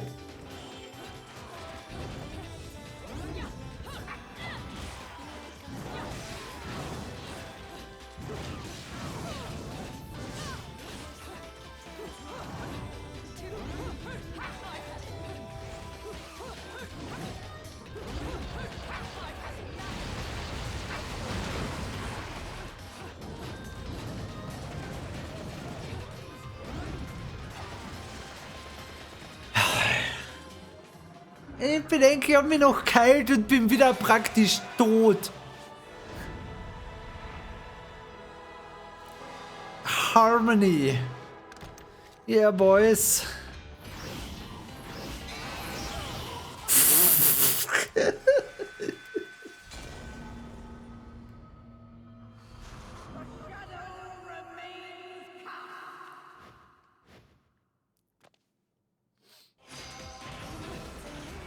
Nein!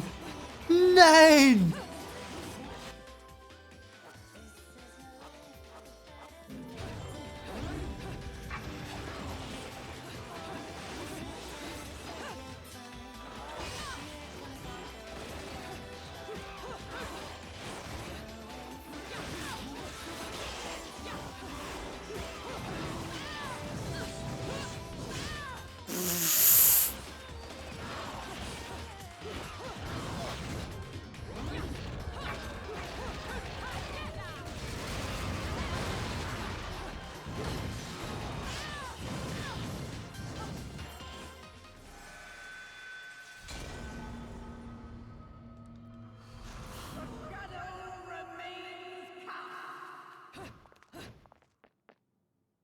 Es wird schon.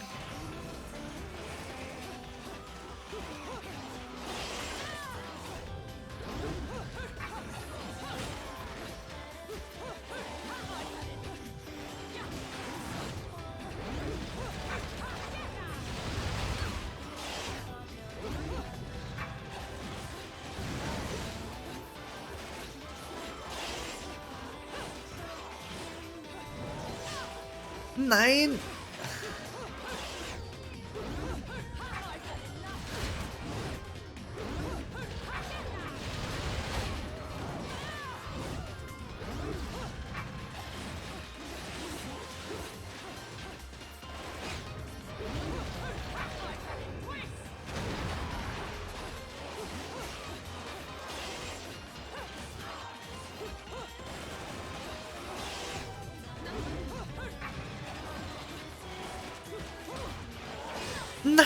Nein! Jedes Mal, wenn ich mein Magic so schön aufgefüllt habe, kassiere ich wieder einen Hit.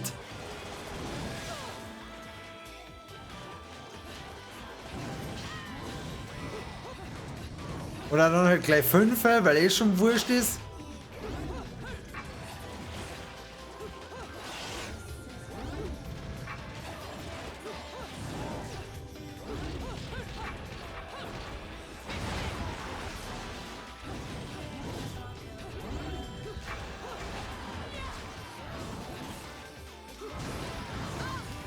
Stirb!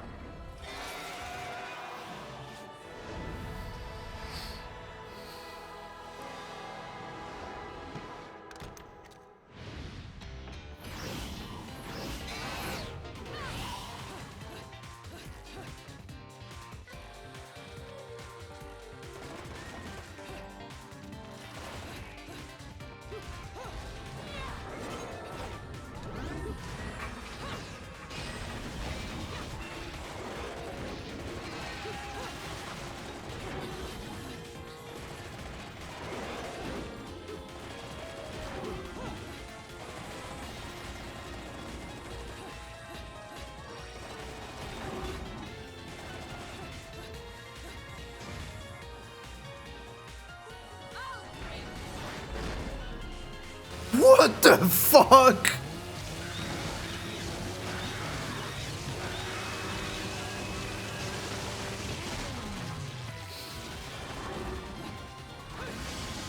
Holt dir auf einmal eine Kettensäge außer.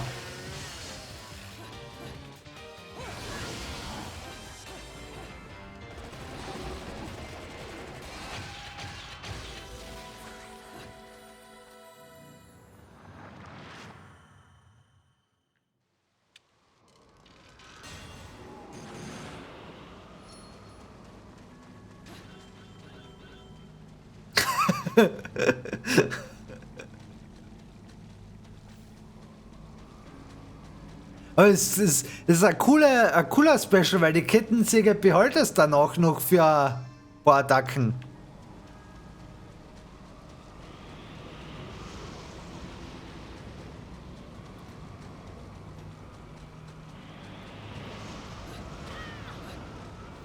Damit hätte ich rechnen können, dass der wehtut.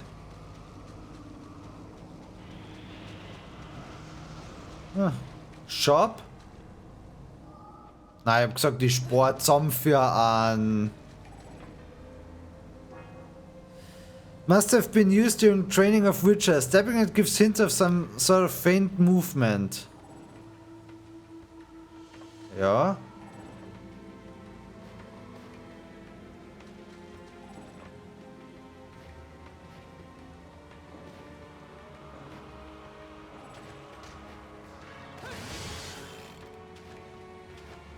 Ah.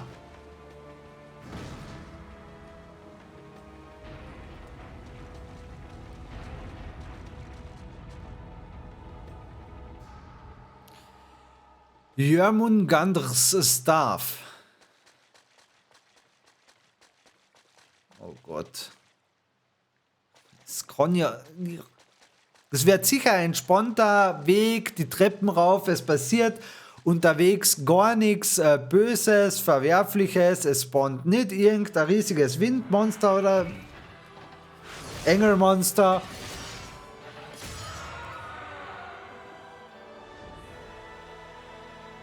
Wen haben wir denn da?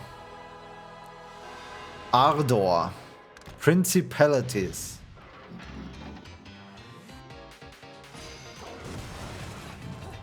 Ach so, aber einer hätte nicht gereicht, also tun wir 2 her.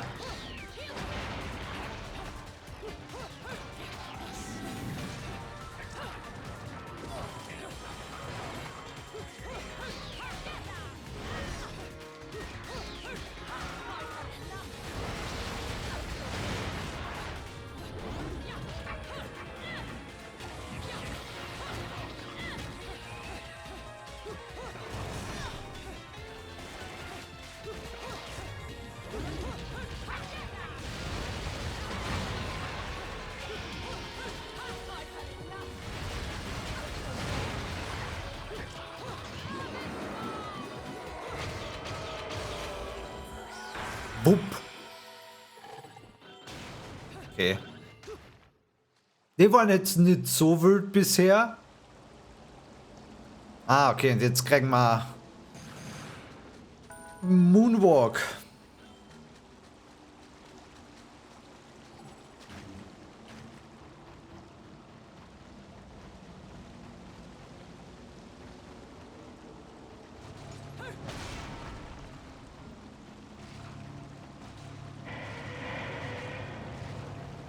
Mhm.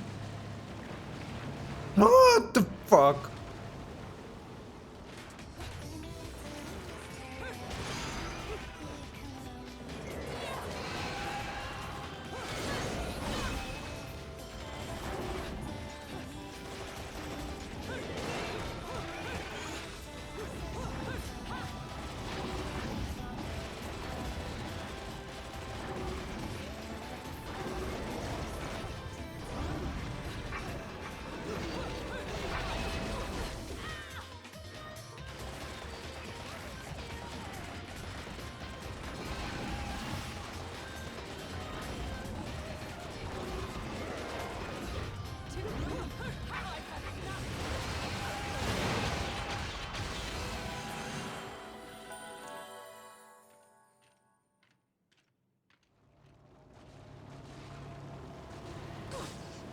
Ah ja, leuchtet, tut weh, sehr gut.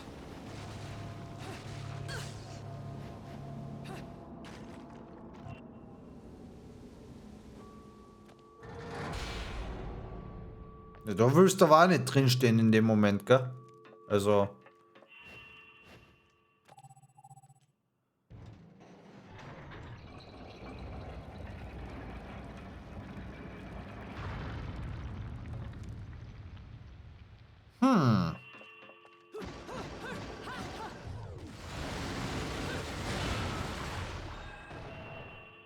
Ah ja. I see. I see.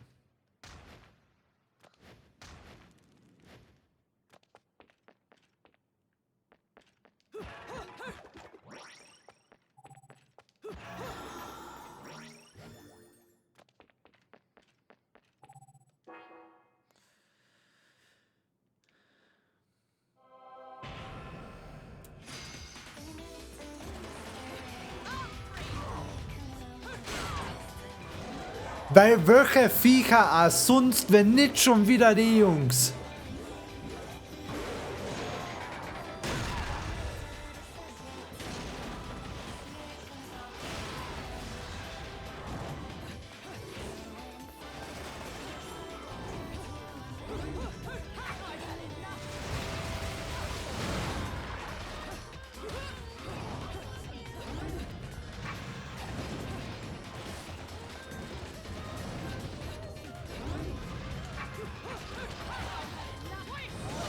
Nein, nein, nein, nein, nein, nein, nein, nein.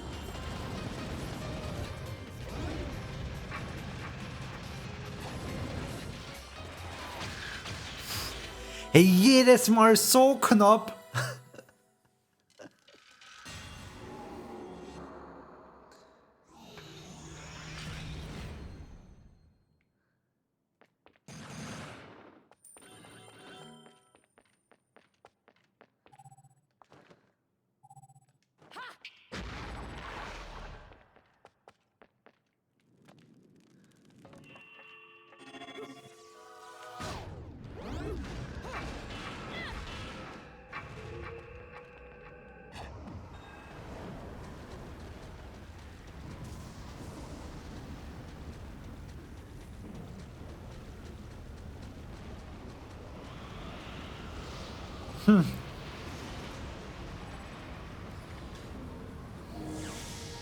Worth a try.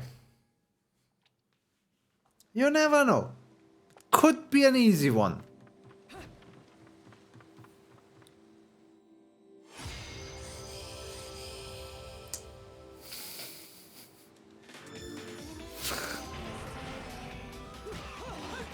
Ja, komm, komm.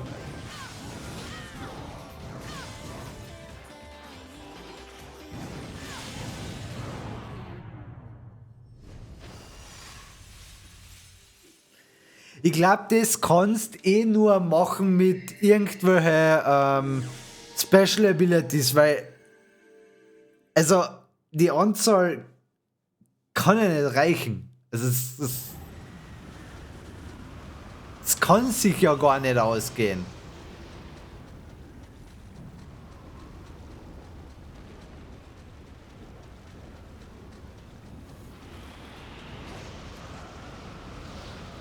Nein, nein, nein, nein, nein, nein, nein, ich hab keine HP für den Scheiß.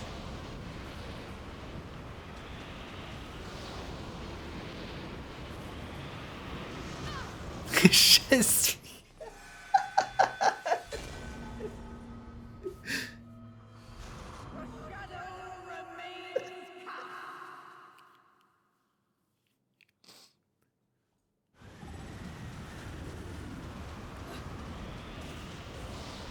Wenigstens hast du noch ein Continue Full HP.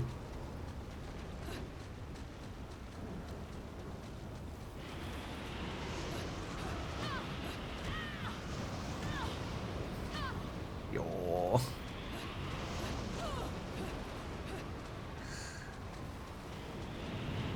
Springen wäre vielleicht keine schlechte Idee gewesen. Einfach oben drüber.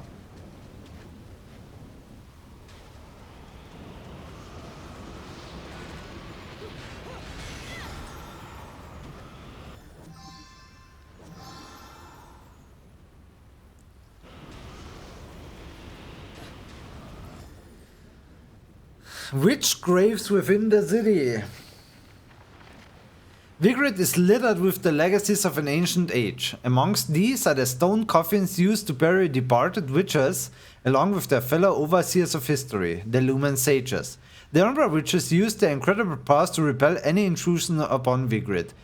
Under these auspices, the witches abode by the terms of their netherworldly contracts, and upon parting with the physical world, the strongest of the witches were deified as guardians and buried in stone coffins throughout the town. These stone coffins were sealed tight, and it was said that only those with the knowledge of a witch's magic could open them. Even during the witch hunts, when the coffins were subjected to attempted demolition, not a single soul was able to peer into the contents within. According to one theory, the contract with the Demon Master stipulates that upon leaving this earth, a witch's soul nor body can remain. It is said Umbran burial customs were developed for that very reason. The women would bury their loved ones in treasured stone coffins to lessen the pain of those destined for Inferno, even if the effect was slight. Today, unable to break the magic seal upon the coffins, the Lumen Sage seal of the sun has been placed upon the stone sarcophagi as a counterweight. If by chance the power of witches were to return to this world, they would be prevented from opening their coffin due to the seal. This is a clear indicator of the sort of persecution these women were subjected to during the witch hunts. While the whereabouts of the witch's tomb is outlined above, the location of the tombs for the Lumen Sage remains unknown. According to remaining records, they are taken upon final resting places with the Umbra in the secluded region known as the Crescent and Sunrise Valleys. It is said that the Lumen Sages, who conducted their duties not in the darkness but in the light, rest peacefully in their valley after departing from this world. Finally, there are rumors that somewhere in Vigrid, research is underway to extract the spirit energy from the departed witches. It seems that the fate of the Umbra Witch and Lumen Sage has yet to truly be decided.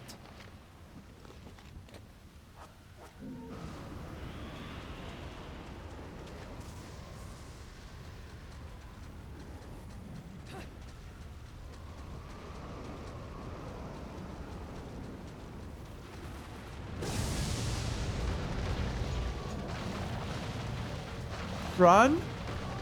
Run faster?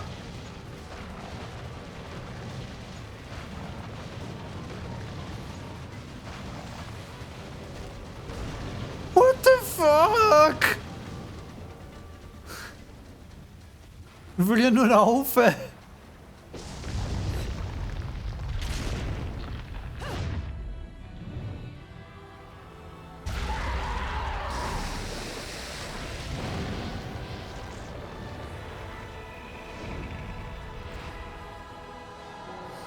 Inspired.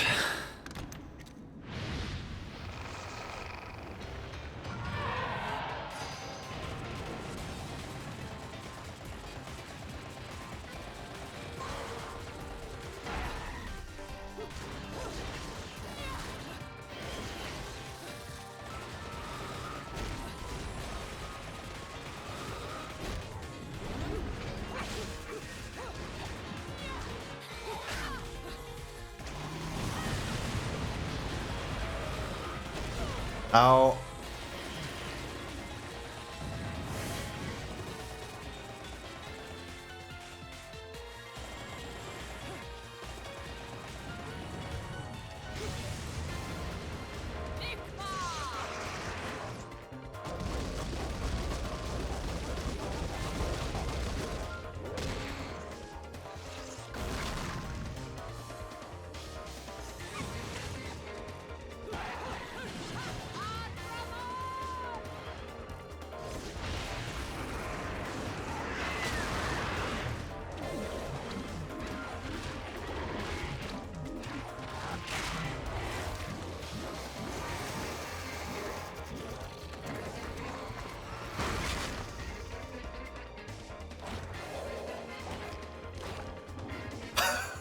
Wie er ihn schluckt.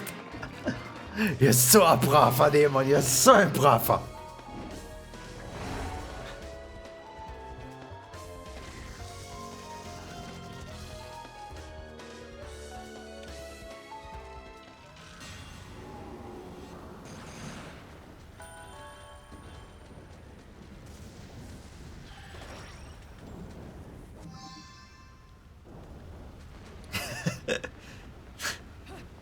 Ja, es beschreibt das Spiel ganz gut, gell? So, what the fuck?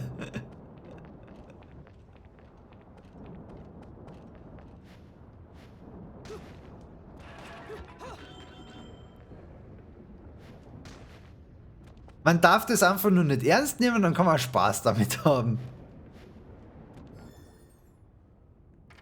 Rodan and the Gates of Hell. There's a place beloved by wanted men and rogues, where money and power rule all. It is where I have established my office. Those who call this place by its given name are instantly identified as newcomers, as the tired hands of this rat hole all call it by a single name only, the dump. Bloody battles and dirty disputes over money are an everyday occurrence here, and the concept of concern for one's fellow man was long since lost on the dump's denizens. What the people here are after, what they love to see, is not of this world. They thirst for the uproar only the occult can inspire, the appearance of Inspector, a man being devoured by a demon. These are the snacks they eat as they drink and cavort in the dump's numerous watering holes. It is this place that I have come on my pilgrimage in search of a grasp on reality. The dump is a wretched hive for all sorts of scum and villainy, home to everyone from black market businessmen to informants and devil hunters in between. But amongst them all, one man is particularly strange. His name is Rodan, proprietor of the Gates of Hell bar. His front may be that of a bartender, but rumor has it he is actually an arms dealer. Of course, if a man such as myself were to visit his establishment, there's no way all of his secrets would be laid bare. However, I can tell just by the air around him that he is a dangerous man. Unlike the standard assortment of fucks in this place, his is a sort of danger on a truly different level. According to my colleagues, if one carries enough clout here, Rodan is known to provide a gun or a blade should the fee prove satisfactory. That is all I've been able to wring out of people here. There are also rumors that if you enter the bar from some sort of hidden entrance, he will provide you things that money cannot buy. Or so say if the gossips in this occult-obsessed town. They even go so far as to say these things are not made via normal means, but are weapons made from materials available only in Inferno. In the dump, there are enough rumors to rot one's ears, and if I hadn't seen the fresco of the Trinity of Realities, a staple of the Vigridian religions, on Rodan's wall, I would have dismissed talk of him as nothing more than these tall tales. In any case, if I am able to fully investigate this man's secrets, I will surely be able to obtain the truth I so desperately seek. However, aimless sniffing around in his town is a great way to wind up dead. I'll have to be prudent and not leave things to chance.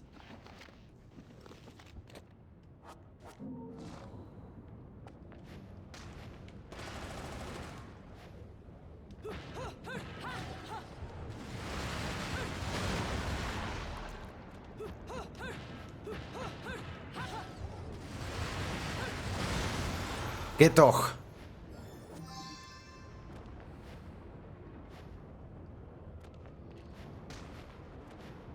Es kann übrigens sein, da bin ich mir jetzt nicht mehr sicher, dass man Dämonen erst im zweiten Teil als Gegner kriegt.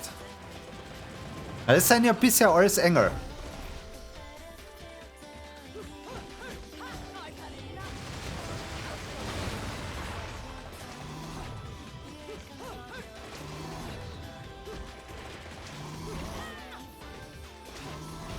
Au.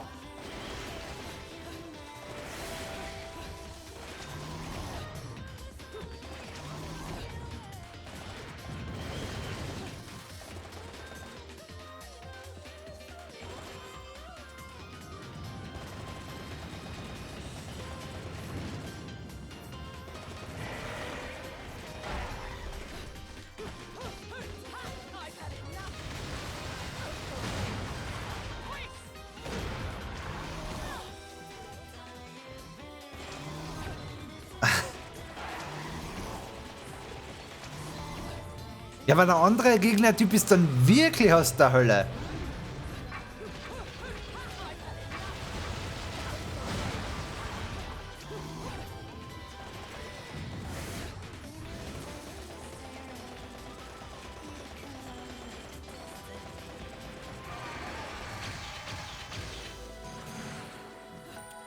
Das war jetzt ein lamer Tod für den. Einfach nur abgeballert. Oh, was wirst du machen? What the heaven? Ah. Just a little effort should knock it. Tatsächlich.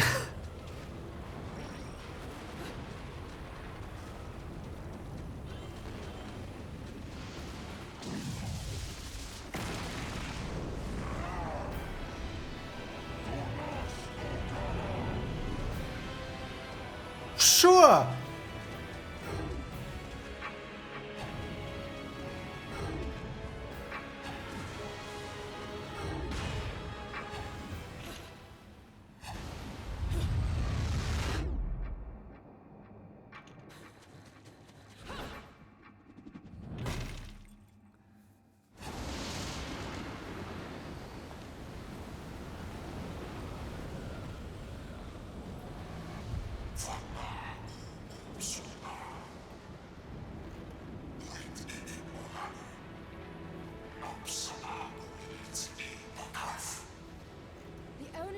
Meddling are your hapless minions.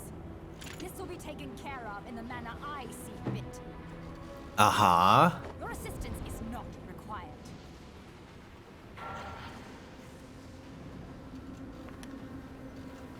I suppose coming here has given you a second wind. Feeling better, Bayonetta?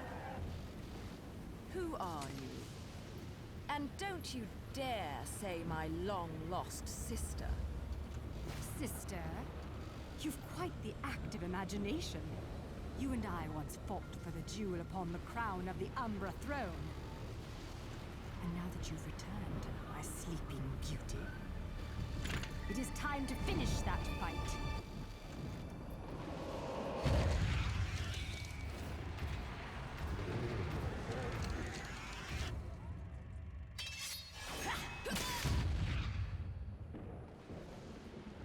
No time for daydreaming.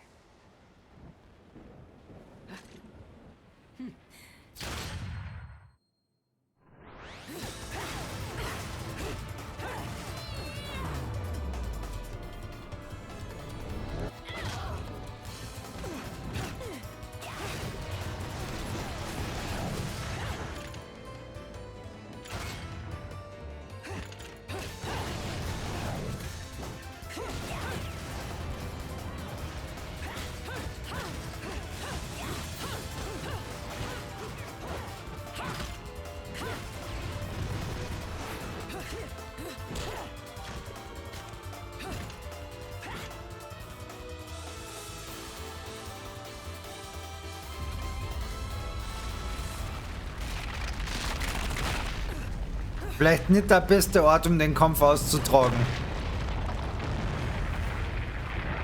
These cretins fouled it all up again. But perhaps this can be to my advantage.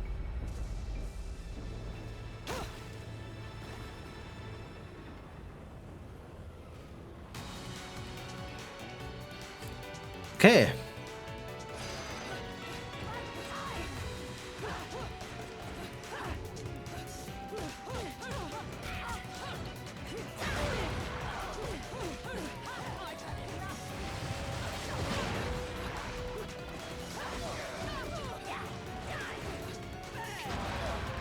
Oh.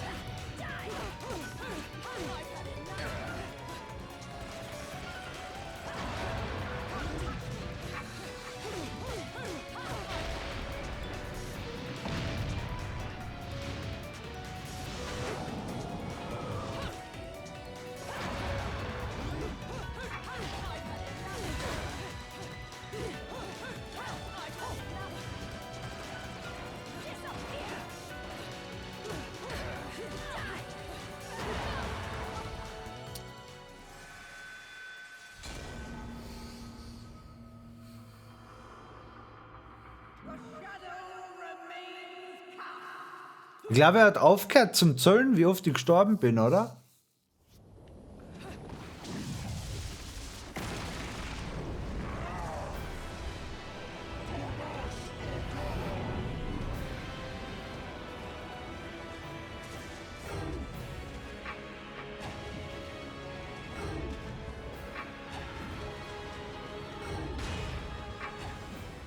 Okay, das können wir skippen.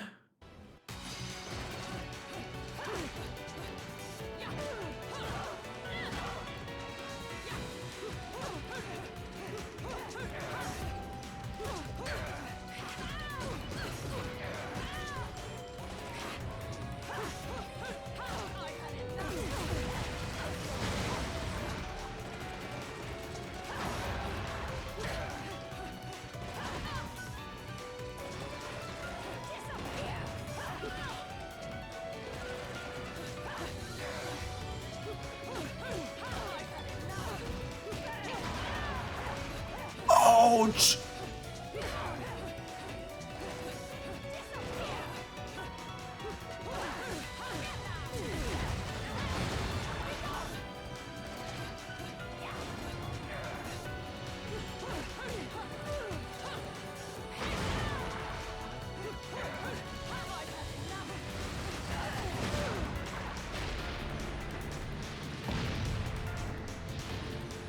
Mir kommt vor, ich war vorher schon bei 5 Tode, deswegen.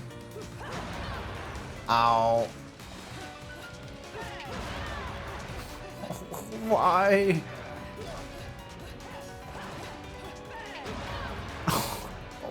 Oh, come on.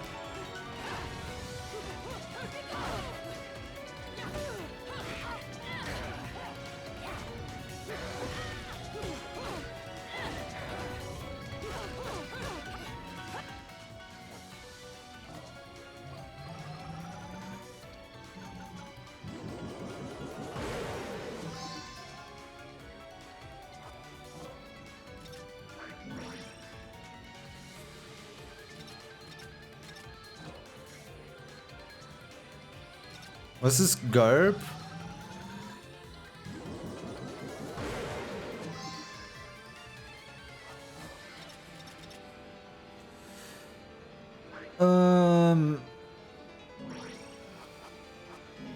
Ist wurscht.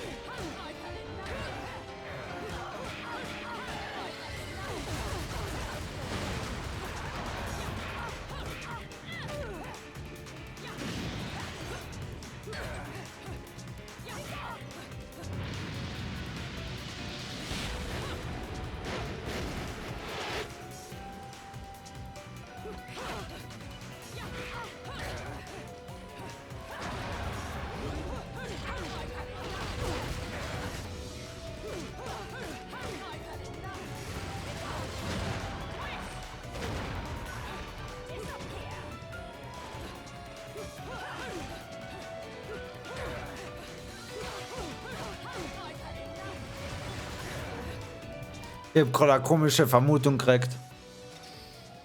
Ich kann die Waffen nicht kaufen, weil ich die Waffen schon hab.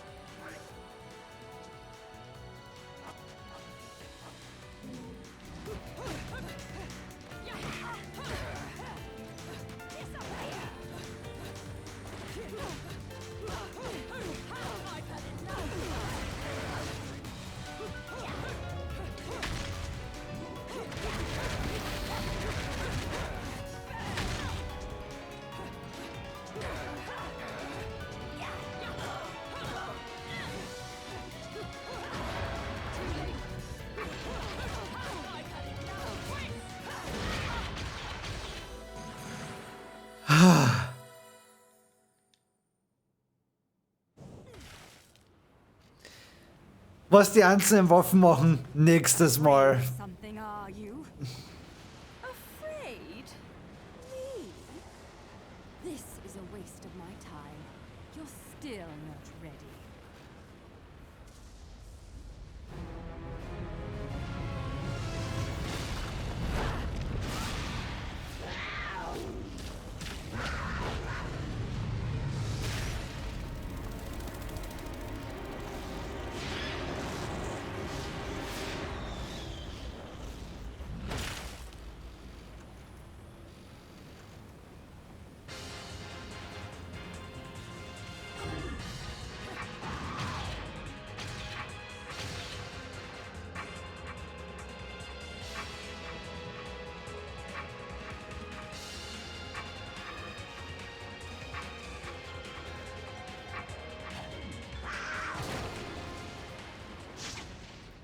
Katze. Oh my. That was bloody amazing.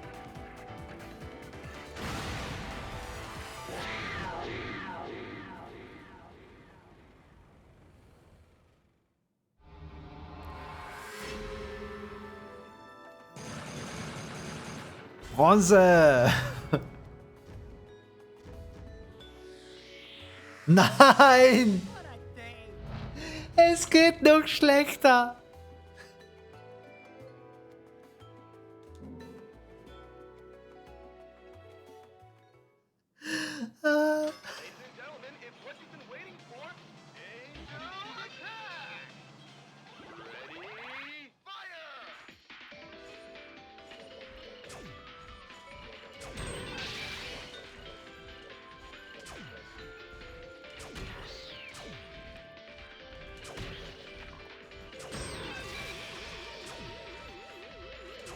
Mann.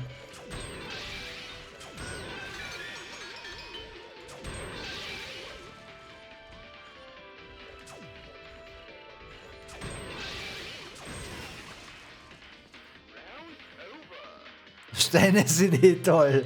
Steine sind ganz toll.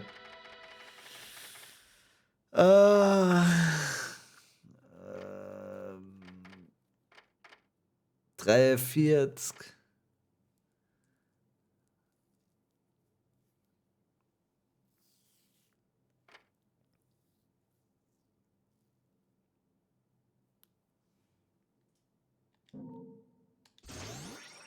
Only effective during the next chapter. Also könnte es sein, dass ich den ganzen nächsten Chapter mehr HP habe.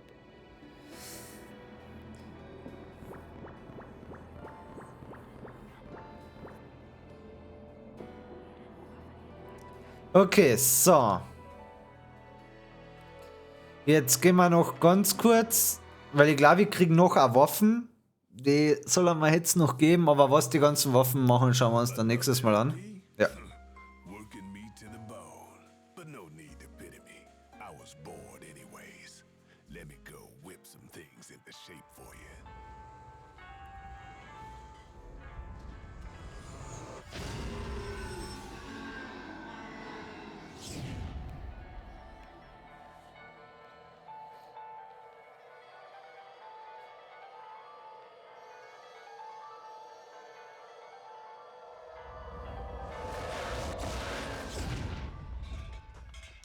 This took a bit of pounding to shape, but the workmanship's solid. Now, go put this thing Oh. Ich glaube, die waren cool. New Technik.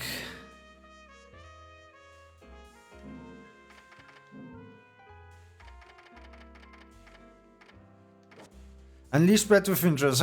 Flock of scattering bats. Any damage to take while transformed. Wie viel kosten das? 30.000.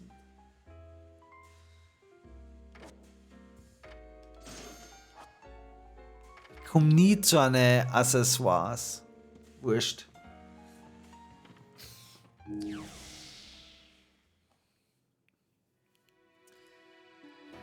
Okay, so, dann speichern wir das Ganze.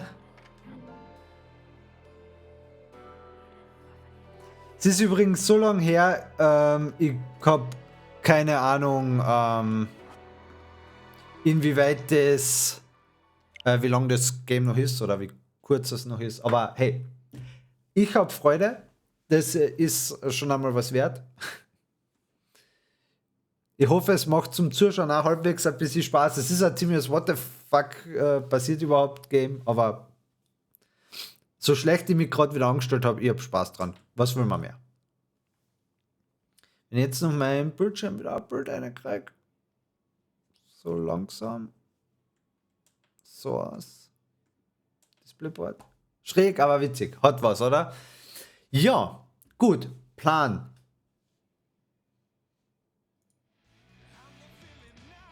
Plan ist morgen Abend noch einmal für die Woche und dann der nächste erst wieder Sonntag. Morgen ein bisschen später als heute, ich schätze so um 8. Dann kann ich nämlich noch ein paar Sachen wie zum Beispiel PC-Hardware und so weiter schauen und vielleicht schon bestellen und dann danach so um 8 machen wir einen Stream. Und dann schauen wir, was uns noch entgegengeworfen wird und uns umbringen wird. Wird sicher noch ein paar Mal passieren. Jo. Und dann wünsche ich nun eine gute Nacht, schlaft's gut und bis morgen. Ciao, ciao.